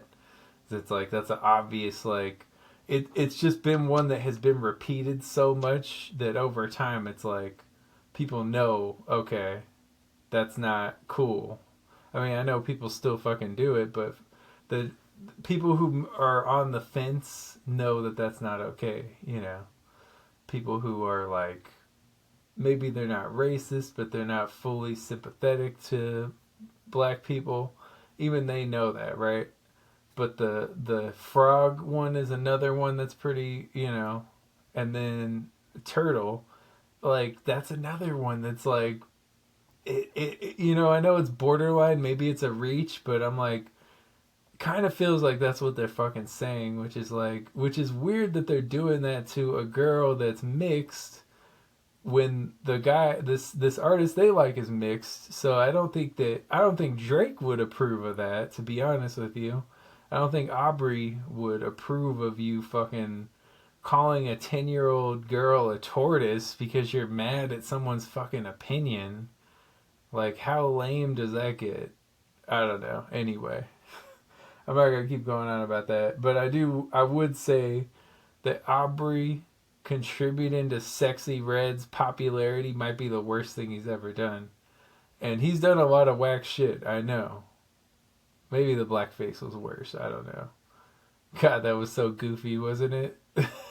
I saw this meme that said like, because Drake is like throwing shots at Rihanna on his album, and this meme said Drake started throwing shots at women because the last time he tried to throw shots at a man, his secret son in blackface pictures got exposed. He got his ass whooped in that beef with Pusha T, and like I was happy about that because it's about time somebody put that motherfucker in his place. Like I've done it, but people don't really give a fuck what I have to say because I don't have millions of followers and shit. I have a savage ass diss. I still think it's the best diss. Views from 6 feet under. Goddamn, I listened to that again the other day, and I'm like, I'm young. I'm like, I'm a young man when I'm making this diss, and it's not my best work, but it is fucking savage, and it's just packed with lines that Drake and his fans would get more than most people, because I really was just like fucking using all of his song, his fucking I did the Jacking for Beats Ice Cube style, and I rapped over like I think probably like 10 of his beats, something like that, and I'm just going off for 6 minutes. Fucking take care, your bars ain't on the level my bars on, the game will thank me later when you're so far gone, all that type of shit, like just naming his albums and shit, and the whole thing Views from 6 feet under, because he was gonna call his album Views from the Six. I like to think he changed the name to Views because of me. The thing that's funny is Sauce Walker was dissing him around that time, and Sauce Walker used some of my motherfucking lines. I was like, what? Because I was promoting that track. I was actually trying to get that shit heard. I was coming for that motherfucker's neck. So I think Sauce Walker heard it. Because it actually got some traction on like fucking, what was that, Reverb Nation? Some shit. I didn't expect that. I had it in forums and a bunch of Drake fanboys were getting all butthurt about it. Just saying I was trash and all this stuff. And it's like, that's funny as hell, man. They get so mad. Like, they get so defensive. And it's so funny to see because I can see his fans in him and vice versa. Like, when I see the sensitivity, like, I just saw a video of him getting mad that, like, Kanye had him fly out and like, work on a song. And it was the Lift Me Up. And Kanye trolled him by putting that verse on there, poopity scoop, scoopity whoopity doop, like that shit. And fucking, you could see Drake was still upset about the shit. I'm like, bro, let that shit go. Let that shit go. I thought that shit was hilarious when I heard that. I didn't realize that Kanye did that to him. And I thought it was funny as fuck. It is a pretty good troll. I'll give it to Kanye on that one. That shit is pretty funny. And I understand why he might be annoyed by that, but like I would have let that shit go. Like I would have been like, whatever, all right. I probably would have laughed about it actually. I wouldn't have been that mad. It's like, whatever, man. I know you're fucking with me. Why did you do this? Fucking dick. Probably how I would respond. I just laugh at that shit. Be like, whatever, man. You want to waste a fucking beat? Go ahead. That was a pretty good beat. I feel like Kanye's beats, I don't feel like they've been very good for a while. I don't feel like his music in general has been very good. And I've always thought, I'm not gonna lie, people are gonna be mad. You can find the documented history of me saying that dude's overrated. Because here's the thing, the production's cool. We've seen producers like that before. It's cool. I'd even argue he was one of the best producers for a while. We've heard producers like that, honestly. Like, it's not anything out of the realm of normal, I don't think. And then the rhymes, it's like a good line, a bad line, a good line, a bad line, and he ain't even writing the shit. It's like, it's super hit and miss. You listen to a Kanye song, and it has like, fucking, Father Stretch My Hands. That one has a great beat. It has a great chorus from Kid Cudi. Kanye comes on there and says, if I fuck this model and she just bleach her asshole and I get bleach on my t-shirt, I'm gonna feel like an asshole, which is one of the worst sequences of bars that I've heard. And I heard that Rhyme Fest and like stormed out of the writing room when Kanye decided to use that Rhyme Fest said that, and I'm like, I probably would have done the same. Would have been like, no, bro, fucking ruining a beautiful song with this fucking ass, like literally. It's just like, yeah, that shit was terrible. I don't care what anyone says, that shit's terrible, man. We gotta stop allowing this shit, you know? We gotta stop. Like, fucking, those kids were just born into straight, like my daughter, like, it's iPads and all that. Damn, I sound like an old ass man.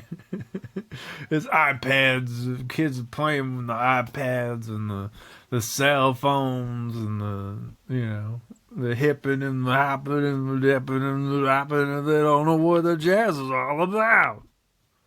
Can't do Cosby anymore. It's not cool to do Cosby anymore, damn man. What was that clip? Cosby had some head movement. What was that clip? The clip of him moving outside the courthouse, just moving his head like what the fuck was Cosby doing there? Cosby was dodging charges, huh? That's what that was. He was in there for a little bit, but he dodged a lot of that. Damn, Cosby. He slipped away. Said sneaky Cosby. Let me stop. They're gonna like further demonetize it. They're gonna start charging me money. Oh man, I start getting fined. YouTube starts fining me. That'll be the next step. YouTube and Instagram start like fining me and shit. Got in trouble on Instagram again this week. Oh man, this lady. So this lady, she was at a baseball game and the kid's trying to catch a ball. The little girl, the lady steals it from her.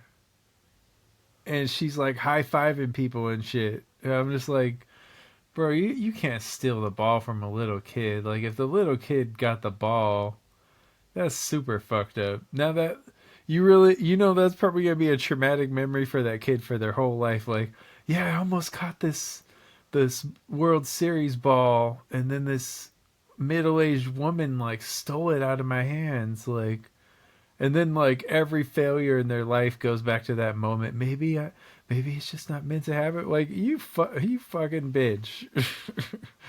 But all I said was this. All I said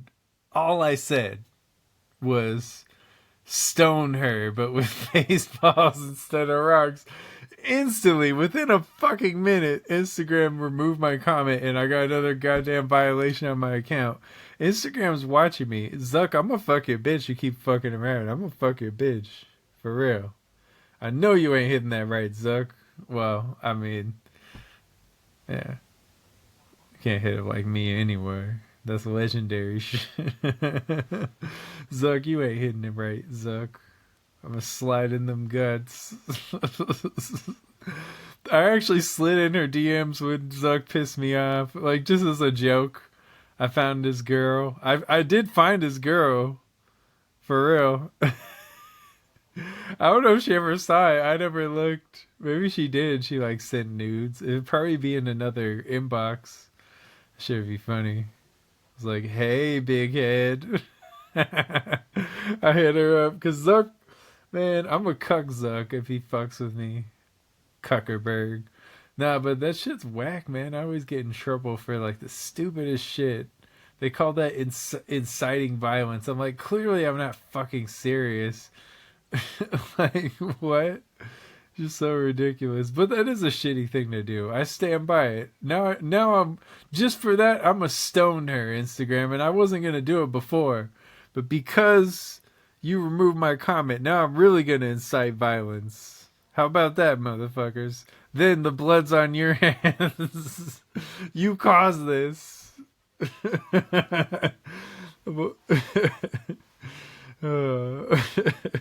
It's your fault, Instagram, you motherfuckers. But yeah. Oh shit, I forgot. So this is the robbery episode, right? I got a lot of random robbery facts, robbery information. I don't know if I told this story on here, but I used to drive for Uber like it's kind of like a side thing, like years ago, right? There's a bar in Upland called Tequila Hoppers, and I picked these guys up from there. They're partying Tequila Hoppers, and they're talking about how all the women that night were feeling them, and it was like they were giving all the girls bumps of cocaine, and I'm like, bro, they were probably feeling you because you had free cocaine. You know, like if you give someone free bumps of cocaine, they're gonna be a little more enthusiastic about you. I just thought it was kind of funny. Like, yeah, all the hyenas were feeling us, fool. All the feared me hyenas.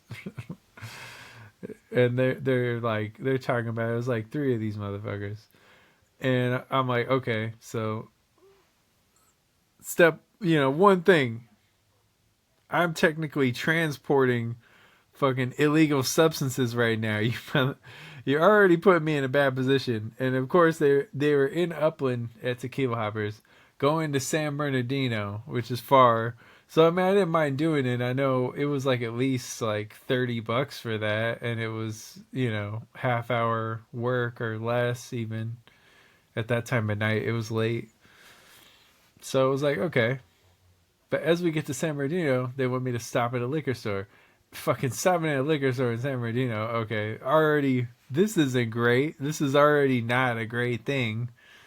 And as two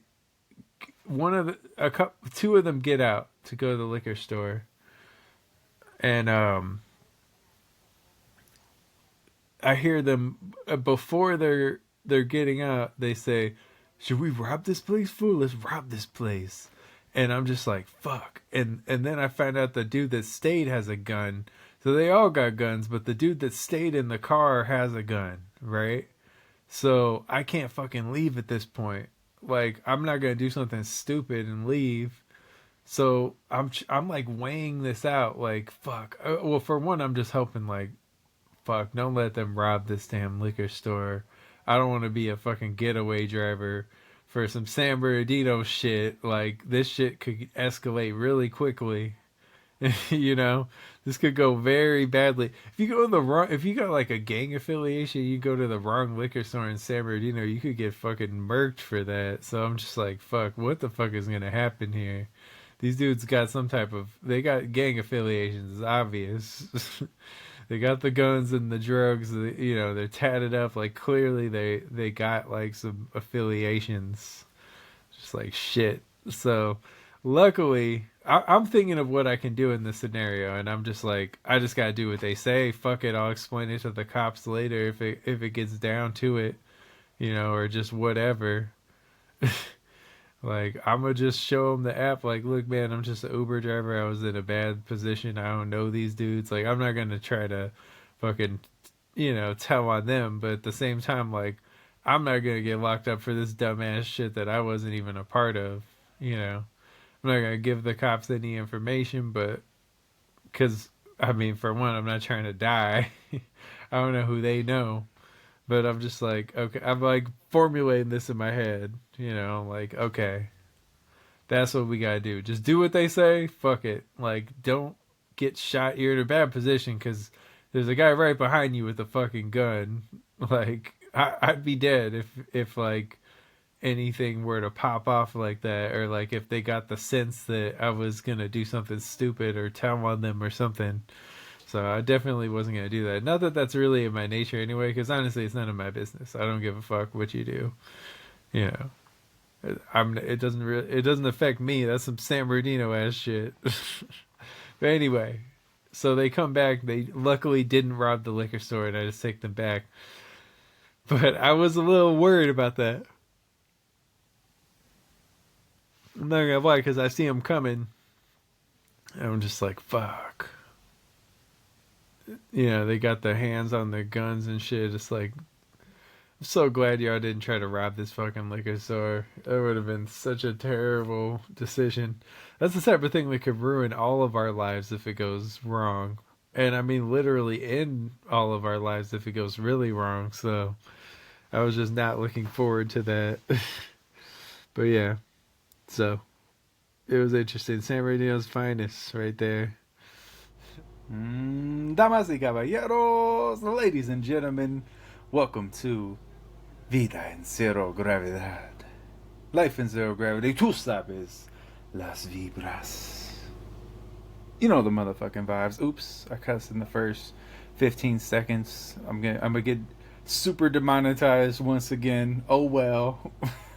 I just gotta do me, baby. I put that this is not for kids. I mean, I don't think it's the worst thing in the world if kids hear me say a couple curse words. I don't think that's gonna destroy them. Especially like the stuff that's available on YouTube, man. You can't keep track of all of it. I gotta watch what Astro watches, you know? There's all types of weird stuff. Honestly. You just never know. I want to take the chance. Gotta be careful. But anyway, what are we gonna get to today? I got all types of topics. First thing I'm gonna get to, some G.I. Joes look really gay, right? Like from the old cartoon, they're like the handlebar mustache and like the biker cap, like that one from the.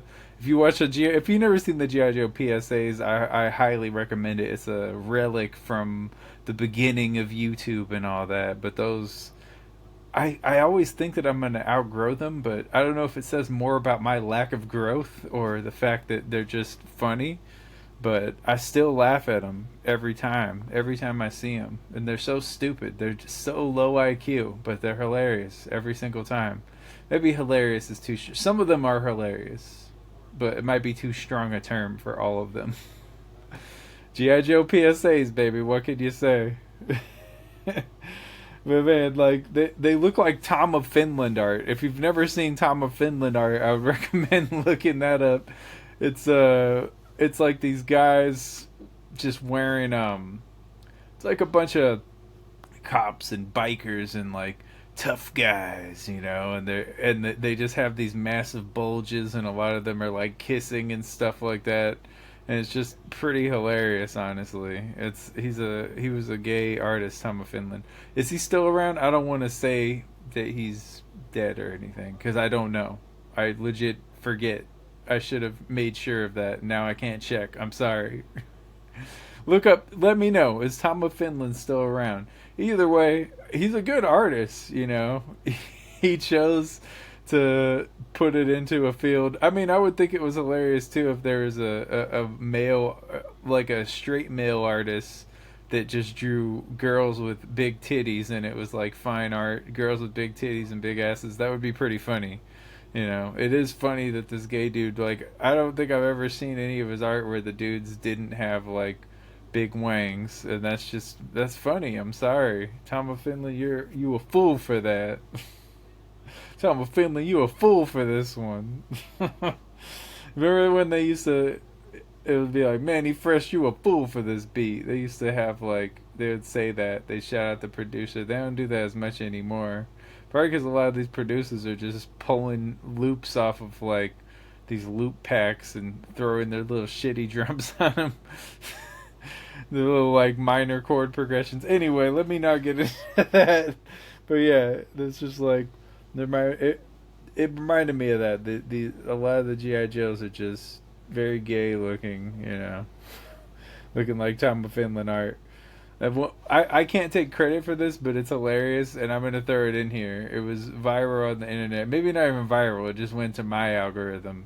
But, like, the G.I. Joe catchphrase is, knowing is half the battle. And then someone added, and extreme violence is the other half. Because it's kind of funny. It's like, these soldiers are telling us, like, the soldiers and the PSAs are giving you advice on, like, what to do. And it's like, I mean, we can't all just kill people, you know? Like... That's not all of our solution, as much as we may want to. I'm just kidding. Don't cancel me.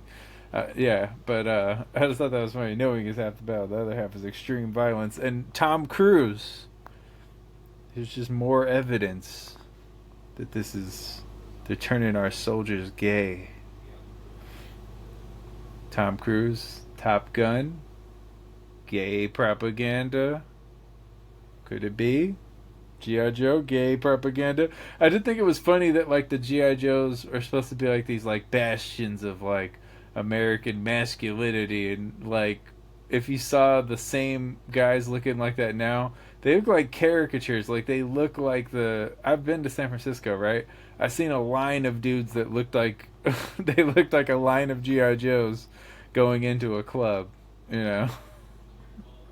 So that's just the type of stuff that they would not be out of place at all at a pride parade.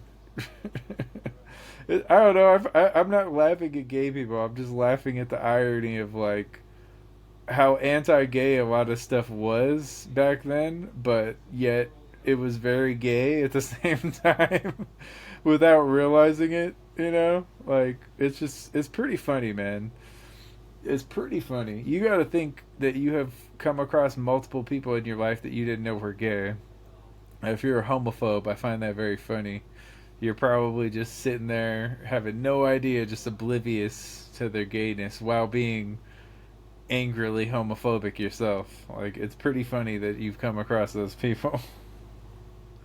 I find it funny. I don't know, man. But speaking of gay, you. Yes, you. You watching, you listening right now. You are gay. Why are you checking me out? Why are you looking at me like that? Anyway. I went to Un's Halloween. Went to Un's Halloween party, speaking of gay. In downtown LA, speaking of gay. Downtown L Gay. You know. Downtown Neujack, I said that he's gonna come after me. And well, and it might be the you kind. He might come after me. He might be just nutting. You never know. You never know with that gay. If you know Neujack, tell him I said that because it's too funny, man. I just fuck around. Yeah, but anyway. I'm not going to rip Neujack right now. I'm just being funny. Just a joke. It's just a joke. I say it out loud. I ain't afraid. My brother was getting hit on by gays. He had like a Tom of Finland style milkman outfit on. I just thought that was funny. Like, are you the ice cream man? Do you have some cream for me? But anyway, yes. But I do want to, in all seriousness, I do want to thank the veterans for their service. Obviously I'm not pro-war, but I recognize your sacrifice, you risking your lives. I think it is noble in a way, and you have helped like keep our freedom and all that. So you should be appreciated. You should get the day off. My dad doesn't get the day off on Veterans Day. He's a veteran. Like, that's wild, you know? Like, people who never served get the day off and he's like going to work. Like, it feels wrong. I don't know. It just feels wrong. He gets better about it. Like, I saw him that day. It's like, Happy Veterans Day and Marine Corps birthday, because he was in the Marines. I'm like, yeah, Happy Veterans Day. But he really should get it off. It's like kind of ridiculous. All veterans should get that day off. Like, that's fair. I feel like that's more than fair. But anyway, yes. But thank you for your service. For Dad, my grandpas, my great grandpas, everyone. I thank you for that. So you put your life on the line for the United States. And I mean, really, war a lot of time is just protecting rich people's money, but still, it's like you're fighting for what you believe to be a noble cause. So I give you credit for that. And I mean, not everybody who serves in the military fights, so that's a thing too. You can't generalize like that. If you identify as a soldier, okay, let me stop. I'm doing harm now. Like, I started well. Now I just seem like a dick. So I'm sorry. I'm sorry for that. Really, I thank you for your service, truly. Yeah, and this is like not much of a segue, but Crazy Coky has reemerged from what I can only surmise must be a coke-fueled fugue state. I think maybe some of the brain fog cleared. And she doesn't seem to have changed at all. Crazy Coky. So she added me on Snapchat, right? And she was a suggested friend, so I added her. I was like, okay. Like, I actually know multiple people with the same name. It's not that uncommon of a name, you know. And I figured, okay, this might be this other girl. Nope, it was her. So added her, and she had a story about Four Loco, which was about like how the original recipe had like, let me think. I know it had like it's equivalent to this much coffee and this much alcohol and this much of this, and like she said like how it messed her up. It was like one of the worst experiences she had. So I was like, yeah, I had one last night, which I did. I had one last night and I don't feel that good today. So she said, ew. I said, playfully, oh, don't judge. It's like, okay, you're saying you did this. Then I say I did the same thing, relating, and then you say ew. It's like, okay, yeah, this is not beginning well. So, what's it called?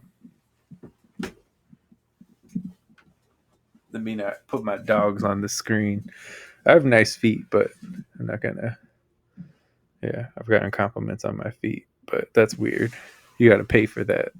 OnlyFans, hit me up. Nah, I'm stupid. so, so crazy Coky, right? I say that like to relate, and I'm like, oh yeah, oh don't judge. I haven't.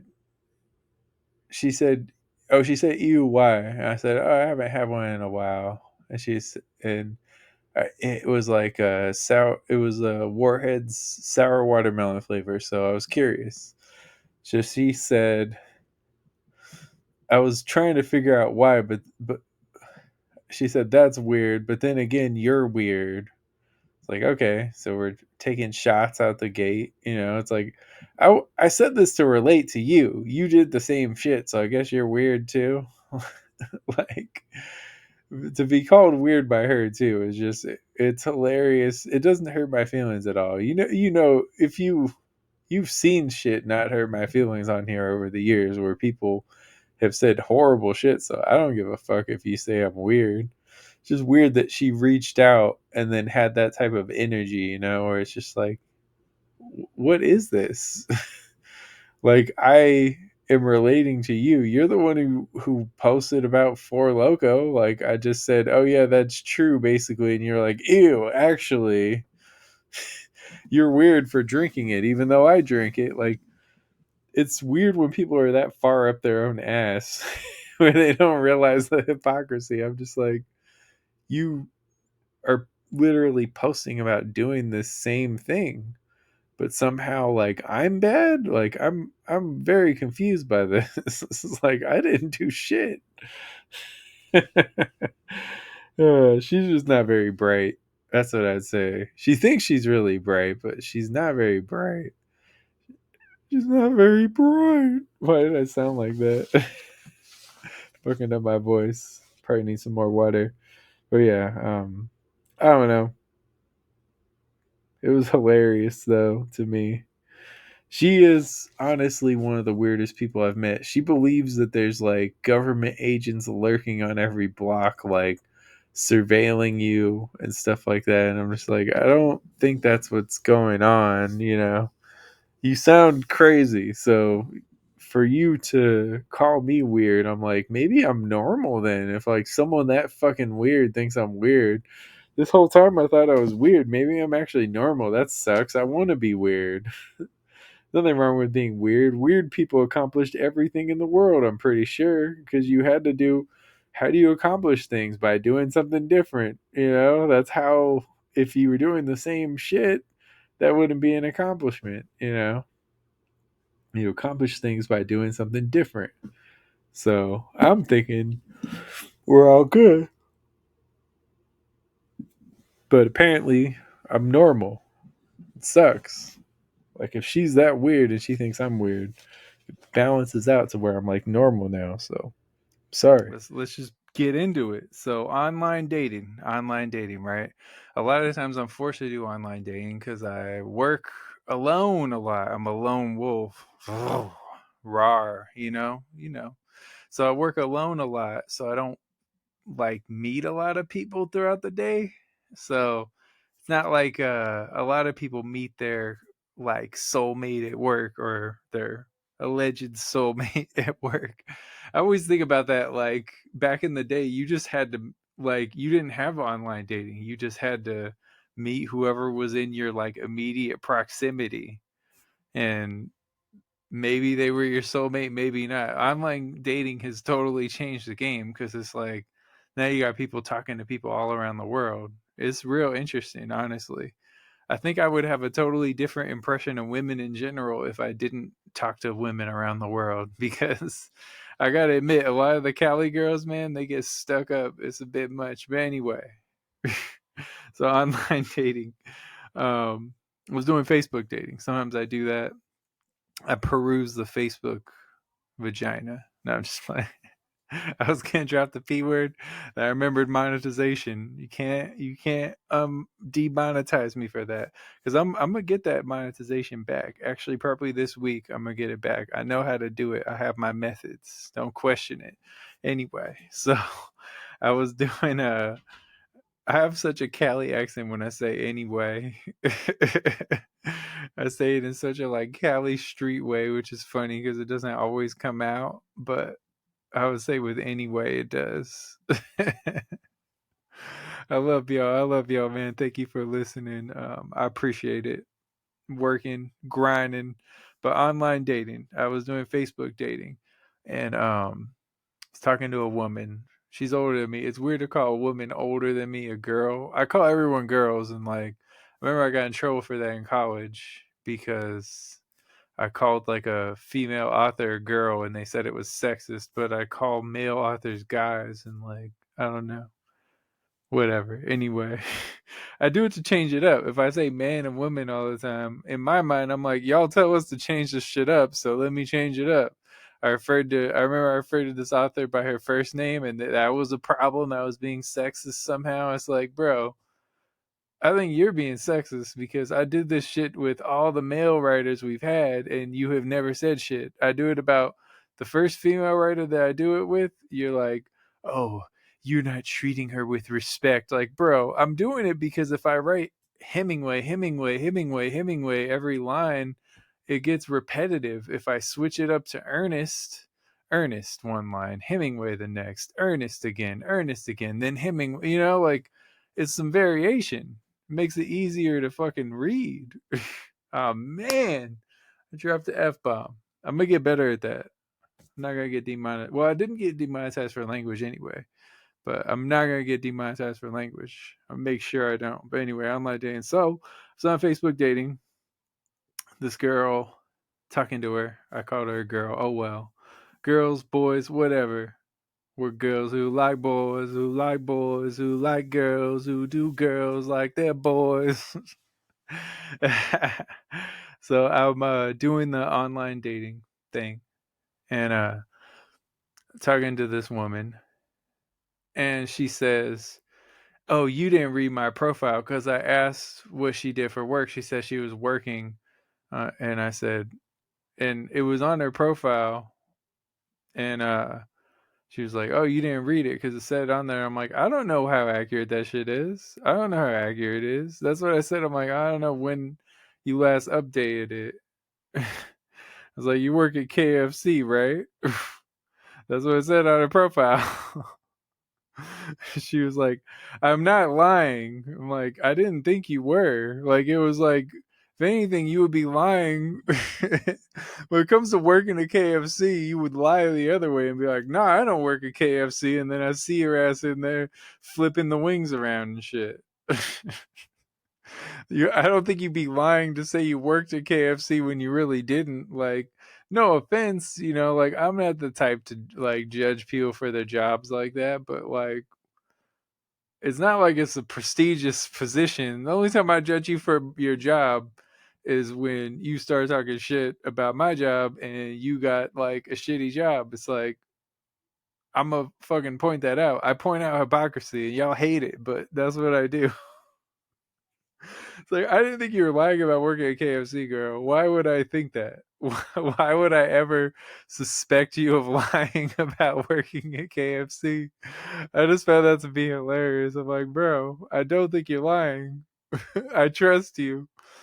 You know, if you said it was finger licking good, I believe you. I don't eat KFC like that, but you know, when's the last time I had KFC? I don't even know. I was tempted to try it when they had like the Beyond Meat or whatever. They had something like, yeah, at KFC where it was like vegan, or well, probably not vegan because I'm sure they're still using like, they're not like changing the oil in the fryer. That's the thing. When you get that stuff there, you got to think like, I don't think a fast food place is going to take the time to like, oh, we're making a Beyond Burger now. Let's clean this whole thing off and like cook this Beyond patty. Like, they ain't doing that, bro. They're just slapping it on there where they put the meat on, which like totally defeats the purpose. But anyway, so yeah, so I don't know. She was tripping, and that conversation only went like a few lines, and I'm like, anytime that happens, I'm like, oh yeah, that makes sense. That's why you're doing online dating, you know. I hate to say it, ladies, but I see the messages y'all get, you know. One time I hung out with a girl that I met on an online dating app, and I seen all the messages that she had in the app. Just real quickly, she was scrolling through her messages. She had like 100 conversations in there on like Bumble or whatever. And my thing on Bumble is they never reach out. They get too shook. Like, women aren't used to reaching out. I'll have plenty of matches on there, and like most of the time they never reach out. It's like, okay. But the online dating, I don't think women realize how different it is for them. Like, I've said this before and I'll say it again.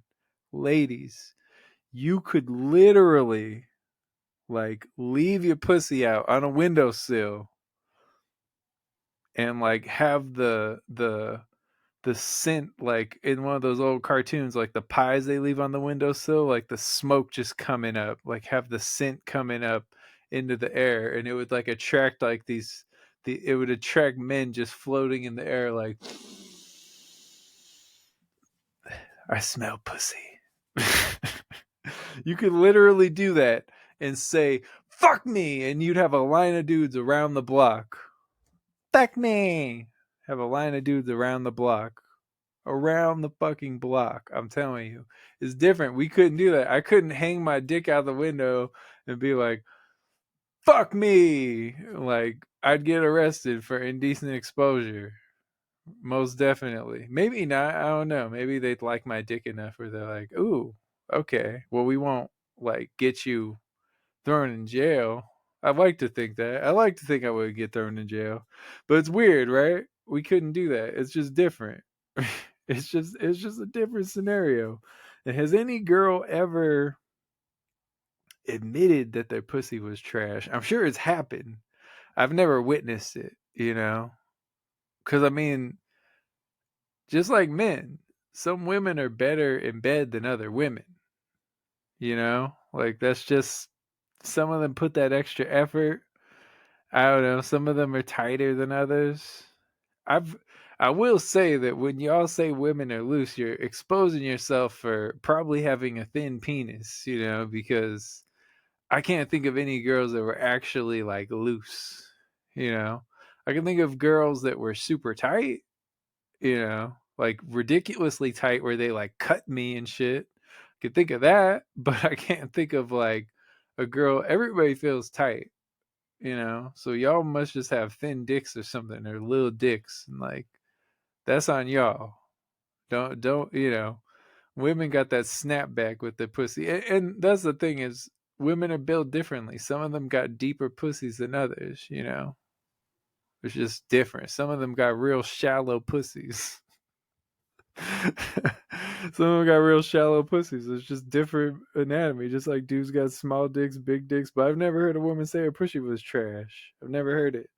They're always like talking about they got WAP And like some of them might have WAP because it's like it's like yeast infections and shit, or like just because it's wet, that's not always a good thing, you know. Maybe you just didn't clean it and it's like some type of infection, you know. Check on yourselves, ladies. So just so you know, if you're a new viewer, because apparently I got new people watching, this Godcast is mainly a comedy Godcast. I'm just not funny. That's the problem. Like, it's intended to be comedy. I'm just not a funny person. I'm sorry. What do you want me to do? No, in all seriousness, it's like, don't take me seriously. These are jokes. Like, they're not all gonna land. They're not all gonna be perfect. You know, don't be one of those annoying people that's like, oh, that joke wasn't funny. It's like, well, yeah, sorry. What do you want me to do? I'm not a clown. I'm not here to amuse you all the time. If you don't like it, don't watch. It's no skin off my dick. Damn it. Why do I keep cursing unnecessarily? Why am I doing this? I don't understand. It's stupid. It doesn't make any sense. But yeah, this is a comedy show. That's like the main point of the show. Like, don't whine. Stop whining about it. This is just what it is. This is the real deal.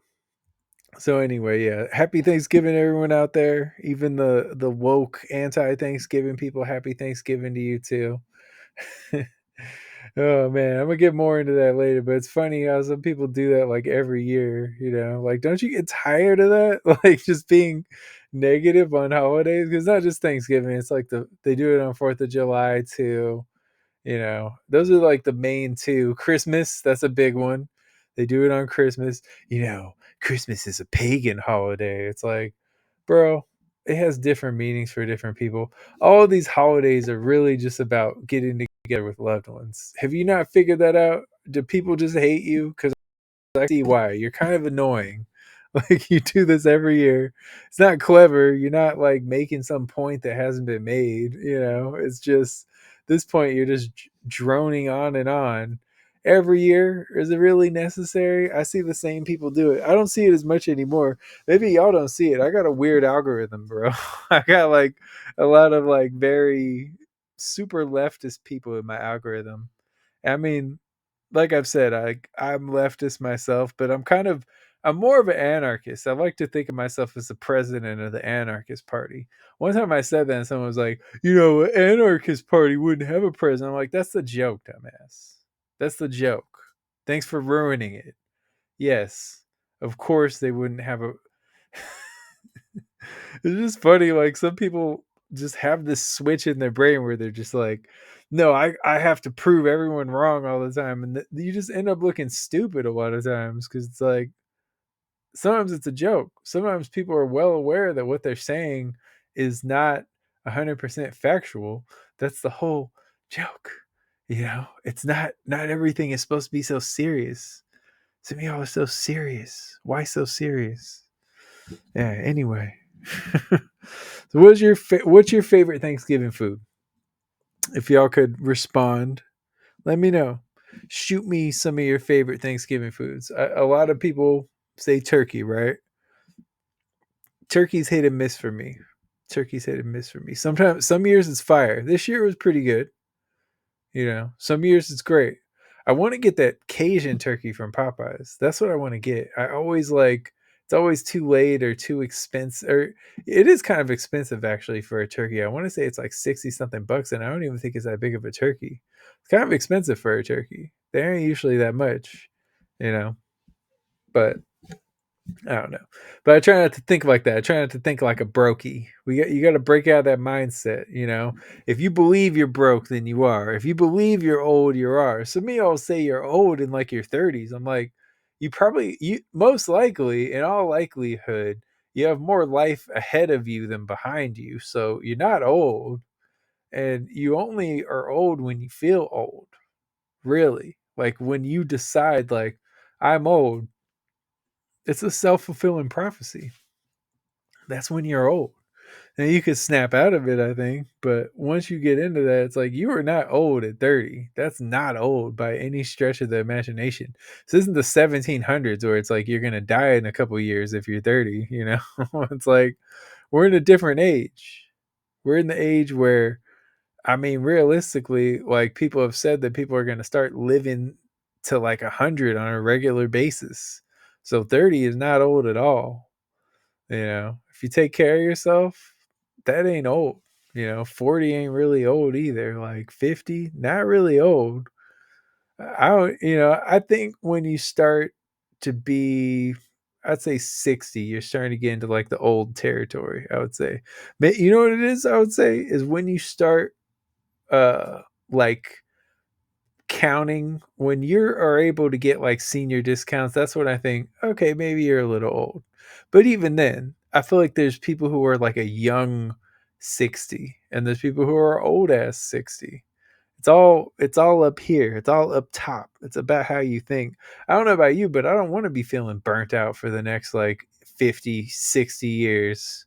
I'm not down for that. 70 years maybe, maybe 80 years. I'm not down. I want to live life. I want to enjoy life. I don't want to be one of these people that's like, "Oh, I'm too old for that." It's like you're not too old.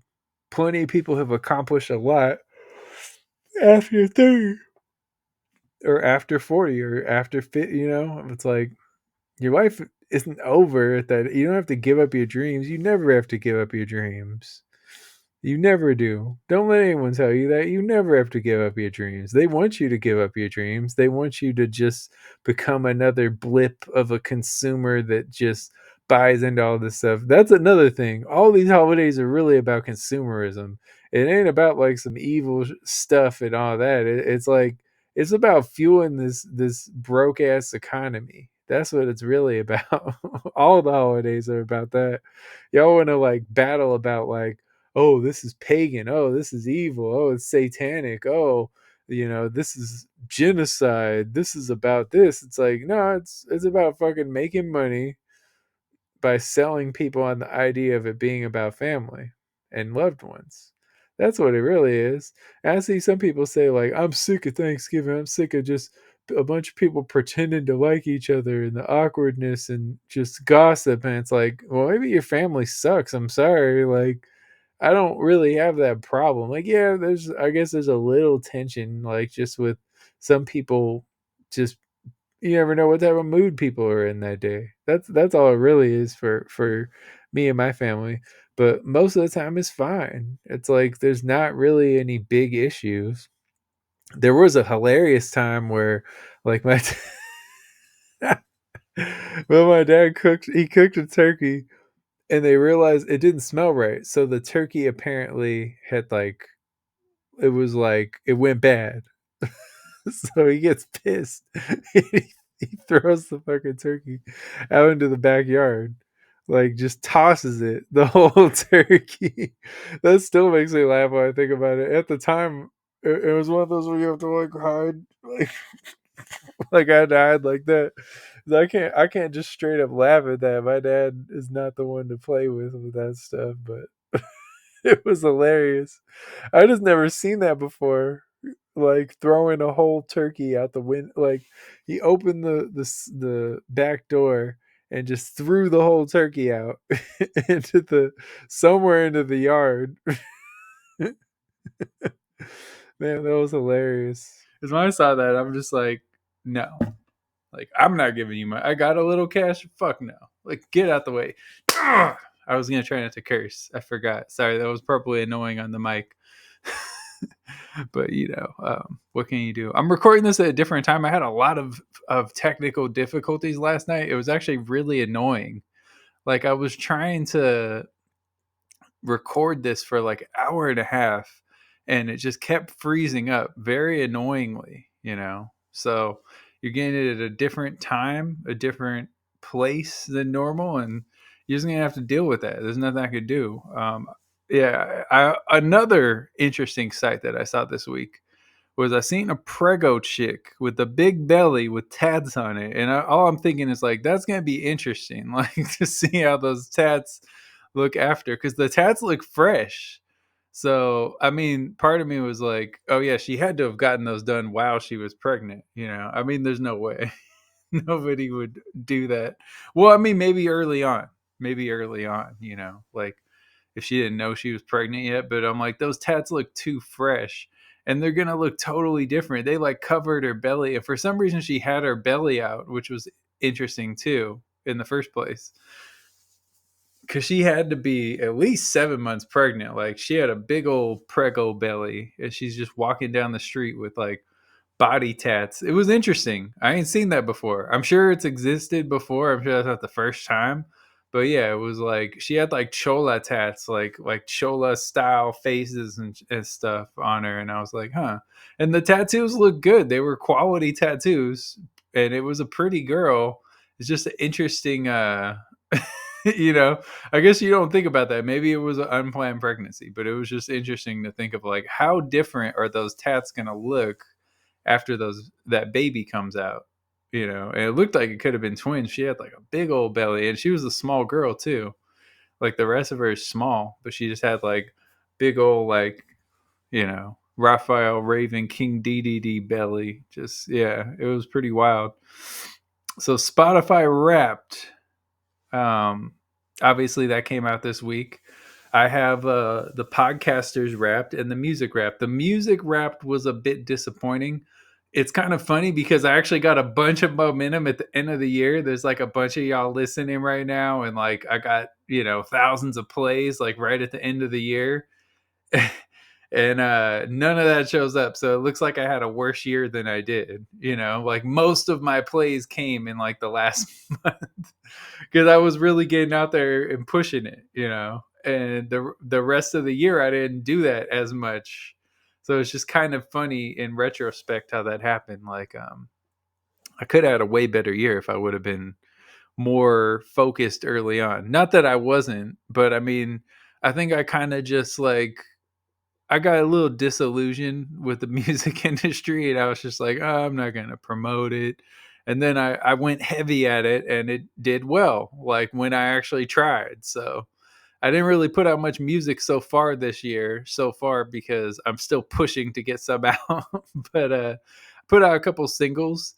But it was funny. Like the most played track on Spotify, at least, was what's it called? Welcome to the Chamber, the first track off of Chamber Zero. So that was interesting. Yeah, interesting stat.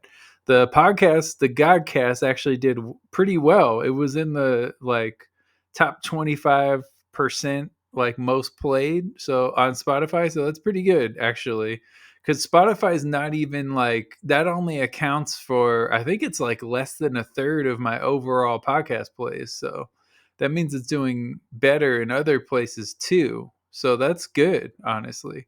I mean, last year we were in like the top 3%. No, that was the most shared, which doesn't necessarily mean the most played.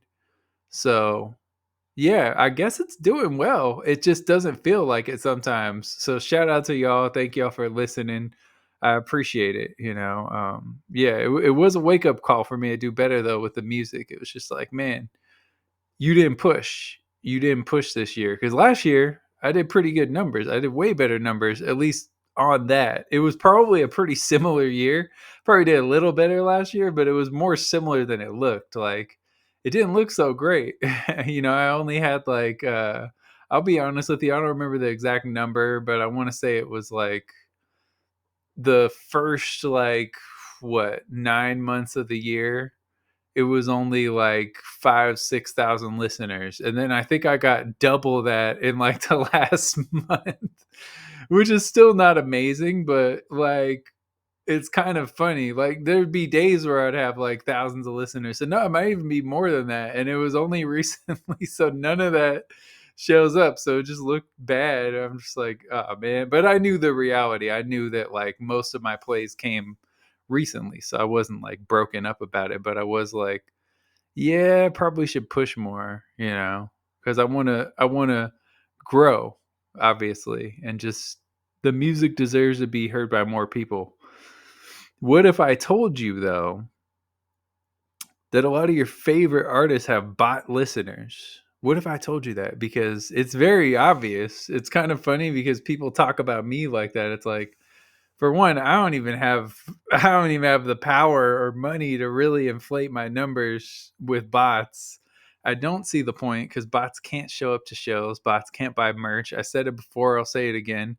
Doesn't make any sense. Like, as somebody that's building a fan base, if they can't show up, like, there's no point to me other than just like to have the look like there's more people listening so I can flex on you. Like, I don't care.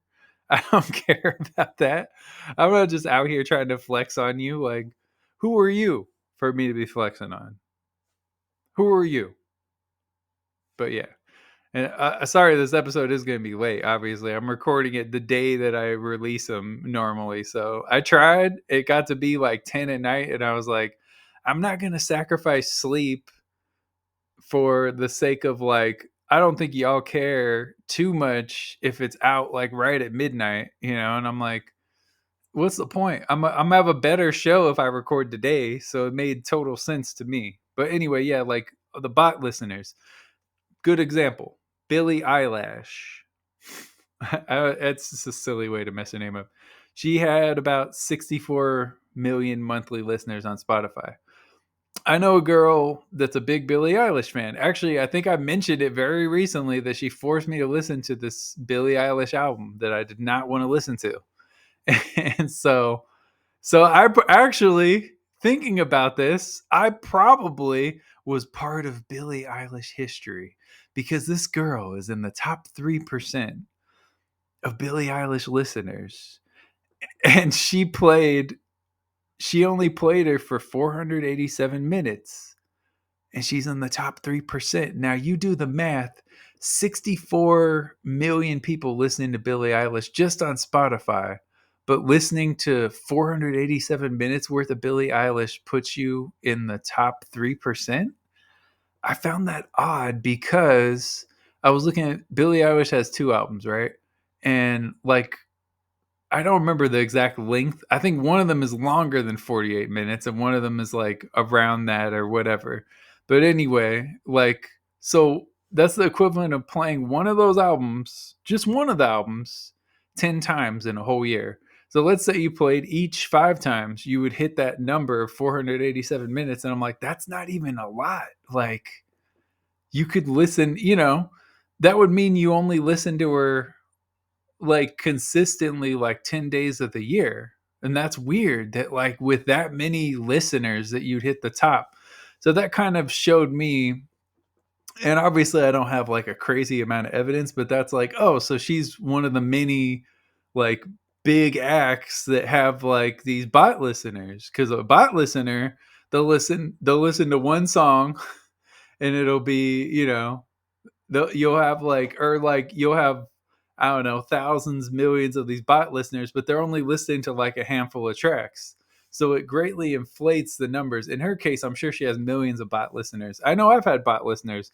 I end up on these playlists and it's like, what is this? And then you look at it and it's like, okay, I just got 1,000 plays in Helsinki, Finland. And like, it's like out of nowhere and it's on some weird playlist that doesn't, maybe it's real, but if I had to guess, I think it's probably like it's bots, it's like AI or something, like, or like sometimes what happens is you get put on a playlist at a store, like, or so that someone plays in the store. And so you're getting these plays, but it's like, yeah, I guess technically people are hearing your music, but they're not actively like listening to it. Maybe that's actually better though than one person listening to it. Cause I get a bunch of Shazams where I'll see like, I don't know, like some random city in Nigeria, 100 people Shazam my song in a day. And I'm like, it's gotta be playing on the radio or something. Cause that's a lot.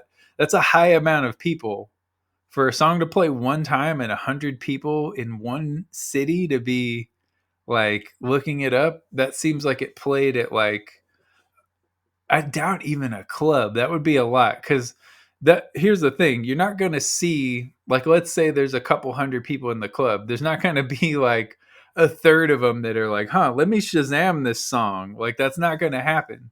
It's going to be like, whatever, 10% of the people or whatever. So it's got to be like a radio station. And who Shazam stuff off a radio station? You hear it, maybe you don't even catch it in time. Maybe you tune in and you hear like 30 seconds of it. You're still deciding if you like it. By the time you decide, it's like, oh, I should have Shazam that. But anyway, when I see stuff like that, I'm like, it must be on the radio or something. Like you don't really know that. I don't know that. I mean, I get paid if they're playing me, but I don't know, like, for the most part. I guess I might not get paid if it's just on the radio, but that's, it's kind of worth it to get the plays. By now, ladies and gentlemen, I give you the Sad Boy Chronicles, brought to you by Life and also women. No, I actually wrote that. I was planning to have Neujack on for this episode, but he'll be on the next episode. So I wrote that. He might not have liked that anyway, so maybe it's for the best. I'm probably gonna bring something like that up. I'm ready, It's funny though, man. But I'm excited. I'm excited. It's been a good week, honestly. Been a good time. I'm looking forward to a lot of different things. I'm gonna get into them, So this is what I wrote. How you been? Pretty good. How about you? Not bad. Yourself? Not bad. You ever I've had that happen where you ask someone how they been, and then they ask you how you been, and you answer, and then where they ask. I just pulled a George Bush, where they ask like, "Oh, how you been? Oh, good. You? Yeah, good. You?" Or it just goes like that. It's like sometimes I just see how long it can go. Like, how many times are we gonna repeat the same question? Pretty funny to see. You never know. It'll just keep going and going and going. But yeah, man, ladies and gentlemen, how's the new place? It's cool. How's your place? I like it. How's work and music and all that? I'm glad that you like your place. I'm like going all out of order. This did not go well. I wrote this for Neujack and he's not here. So what would Neujack say? How you like it? It's good, bro. It's LA, I love LA. Better than the IE. That's basically. I don't know why I made his voice deeper, because I think my voice is actually a little bit deeper than his, so it's kind of funny that I did that. I guess that's like what you do when you imitate somebody. You got to change their voice somehow. It's usually deeper. Are we getting copyrighted for this? We might get in trouble for this, actually. Suck our dicks. Oh wait, went too far. No, a little bit too far. Demonetized. Okay, I know, right? Okay, let's see. Oh no. Oh no, don't tell me we have to do this again. There we go. Thank God. Jesus. Dude, some of these are going off for so long, and I'm like, yo. Soundboard, yeah. I know. For real. I think it's just because my face is inside the hoodie that it looks puffy. I don't know. Well, and you're pretty far from the screen, so. I don't know, dude. Yeah. I'm getting fat kid phobia again. No. I fat shame as a fat person. No, I'm just kidding. I fat shame myself. I give my fat clothes to my fat friends because they're fat. It's like that's how those ads used to be. I feel like that came with trauma, though. I feel like the reason why I used to fat shame myself is because there was a point where it was just not even, it wasn't by people. It was by my own fucking family. And I was like, really? Seriously? They would fat shame you? My mother, and definitely. What would she say? She just used to point out things that I didn't like about myself, and I would try to hide it, I guess. And then I would be like, seriously, thanks, mom. That's for friggin' me. Instead of uplifting me, you're fucking shaming me. So whatever. Yeah, that's a tough one. She did that with me and my brother, though. She was your op. No. Seriously. No, my brother told me a story. I was like, she did not say that to you. He's like, dude, she said that to me. But apparently one time she was like, what'd she say? She's like, oh, I saw someone that looked like you today, but he was in shape and he had a girlfriend and I knew it wasn't you. And I was just like, she did not fucking say that. He's like, yes, she said that to us. That's brutal. My mom was a brutal person. That's like my dad. My dad would say some stuff. Yeah, exactly. Whatever the fucking harsh. No, because there used to be a point. I sit with you obviously know, I have a posture, a good posture now. But back then, my mom used to tell me, she'd be like, because I used to hunch my fucking shoulders in because I just didn't want my man boobs showing. And my mom would be like, why do you walk like that? Look at Nick. He walks like that with his shoulders up and he's too scared to show himself or some shit. And I'd be like, dude, well, you're trying to fucking feel a little bit confident about myself. And you're going to fucking just throw me under the bus. I'm like, damn. Damn, that sucks. There was a point in time where I didn't like to look at myself in the mirror. Like legitimately, like I would not look at myself in the mirror because I was just so like over. Like that's what you call trauma, though. If you don't get over that kind of stuff like that, then you're just locked in forever. Yeah, that's scary. Or like, you know, like you go down a dark path with that. I mean, now, especially I think when 2020 happened, like I was like, there was one point where I was like, you look good regardless. Like you have a great looking body. Like you look fine. Like no matter what fucking, as it should be though. Like I would obviously keep healthy, like take care of yourself, but then like you should also like be happy with the body that you have. You know, the fact it's able to process food, to fucking allow water, like, you know, be in health and somewhat, depending on how much you take care of yourself physically, mentally, and spiritually. So it is true. You should definitely like be acceptable with your body because everyone wants like the perfect physique, and especially how much we see on social media and all that stuff. Yeah, they really do. But I love that when girls like fitness coaches, where they avidly go and they show like a post and they'll like turn sideways and like suck in their stomach, and then they'll show them actually relaxing and be like, don't believe everything you fucking see on social media, please. Yeah, which is true. Everyone does it. Everyone, you know, alters themselves. Fucking CapCut, dude. CapCut has like so many tools that you can actually alter yourself. Like, I haven't messed with it too much, but I know they got it's insane. Like you can like alter your face, your body shape, like your leg mass and like your shoulders, and like you can alter so much in CapCut, and it's insane to me. I'm like, wow, like you really like live yourself through a filter. But some people want that perfect little physique. Yeah, I've never been like the type, like I don't really put like filters on my Instagram pictures unless it's like something where it just makes it a cool color or something. If I'm sleepy, I will, because I don't want people seeing my bags. that's as far as I go, though. I'm like, I do not need people seeing my fucking bags. I'm not altering much besides that. I'm like, I look tired in some photos. I'm like, no, like I gotta fucking alter this, especially when it comes to modeling and shit. I'm like, no, like I need to fucking fix that. Like those bags in my eyes. That's it. That's what if you're modeling for pajamas? Then that might be. I'm just like fucking knocked out. Also, yeah, hi everybody. We just started this off like on a traumatic like entrance. Welcome to the trauma. The trauma show. Trauma show. Not the Truman Show, the trauma show. Yeah, no, that's like, you remember that fighter Triple G? He used to say, "I bring big drama show." Big trauma show, right? Exactly. Big trauma show. Yeah, what's up? I haven't seen you, man. We haven't done this in a while. I know. We should. Yeah, we definitely need to do it more, I think. I got to set it up more. Well, we had a long day today. We did a recording session before we actually came to start doing the podcast, which is fun. Like we had a full day, and thank you for that. I mean, you could have just taken a day off or something. No days off. No days off. Must grind until you die. No, I'm just playing. Don't do that. That's what the boomers want. Apparently so. I mean, don't get me wrong. Definitely grind for what you want, but like just grinding till fucking death. Like, there's no way no one should live their life. Just because you're working harder doesn't mean that like it's literally working smarter. Yeah. Like in that scape of just like, come on, take care of yourself, please. So what do you think? So it's funny. You just made me think of a topic. You know, they've been talking about how the average lifespan will, like in our lifetime, will extend past 100, like pretty common. Not for a Wookiee. Wookiees live to like their lifespan. Probably pretty long. I think it's to 800. Oh damn! Because Chewie, when you meet Chewie in Han Solo, like the one with fucking Childish Gambino, fucking no, he's already 400. So then I think by the time it reaches like episode 8 or 9, he's already like almost 500. That's crazy. Yeah. Anyways, sorry, off topic, but yeah, go ahead. My bad. What do you think about lifespans extending? Like, I think it's honestly, I feel like this conversation can go either which way. Yeah.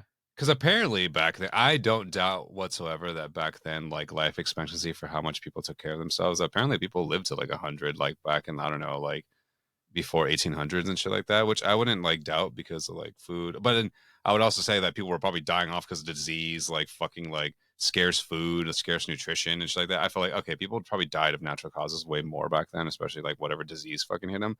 But if they're a well-taken human being, or a human being was taking care of themselves, I feel like they'd probably live to like 110 or some shit, like Moses and stuff like that.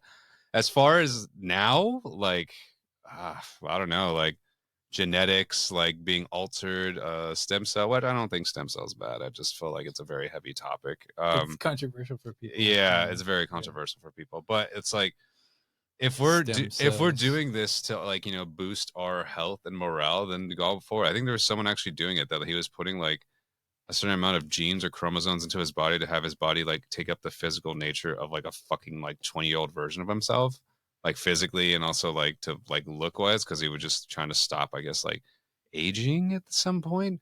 So I don't know. I know that it's great that we're like finding better nutritional value, and also like science has gone so fucking far that it helps us like, you know, really look into things to help us stay like younger, healthier. I kind of like looking, but then at the same time, it's also altering us in so many different ways. Like someone was telling me about the fact that like people are putting rods in like their legs to make extend their height, and also like I guess not lose like the muscle mass, or like, you know, decrease in muscle as you get older or something of the sorts. And I was like, that's fucking bizarre to me. So I don't know. I mean, I like to take a more healthier of a natural approach. Uh, I mean, because we're still fucking young, and on top of that, once we get older, who knows how much further science is gonna like take along to like, you know, really even take this process even further from what we know now. I mean, this is moving so quickly throughout the years. Everything has moved so fucking quickly throughout the years. For instance, we're kids to like even now, it's just such a freaking crazy. It's so crazy to see how much stuff has progressed.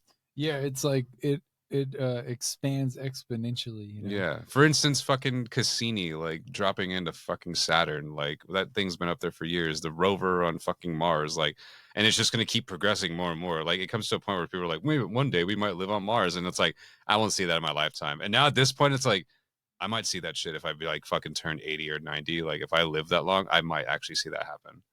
Like it's coming to a reality, like really possibility very soon. So it's kind of crazy to think about. Already thinking about colonizing the moon and shit. So Yeah, because it just sounds like science fiction. It sounds made up, like to the point where you're like, that's not gonna be a real thing. And it's like you can try to disbelieve it all you want, but it's just like actually no, it could be a real possibility.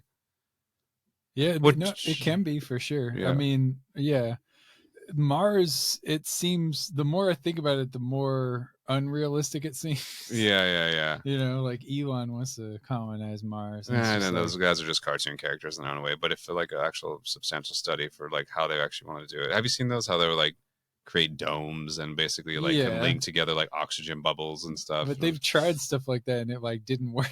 So I it's think like, the only thing, since it's kind of like a dead planet. I mean, it really already had its like thrive. Apparently, once it had water on it. I mean, it's in the habitable zone, because we now know that there are habitable zones in every like kind of galaxy, or like like surrounding a fucking star, which we're right in the middle of ours. So I mean, we're really good. But the fact that I guess Mars used to be too, yeah. and then they had like I guess water of some sort. I mean, it's not hard to say that it didn't at one point. Plus, it's close to us, so who's to say like the same asteroids didn't hit Mars than the ones that hit us? So Yeah. because asteroids carry those materials, so think about it. If it's in that habitable zone, then it could most likely happen.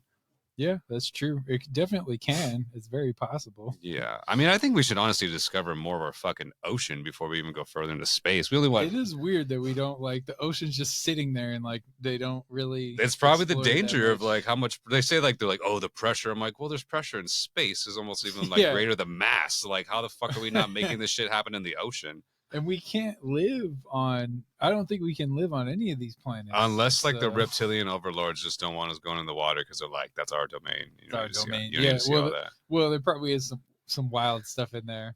There is, They don't want honestly. people They to say know I think about. every time they dive down, like when they go down for those deep dives, that they fucking they find like at least 100 new or some amount of number of new species every time. And when you see like those bioluminescent like fucking creatures down there, and like they're all like translucent and shit like that because they just adapt to the pressure. They look insane. Those look Yeah. alien already. You're like, They do. they're Or like, like this shit a- looks like alien stuff coming out of you. Or like an octopus. Mhm. That seems like an alien. It's like Yeah. shaped like an alien. It like It grows, It's it really- shrinks, and it like camouflages and shit. They're smart. They're It's really an very advanced- intellectual too. yeah, and they're really like an advanced life form if you think about it. Kinda, yeah. Well, the way their bodies move, Yeah. that's so wild that that's even a thing. Yeah, that they could shrink and like kind of like I don't know, think of how different survival tactics happen in the wild for them. I've seen some pretty wild shit on like Yeah. just on regular fucking like TV or some shit. Yeah, I think so. Or like those animal like TikToks, and they show like little clips of like, you know, things of the day, and like some of them are octopuses and whatnot. You see some wild shit. Yeah, really. Too, or does that look newer? No, I might be tripping. I wiped it down. Oh, okay, that's what it is. That's what it was. There's the alcohol wipes in the studio, and I wiped it down because I was like, I don't want to be touching these knobs and shit, bro, with the fucking old stuff on it. Yeah. There was something that happened recently, and I was like, oh, I guess people are really done with COVID. Someone did something like real unsanitary, and I was just like, I forgot what it was. But I was There's like, still COVID going around, dude, Yeah. and people are just people are just disgusting. Like, I don't know. There's times that I still fucking like wear gloves or wear masks in certain scenarios, and I'm I just like, use a lot of hand sanitizer for sure. yeah, I do too. I Yeah. wash my hands a lot. I'm a germaphobe, kind of. You know when I really do it is like when I pump gas. Yes, for sure. I always feel weird like not doing that. Yeah, because there's been so many hands like on that. Touching that, and it always just seems dirty anyway. Yeah, it always Yeah. because it's a gas station. There's just grease and stuff like that. Oh, that grease. One thing I have done and I still continue to do is I wear a mask like when I go to concerts or raves, especially raves. That's probably smart. It Yeah. is because like there's times the crowd gets so thick and stuff like that. Like I just feel like there's like musk in the air, and then people are like breathing all extra heavy. Nerds. Some motherfuckers smell, and I'm just like, nope. Like that's just staying on my face. Like it just, I don't know. It's kind of a comfort thing too. Funk. Like Yeah. like wearing a mask to me, it's probably my anxiety. Like honestly, but wearing a mask sometimes is like kind of like a comfort thing. Like it's just, I don't know. It reminds me I'm breathing. Like it just keeps me. It feels like I'm keeping safe somehow. I don't know. Yeah, It's a so- weird. Sometimes you go to a future funk show and there's like present funk, like it smells like ass right there. Yeah, for real. It's like this is present funk. Dad joke for you. For real though. Yeah. But what was I? Oh, I was gonna. I mean, I got a lot of stuff on here. but By all means, I now, was- just throw it on I me. figured this made sense. Like, how are you feeling about this recording session? The one we just The one we just did? Yeah. It was cool. I Yeah, mean, it's been it a was fun. fucking while since you and I have been back in the studio. I mean, we like pretty much did like a whole 8-hour shift today, like pretty Yeah. much, which is kind of nice. It is nice. Yeah. It's not Monday should be started, honestly. It's been a while since you and I have been back to the studio. It's nice being here. I always love being in the studio. I feel like when I'm working here, it doesn't really feel like I'm working. It just feels like I get to do what I like doing rather than trying to hustle and shit like that. Oh yeah, and this, by the way, we are brought to you by Pirate. We're at the Pirate Studio, so I should say that. Fair enough. Also by Neon Genesis Evangelion by Shinjuku Archive. They've given me sponsored clothing that actually two brands. Shinjuku Archive, a clothing brand that's actually sponsoring me, and they gave me this jacket to wear. And also Zach is wearing Oh yes, yeah. one of I our suppose shirts this from is- Longsword Style. You want to turn around for the audience Show inside, that. whatever who's watching on fucking Yeah. Instagram. All right. And also there. You won't hear me for a second. Yeah. So I'll give this a narration. So as Zach does the flawless turnaround, we actually see a pink corset with that. And actually, hold on, turn on. Let them see that character design right there is for our brand Longsword Style, and that actually has makings by me. Natty's wearing that pink shirt right now, and also inside the little slashes, there's also design inside his like where it says Longsword Style and stuff like that. We have a bunch of other things coming out. Finally, the brand's coming together though. It's coming together. We have multiple designs that have already been like kind of polished up, which pretty much we just have to put it on the website now and just sell it. If you Yeah, guys we would just be gotta interested in supporting the Support media the brand. Longsword boys. Yeah. It's You gotta a be lifestyle- initiated. Longsword lifestyle brand. Longsword life. Also, long hair fucking brand. Well, my hair is kind of long My right hair now. is pretty long. Actually, funny enough, you know what has happened to me multiple weeks, which is funny. What? I keep getting confused for Bradley Cooper. Like, because of I think it's the hair. We have similar hair right Oh, now. yeah, You know, yeah, his yeah. hair is kind of like this. Yeah. For a while, people were saying like, "Oh, you look like that guy from The Hangover." You know. Yeah, Bradley Cooper. But it's like the same scenario where it's like some guy's wife is like, "Can you see if that's Bradley Cooper?" Like, What the it's like hell? that- yeah. And it's like one guy told me like, "Yeah, my wife was like, if that's Bradley Cooper, oh my god." Like, Yeah, oh my god, how funny. But it's funny because like I like as soon as they said that it's happened a few times, like a few weeks in a row, weirdly. For a while, people would say, "Oh, you look like that guy from The Hangover," and I was like, "Which one?" Because that might not be good. That's funny. You know, it's like depending on I don't look like anybody right now. My hair's just fucking long and it itches all the time, and I'm like, dude. It's getting old. You're just like, Well, I'm trying to grow out the roots more because my stylist was just all like, "You just need to grow it out more, and then we'll cut it." And I've been Back wanting to to cut. black? I've been wanting to cut it for a long time. Yeah. I'm gonna go gonna go back back to to black. I want to do another color. I want to do another color when I see old pictures of myself. Like I went white. White was okay. Like when I went silver and when I went when I went pink, dude, those were fucking those were highlights of the year. Pink looked fucking really good on me, and so did silver. Silver and pink were just such good colors. Now You miss the pink. I kind of do. I look at old photos. I'm like, fuck, dude, that is such a vibe. And I'm like, I can't though. So I think I had the most compliments with that too. People are like, you wear that really well, and I'm just The like, pink. yeah. Oh dang, the LA Dodger hat, Los Yeah, Dodgers. Los Dodgers. It's the city one. Do you want to get in Gotta that put it conversation on. right now? We're about to get into baseball. Should we? I was like, I knew once I put the hat on. it was gonna We'll kick- continue get that into soon. it. We'll do that at the end when you do KRZR Sports. Yeah, The sports. KZR Rose boards, but not yet, motherfucker. Yeah. Not yet. We'll get into that conversation once it comes up. Yeah, it'll come up. But yeah, no, I felt like wearing the hat. I barely have worn it, so That's true. it's still pretty new. That is true. Nice, Yeah. good looking hat. Thank you. But yeah, to answer that question, pretty much. What was the question? What was the? I'm not even high, but I'm just like, what was the it? hair thing? Oh yeah, the hair. Oh, thing. and then I was gonna say like I have this problem where it's like I'll be like, damn, I want to cut my hair, and then I cut my hair, and I'm like, and then I see old pictures of me with the hair that I cut, and I'm like, I miss that hair. No. Like lately with the long hair, when I cut it, I'm like, I kind of miss the long hair. No, dude, I don't know. I really want a haircut soon. I don't know. We'll see what happens. I was gonna cut it this weekend. I haven't had time at all to cut this weekend just because I've been on the move so much. I tried and I just like didn't have enough time. I had to keep traveling around. I had to go to my friend's my brother's friend's birthday party, and then I had to come back over here and record. And I was just like, there's not enough time in the day. Not enough time. Yeah, I always feel like that every day. I'm like, I fit so much into a day. You know what I started doing? Oh, I forgot to do it. Oh my god, I totally blew it. I'm gonna put it on right now. I have a timer for work, like work hours, but I'll label it art so I can keep track of how much I'm working on my art. You know? Oh, nice. Yeah, but I messed up because I've been doing art all day today. Oh, dang. So I forgot to run it. See some of these, like you can see, I did like 10 hours, 6 Crazy. hours, just making time for it, being conscious of like, no, I got to work on this, like in between. I would recommend it, honestly. I should schedule myself more. You and Mars are fucking kings at that. Like Mars is so like he's so onto a schedule, and it's crazy because he puts it up himself. He's like, let me look at my schedule. I have this much of time that I'm working on my shit. I'll put in an hour for longsword, and I also got to put in like an hour for this. I'm like, but he's by the book for himself. So he like makes like schedule times, which is like a mindset for successful thinking, and actually, you know, for like building your strategy for how you want to like manage your time, which is great. I should probably do that. Yeah. My problem is like go to do this. I'm like one at a time. It's like, okay, I got to do this. Now I got to do this. And then now I got to do this. But I just like go like incrementally. And then sometimes I don't even fucking make a schedule for myself. I just go. And then like, I just stop whenever I'm like, all right, I think I've reached like a good point where I should stop now. And then I'll start working on other shit, but then sometimes I get lazy at it because I'm just so fucking drained from the other thing. Yeah. I feel that.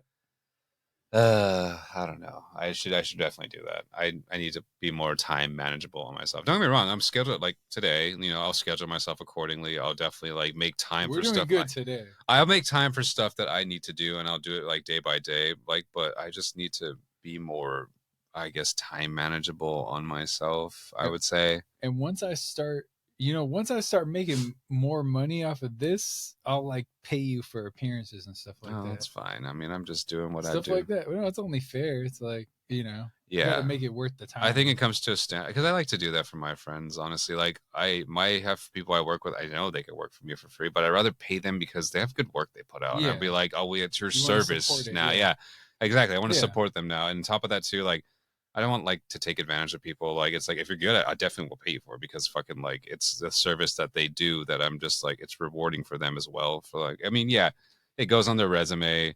And especially being an artist too, you get tired of doing free shit. Yeah, for sure. This year I've done quite a few free shows, like because I was helping out somebody, helping out other people, or there was that one thing I posted where it was like pay for play, where like, you got to invite this many people to get your tickets and stuff like that. And I was like, I'm not doing that. Like, you either pay me my fucking rate or I'm not playing at all. Like, I did a few free shows this year, but no, I'm not a fan of it. And people say all the time, they're like, well, you have to pay your dues until you get there. It's like, I've done enough due paying, dude. Like, I'm not doing it more than that. Like, because then you get stuck doing that shit. Yeah, It's like being like a yeah, DJ at a bar. You like, do. like you fucking like sort of like will just be a DJ at a bar forever if you don't up your Yeah. pay rate, if you don't up your game, and then you're just like stuck with people fucking wanting to pull in favors all the goddamn time. Especially in this industry, when it comes to music, no, people get to take advantage of it really Everybody easy. wants something for free. Everyone wants the best work for free. Everyone wants to have like, you know, the highest demands possible with like little of interest fucking coming in for it. And I can't do that. Nah, and you DJs actually have it a little better than like some of these rap shows. It's like nobody's making I think money. it goes both ways though. I think that comes in all aspects though, for actors, actresses, Yeah. musicians, like But like the you could, guilds, like all that shit. you could get paid for like a very small show. The writers strike, they got fucking like fucked over pretty bad until they had to come up with that shit about them being underpaid so much. I think Yeah. it's just literally the entertainment business in general. It's like corporations want the finance that it makes from like this, like the collective of like, you know, media and also like the personnel of everybody. But when it comes to the people actually making this entertainment, they're like, we're going to pay you the lowest possible, but we need the best work from you so we can satisfy the hunger of like these fucking pedestrians that like consume all this media. Yeah, exactly. So I don't know. It's just, it's a hard time being a pimp. I did want to ask you this, and this is serious, honestly. Like, is it possible? This is not a serious question. I already know that. Is it possible that Godzilla -1 is just a plot by Big Paleo to sell merch? Most definitely. By our lizard overlords. Yeah, that's what it feels like. Yeah, we can't rule that out. That's a throwback to like the first time we did No, this shit. yeah, we can't rule that one out, honestly. And then, is it also possible that Godzilla times Kong is a conspiracy by Big Ape to sell Big Ape? Yeah, to sell Bape merchandise. Bape merchandise? Yeah. Dang. You know what? Bape should do that. Bape that would be interesting if Bape actually did do a collaboration with King Kong. Why haven't they done that? That's such a, Magilla Gorilla. Yeah. King Kong. That's a very big money Some scheme big right apes there. out there. That's a good Donkey idea. Kong's kind of a above average ape. That's true. Donkey Kong and Bape would work together. Yeah. I mean, I don't know. You would have to work with Nintendo, and Nintendo, you know how they are with licensing. Yeah, they'll like come crush you if you draw like a Mario. Exactly. Yeah. So hand drawn Mario. No, yeah. I mean, for the facts being, I mean, I really enjoyed what I did. I feel like that's kind of what I was going over this year too. Is like, what was some of the like craziest things I've did this year? Like, yeah. I don't think I traveled much. I think I traveled like around fucking where I know I'm, but I went to a lot of shows this year. And on top of that, like I just had a lot of fun performing this year. I mean, it's already coming to a close, which is kind of crazy to think about. I definitely had relationships with like that have taught me a lot more about myself and also helped me in a lot of ways. Yeah. I mean, it sucks that, you know, sometimes people get hurt, but I mean, that's just part of life. People become lessons and like you learn from one another, and like I have no resentment towards these people at all. It's just that I'm very more grateful, if anything, for actually from what they taught me and like how much I even fucking care about them. But it's just insane. It's, to me, like I feel like a lot has happened this year. I feel like, because I usually do like a yearly recap. I think last year was like, even like last year was a lot. It was fun. It was a lot of fun and made a lot of like fond memories. This year, I felt like there was a lot of lessons learned, but in a good way, not like to the point where like, I fucked up. It was just more like, well, like that hurt, but honestly, I feel like that was for the better. Like, you know, Yeah. I feel like a lot of things happened this year. I'm like, wow, these past 3 years coming out of fucking COVID going into just whatever this financial debt situation we're in now for fucking our country. But I don't know, these 3 years have just been very self-healing, self-exploring, just like reflecting and also like growing. It's like fucking coming from like being like a cocoon, you know, like, you know, it's like being like a fucking like caterpillar coming out of its cocoon, pretty much. That's how I would like define it, really. You're just like metamorphosis. what It's it like the feels like, metamorphosis stage these 3 years have been to like bloom more, honestly, with a different mindset and different personnel. I don't know. I definitely want to make a yearly recap of the year. I mean, next year's, it's almost 2024, dude. Yeah. It's coming. Like, soon. have you even like thought about what you want to do for next year? Flew by. It did. It honestly, I don't want to say it did. I just feel like time is just fucking not real, because it's just what man has made what time is. But honestly, I feel like it just kind of flew by, really. Yeah. Especially when it always happens when the holidays come. When the holidays come, like it's like we're trying to get like, It's like the new year. Okay, we're gonna get to summer. Okay, we're gonna get to summer. We're gonna get to October, Halloween. Okay, now the holidays, and then like it just like goes faster and faster and faster. Yeah, it just like flies by right at the end. Yeah, plus everyone just gets stuck working and just stuck. I mean, honestly, too, if you just stop thinking about what day of the week it is, I feel like you kind of just like enjoy life a little bit more because you're always like, oh, it's today's this day. Because everyone's just fighting to get to the weekend. Everyone's always just like wanting to our like time loops are just like weekends to holidays to seasons, and like it just keeps on going to the sense like we just keep making shit go faster for ourselves. Yeah, we just got to keep like fueling capitalism. Yeah, pretty much. But no, it's I don't know. I mean, have you thought about your next year? Your reflections or next year? Yeah. Well, I think I can safely promise that this book will finally come out next year. Nice. So that's good. Yeah. Yeah. I mean, a lot of it is handwritten, but I've typed almost half of it now. So that's a good thing. So I got to type the rest. I'm going to print it out and edit it. I'm going to take my time, but I feel like most of it, it's like basically written, you know? So it's like, I just got to tweak it basically. And then, yeah. So it should finally come out. That should be cool. Like that'll, because there's certain things that I want to do. Like there's, like certain accomplishments. And that's like kind of like another one that has been on my list for a while and I haven't done because I'm like, honestly, like sometimes it doesn't feel like it, but if you think about it, I've kind of ascended to the top of hip hop to where like I get respect from legends and stuff like that. Like it's a subtle thing. Like, yeah, maybe I'm not on top of the charts, but I would take that any day over like people I respect that like my work. Like that's cool. Doing the Godcast, like this Godcast is in like the top 25% most watched. So that's pretty. That's at the top like of the. That Godcast is chewy. But no, that's congratulations. Well, thank you. I appreciate that. Like me, I'm against using Spotify, but for you, as more as Well, yeah. Even this, like I see this shifting more to YouTube now. Honestly, like, I might leave it on Spotify just so people can access it, but like it's definitely going to be like the clips are going to be on YouTube. I'm not going to put the clips on Spotify. No, that's definitely one more goal for me too, is to actually like utilize YouTube a lot more. It's a lot of fun for it.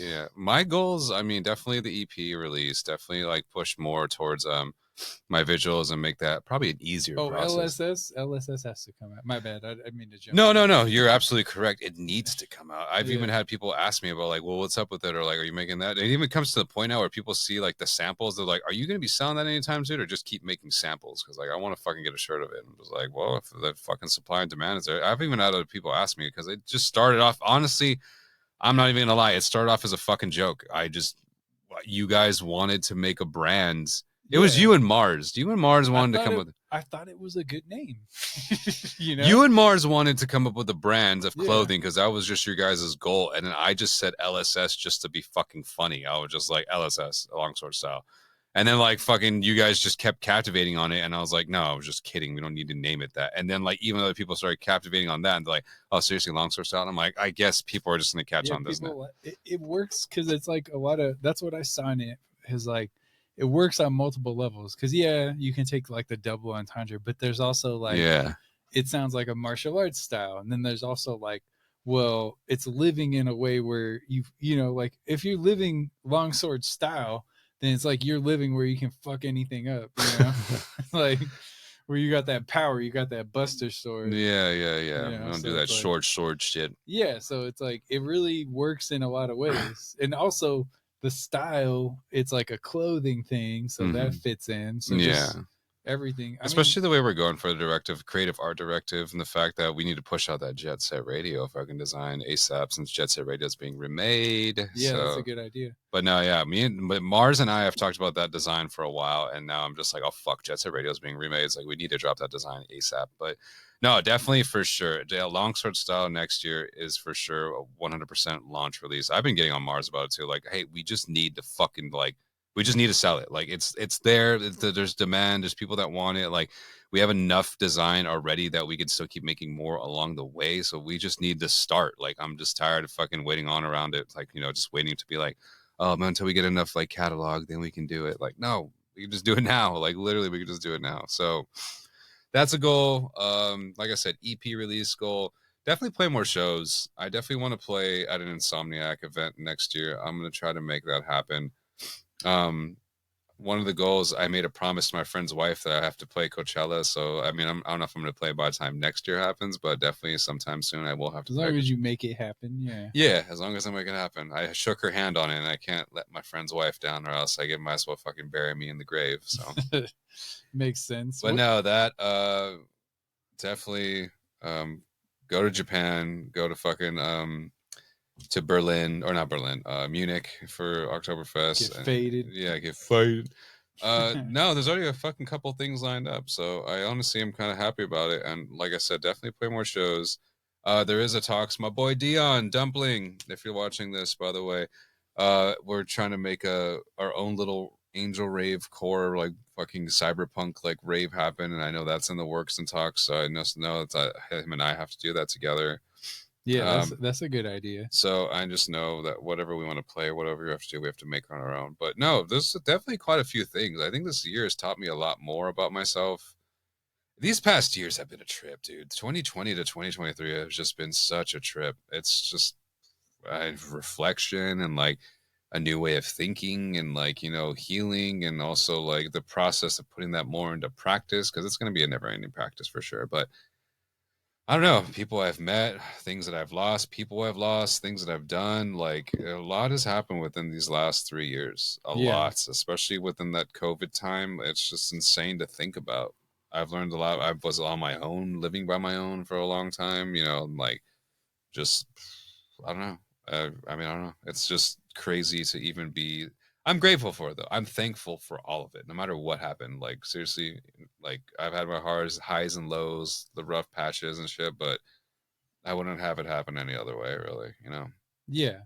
Yeah, that, I mean, you know, that is a good way to look at it. Yeah. A lot of people get caught up in like, oh, I wish I could change this and this and that. You and can't like, for a reason, because if I didn't make those mistakes in the first place, I would have known.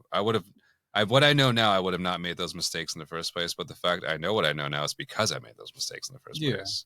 And it's like it makes you appreciate things more, for sure. Yeah, I've always hated the fucking lesson of like, if you love something, let it go. Because I'm like, well, if I want it and I love it, I want to like hold on to it and cherish it. But then it's like squeezing, you know, like putty in your hand. The more you grip on it, the more it's getting it out of your grasp. So yeah, there's definitely people and places and things that I wish I still had, you know, that relationship with or connection with, or like fuck, like. But I'm just like, you know, it happened for a reason, and it like, it's okay. Like no matter what, as long as they're happy, as long as I'm happy, as long as no one's no longer suffering, like I think we're good. So yeah. So I think that's what's to take away from it all.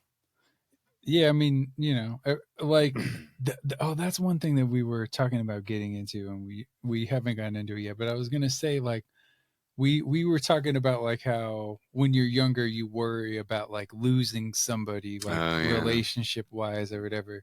But then when you get older, it's like, oh, I mean, if you lose them, then like, if you're like being true to yourself and you're, you know, treating somebody like as well as you can, if you lose them, then that's not really a loss. It's like, no, it's like you can't really control that. Like, no, especially if like, because communication goes both ways though. Like you definitely have to communicate to that person, and they have to communicate to you.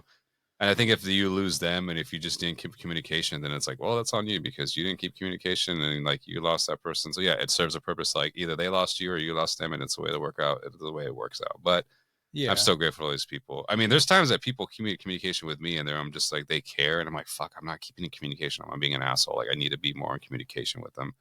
But yeah, it's true. Like what we were saying earlier, him and I were talking earlier, and we were saying that like older versions of us definitely, like, you know, when you're like losing someone, or you're scared to like kind of let them go, and then you're like, fuck, like what if this person doesn't like me, or like can I make them like me more, or like how can I keep on to them, or like what if like something happens, and let's just like, it's all meant to happen the way it's meant to happen, and like if you lose them, like regardless of which way it go, it's fine. Like, you know, as long as like, you know, that you come from good intentions and you're open and communicative about it, and you like can respond that and respect each other's boundaries, like no matter what, it's gonna work out fine. And if this person does come back into your life, even better. But until then, like all you can do is keep moving forward and just, you know, be positive about it, really. I mean, things are gonna hurt, things are gonna, like, going through the process of anything is always kind of shitty, but like that's just that's where your strength comes from. Like people are always like, oh, that's easier said than done, like to change your mindset. I'm like, well, yeah, but it's a practice. And then that's where exactly where your like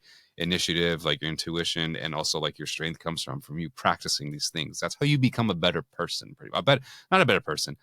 I don't even know if it's self, but it's definitely just becoming more complete with whatever you believe in. Stars, universe, fucking yourself. Like, it's literally, yeah. Because spoiler alert, that's all the same fucking thing, by the way. Yeah. But literally, it's just, it's like, I don't know, like the relationship I'm kind of going through right now. Like, I'm just like, I don't feel like I feel like I don't either, like I'm either losing the person or they just need to like walk on their own path and like kind of figure out what they want to do. And regardless of what it is, it's okay. And I know that's fine because I'm communicative, I'm open about it, but I'm like, hey, like whatever you choose, I'm here to support you. Like regardless of whatever happens, like if this isn't anything that comes from it, it's okay. So be it. Like I'm still not gonna like stop caring about this person at the same time, but it's just like, you know, like I'm not gonna be resented or mad that like I didn't get the fucking, you know, what I wanted out of it. But at the same time, like it's okay. Like it's all right. What happens, you know, things happen for certain reasons, and some people are on their own journeys. Yeah, you can't tell people what to think. Whatever happens, like the homie Nick said. Like the homie Nick says, that'd be me. That BB. That BB. That BB. We are in Pirate, so that makes sense. Pirate Studio. That BB. So yeah, no, I mean this year has taught me a lot about relationships. I think, you know what? Yeah. 2020 definitely taught me a lot more about myself. 2021 was definitely something a little bit more spiritual about myself. 2023 was 2021 was trauma, getting over traumas and like anxieties and fears. And 2022 was just definitely learning more about myself and my own power. And then 2023 has definitely taught me a lot about relationships. Yeah, for sure. Yeah, I think so. Like, and I don't know, like, I always think if you could lose someone by something that's natural to you, then like they weren't really for you anyway. You know what I mean? It's like it's hard not to see that in the moment. Yeah. In the moment, you feel like, oh, this sucks. Like, oh, what did I do wrong? But it's like, think about it. Think about what people are willing to put up with in relationships when they really like somebody. Yeah, exactly. You know, it's like they'll put up with pretty much anything if they really like someone. See, that was another thing too. I also learned is that like it just took me a while to realize like people still support you no matter what. Like the differences between that too. Like just because they're not there with you physically or like how you want them to be there for you, like they still fucking support, which fucking is baffling to me. And I'm like, really? Like, wow, okay. Like then I need to restart evaluating myself and the way I'm thinking if I didn't really realize that that's a fucking thing. So oh, there was something I was gonna ask you. Like, I was curious because you mentioned it. Like you mentioned that, and you know me, I'm not sensitive. It doesn't hurt my feelings. Little bitch. I'm just fine. Like I'm fine. I'm at a place where people can absolutely, like Drake fans get mad and they shit on my music. If I say something bad about Drake, like there would be Drake fans that come on my page and they're like, you diss Drake, but this is trash or whatever. People love shitting you online. People love actually having a face over online and acting like they're tough. Yeah. But what I was going to ask you, I was just genuinely curious as you said that more people you knew heard our album and you said they had a lot of comments and I was like, what does that mean? I don't care if it's bad or any, I'm just like, I was curious like what people thought. I don't know. They just had a lot of comments of just like how the creative art deck from not bad. It was just more, there's some people that were like, oh, like, I don't know how I felt about like some of the lyricism or like how I felt about like this or blah, blah, blah. And I'm like, well, like if you didn't relate with it, you didn't fucking like, you know, relate with it. So it doesn't really matter. But no, I was just actually surprised that some people really liked kind of like the creative directive of it, honestly. Oh, yeah. I didn't know that was going to be a thing. And I was just like, because I was criticizing myself so much, like, fuck, this is just going to fucking get like taken down, or this is just going to be like, I don't know, people are not really going to get it and stuff like that. I thought the mixing wasn't the greatest sometimes. I don't know. It was just people liked it more than I thought they were. It was interesting. I don't know, really. I kind of totally forgot what some of the comments were, but I remember it was just like people like took it better, highly liking. I mean, I wish it was listened to more. I wanted to get for a further reach for sure. Well, you know, I mean, it did reach a pretty good amount. Like, you know, I remember just like a track like Bouquet, like randomly getting thousands of plays. I was like, where'd this come from? That's interesting. Yeah, and that's probably. I don't know. We forgot about that. Oh Yeah. my god, It's that so was funny that like no joke. That's one of the most popular tracks on there. Like clearly, you know. There's times when you make music. Like I'll explain to the viewers right now. There's times that you make music and like that's what you call like the magic or like the golden moments in music, because like when you make certain stuff or when shit pieces together, when you jam out and then like you could just make a track from scratch, or like when you know something connects or works and it's not like you're really even working towards it, it's just like it falls together. Or like when you revisit tracks like that and you're like, what? Like when the fuck? That was one of those moments when we like finally got the hardware out of my old computer. And we're like, finally, we got everything. Like, it was all there. Yeah. Thank the universe, God, whatever. But like, thankfully, we got all that shit out of the fucking, like, a hard drive that's just been fossilized forever. Yeah, there was a chance that wasn't going to happen. And that it wasn't going to happen. And then we fucking, like, got everything out. We're like, there it is. It's there. Thank God. And, like honestly, like, gracefully, there wasn't that much missing. Like, there's a good chunk, like, actually already prepared and done. Yeah. And I remember with that track we played, we're like, what is this? And we played, and we just both stopped and we're like, when the fuck did we make this? Or we're just sitting there listening to it, like, when did this happen? Like, we were like, no, we didn't even know. Like, it just seemed unreal. Like, it's like Tenacious D when they wrote the best song in the world, and they're like, oh yeah, we don't remember what it was though, but we know that we did it. Yeah. It was like one of those moments where I was just like, I don't even remember fucking making this, and this is so insane to hear. Like, back to the point, it was so good. Yeah, it was. That was a magical moment. We just stared at each other and we're like, I don't remember this. That's probably going to be a core memory. Yeah, that was insane. That was wild. Yeah, because I was just like, I like barely, I didn't even really remember writing it, honestly.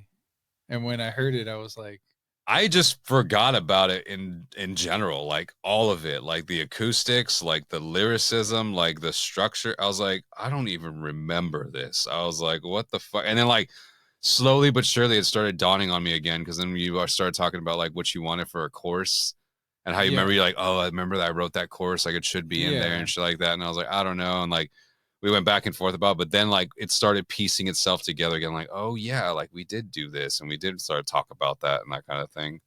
Yeah, that was a trip. Yeah, I don't know, making music's such a joy. I mean, it just like kind of brings like who I am out into the lights more. And I think what happened at first too, when I was first viewing music, like I wanted to be popular with it. Like I kind of wanted to like be idolized as a fact. Like I was looking to do this kind of stuff to like kind of only be recognized, I think, at some point in my life. And I don't know why I wanted that, because I just thought it would make me feel better. I think it was because I felt like whatever I was running away from back then, it was like, that will help fill the void. Like if I get that, like that will help like answer. And literally that's not the answer whatsoever.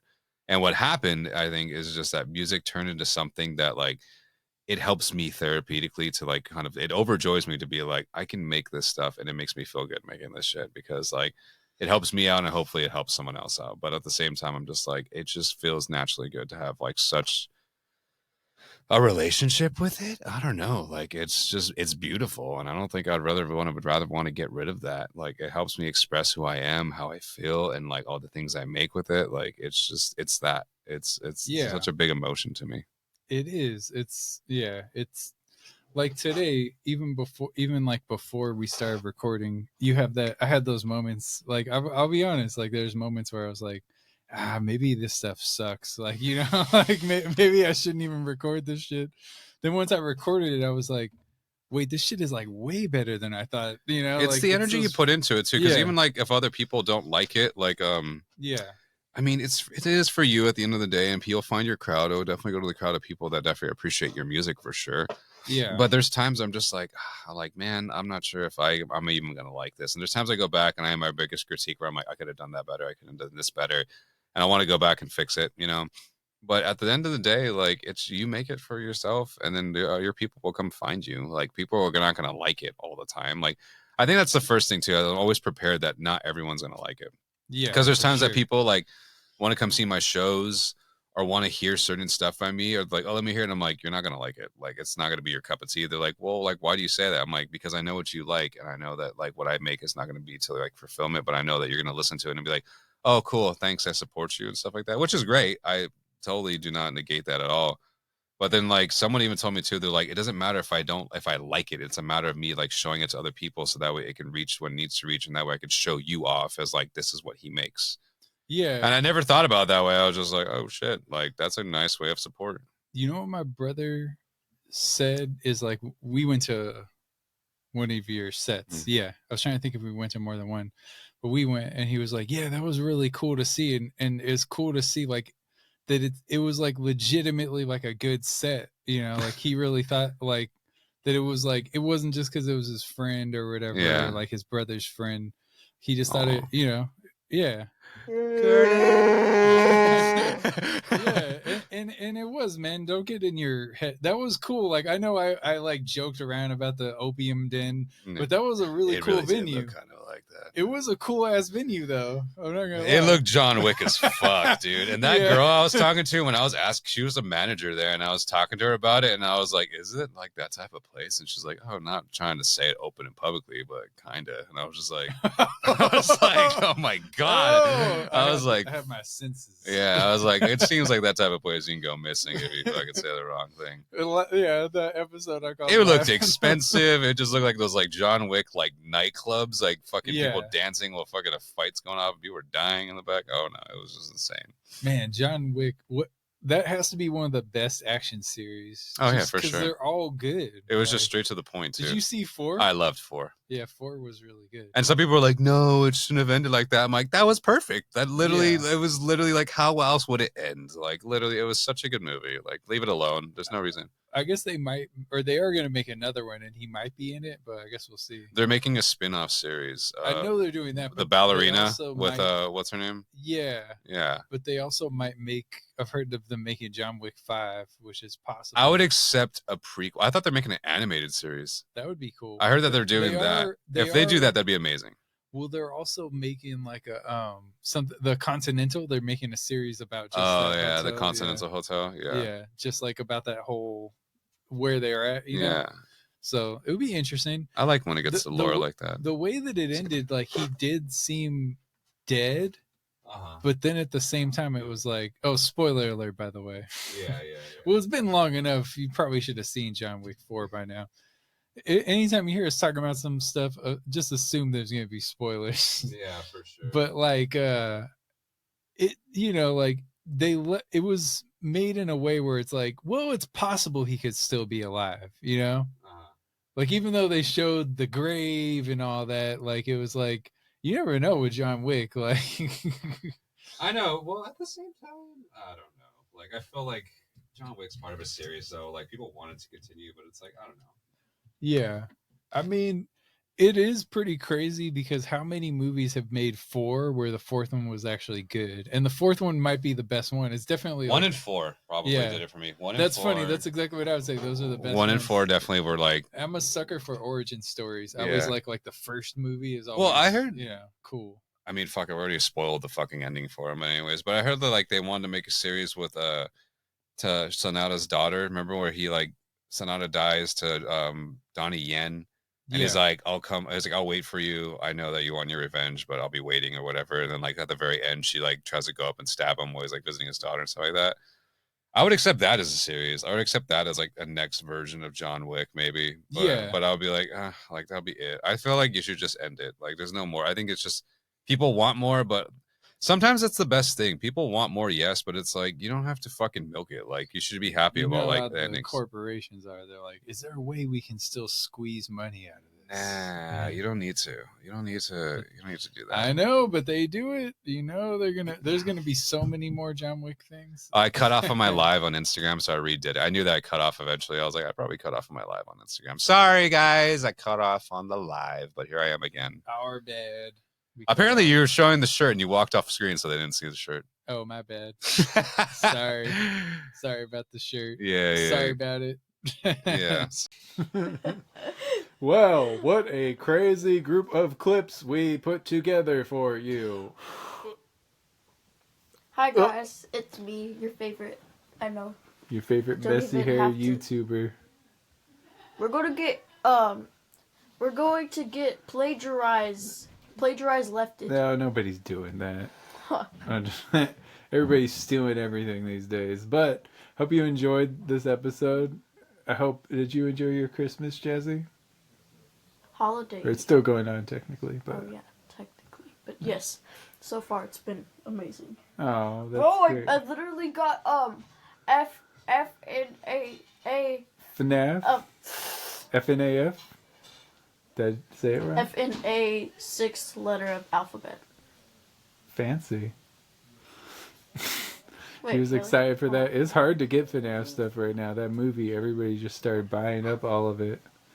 So I got it I'm right. glad you though. got some. I couldn't find any. I'm glad Santa hooked it up. Thank you, Santa. Thank you.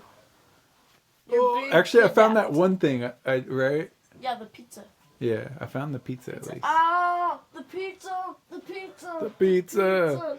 Well, anyways, everyone, we hope you enjoyed this Bye. episode. She was Bye-bye. on there way more than I thought, so you were on it a lot. Bye. Bye. Much. Oh much wait, no, peace. now y'all are gonna get kidnapped. Don't do that. It'd get us for the demonetized right at the views. end Oh, for the man. views. All right. You want to say bye to the people?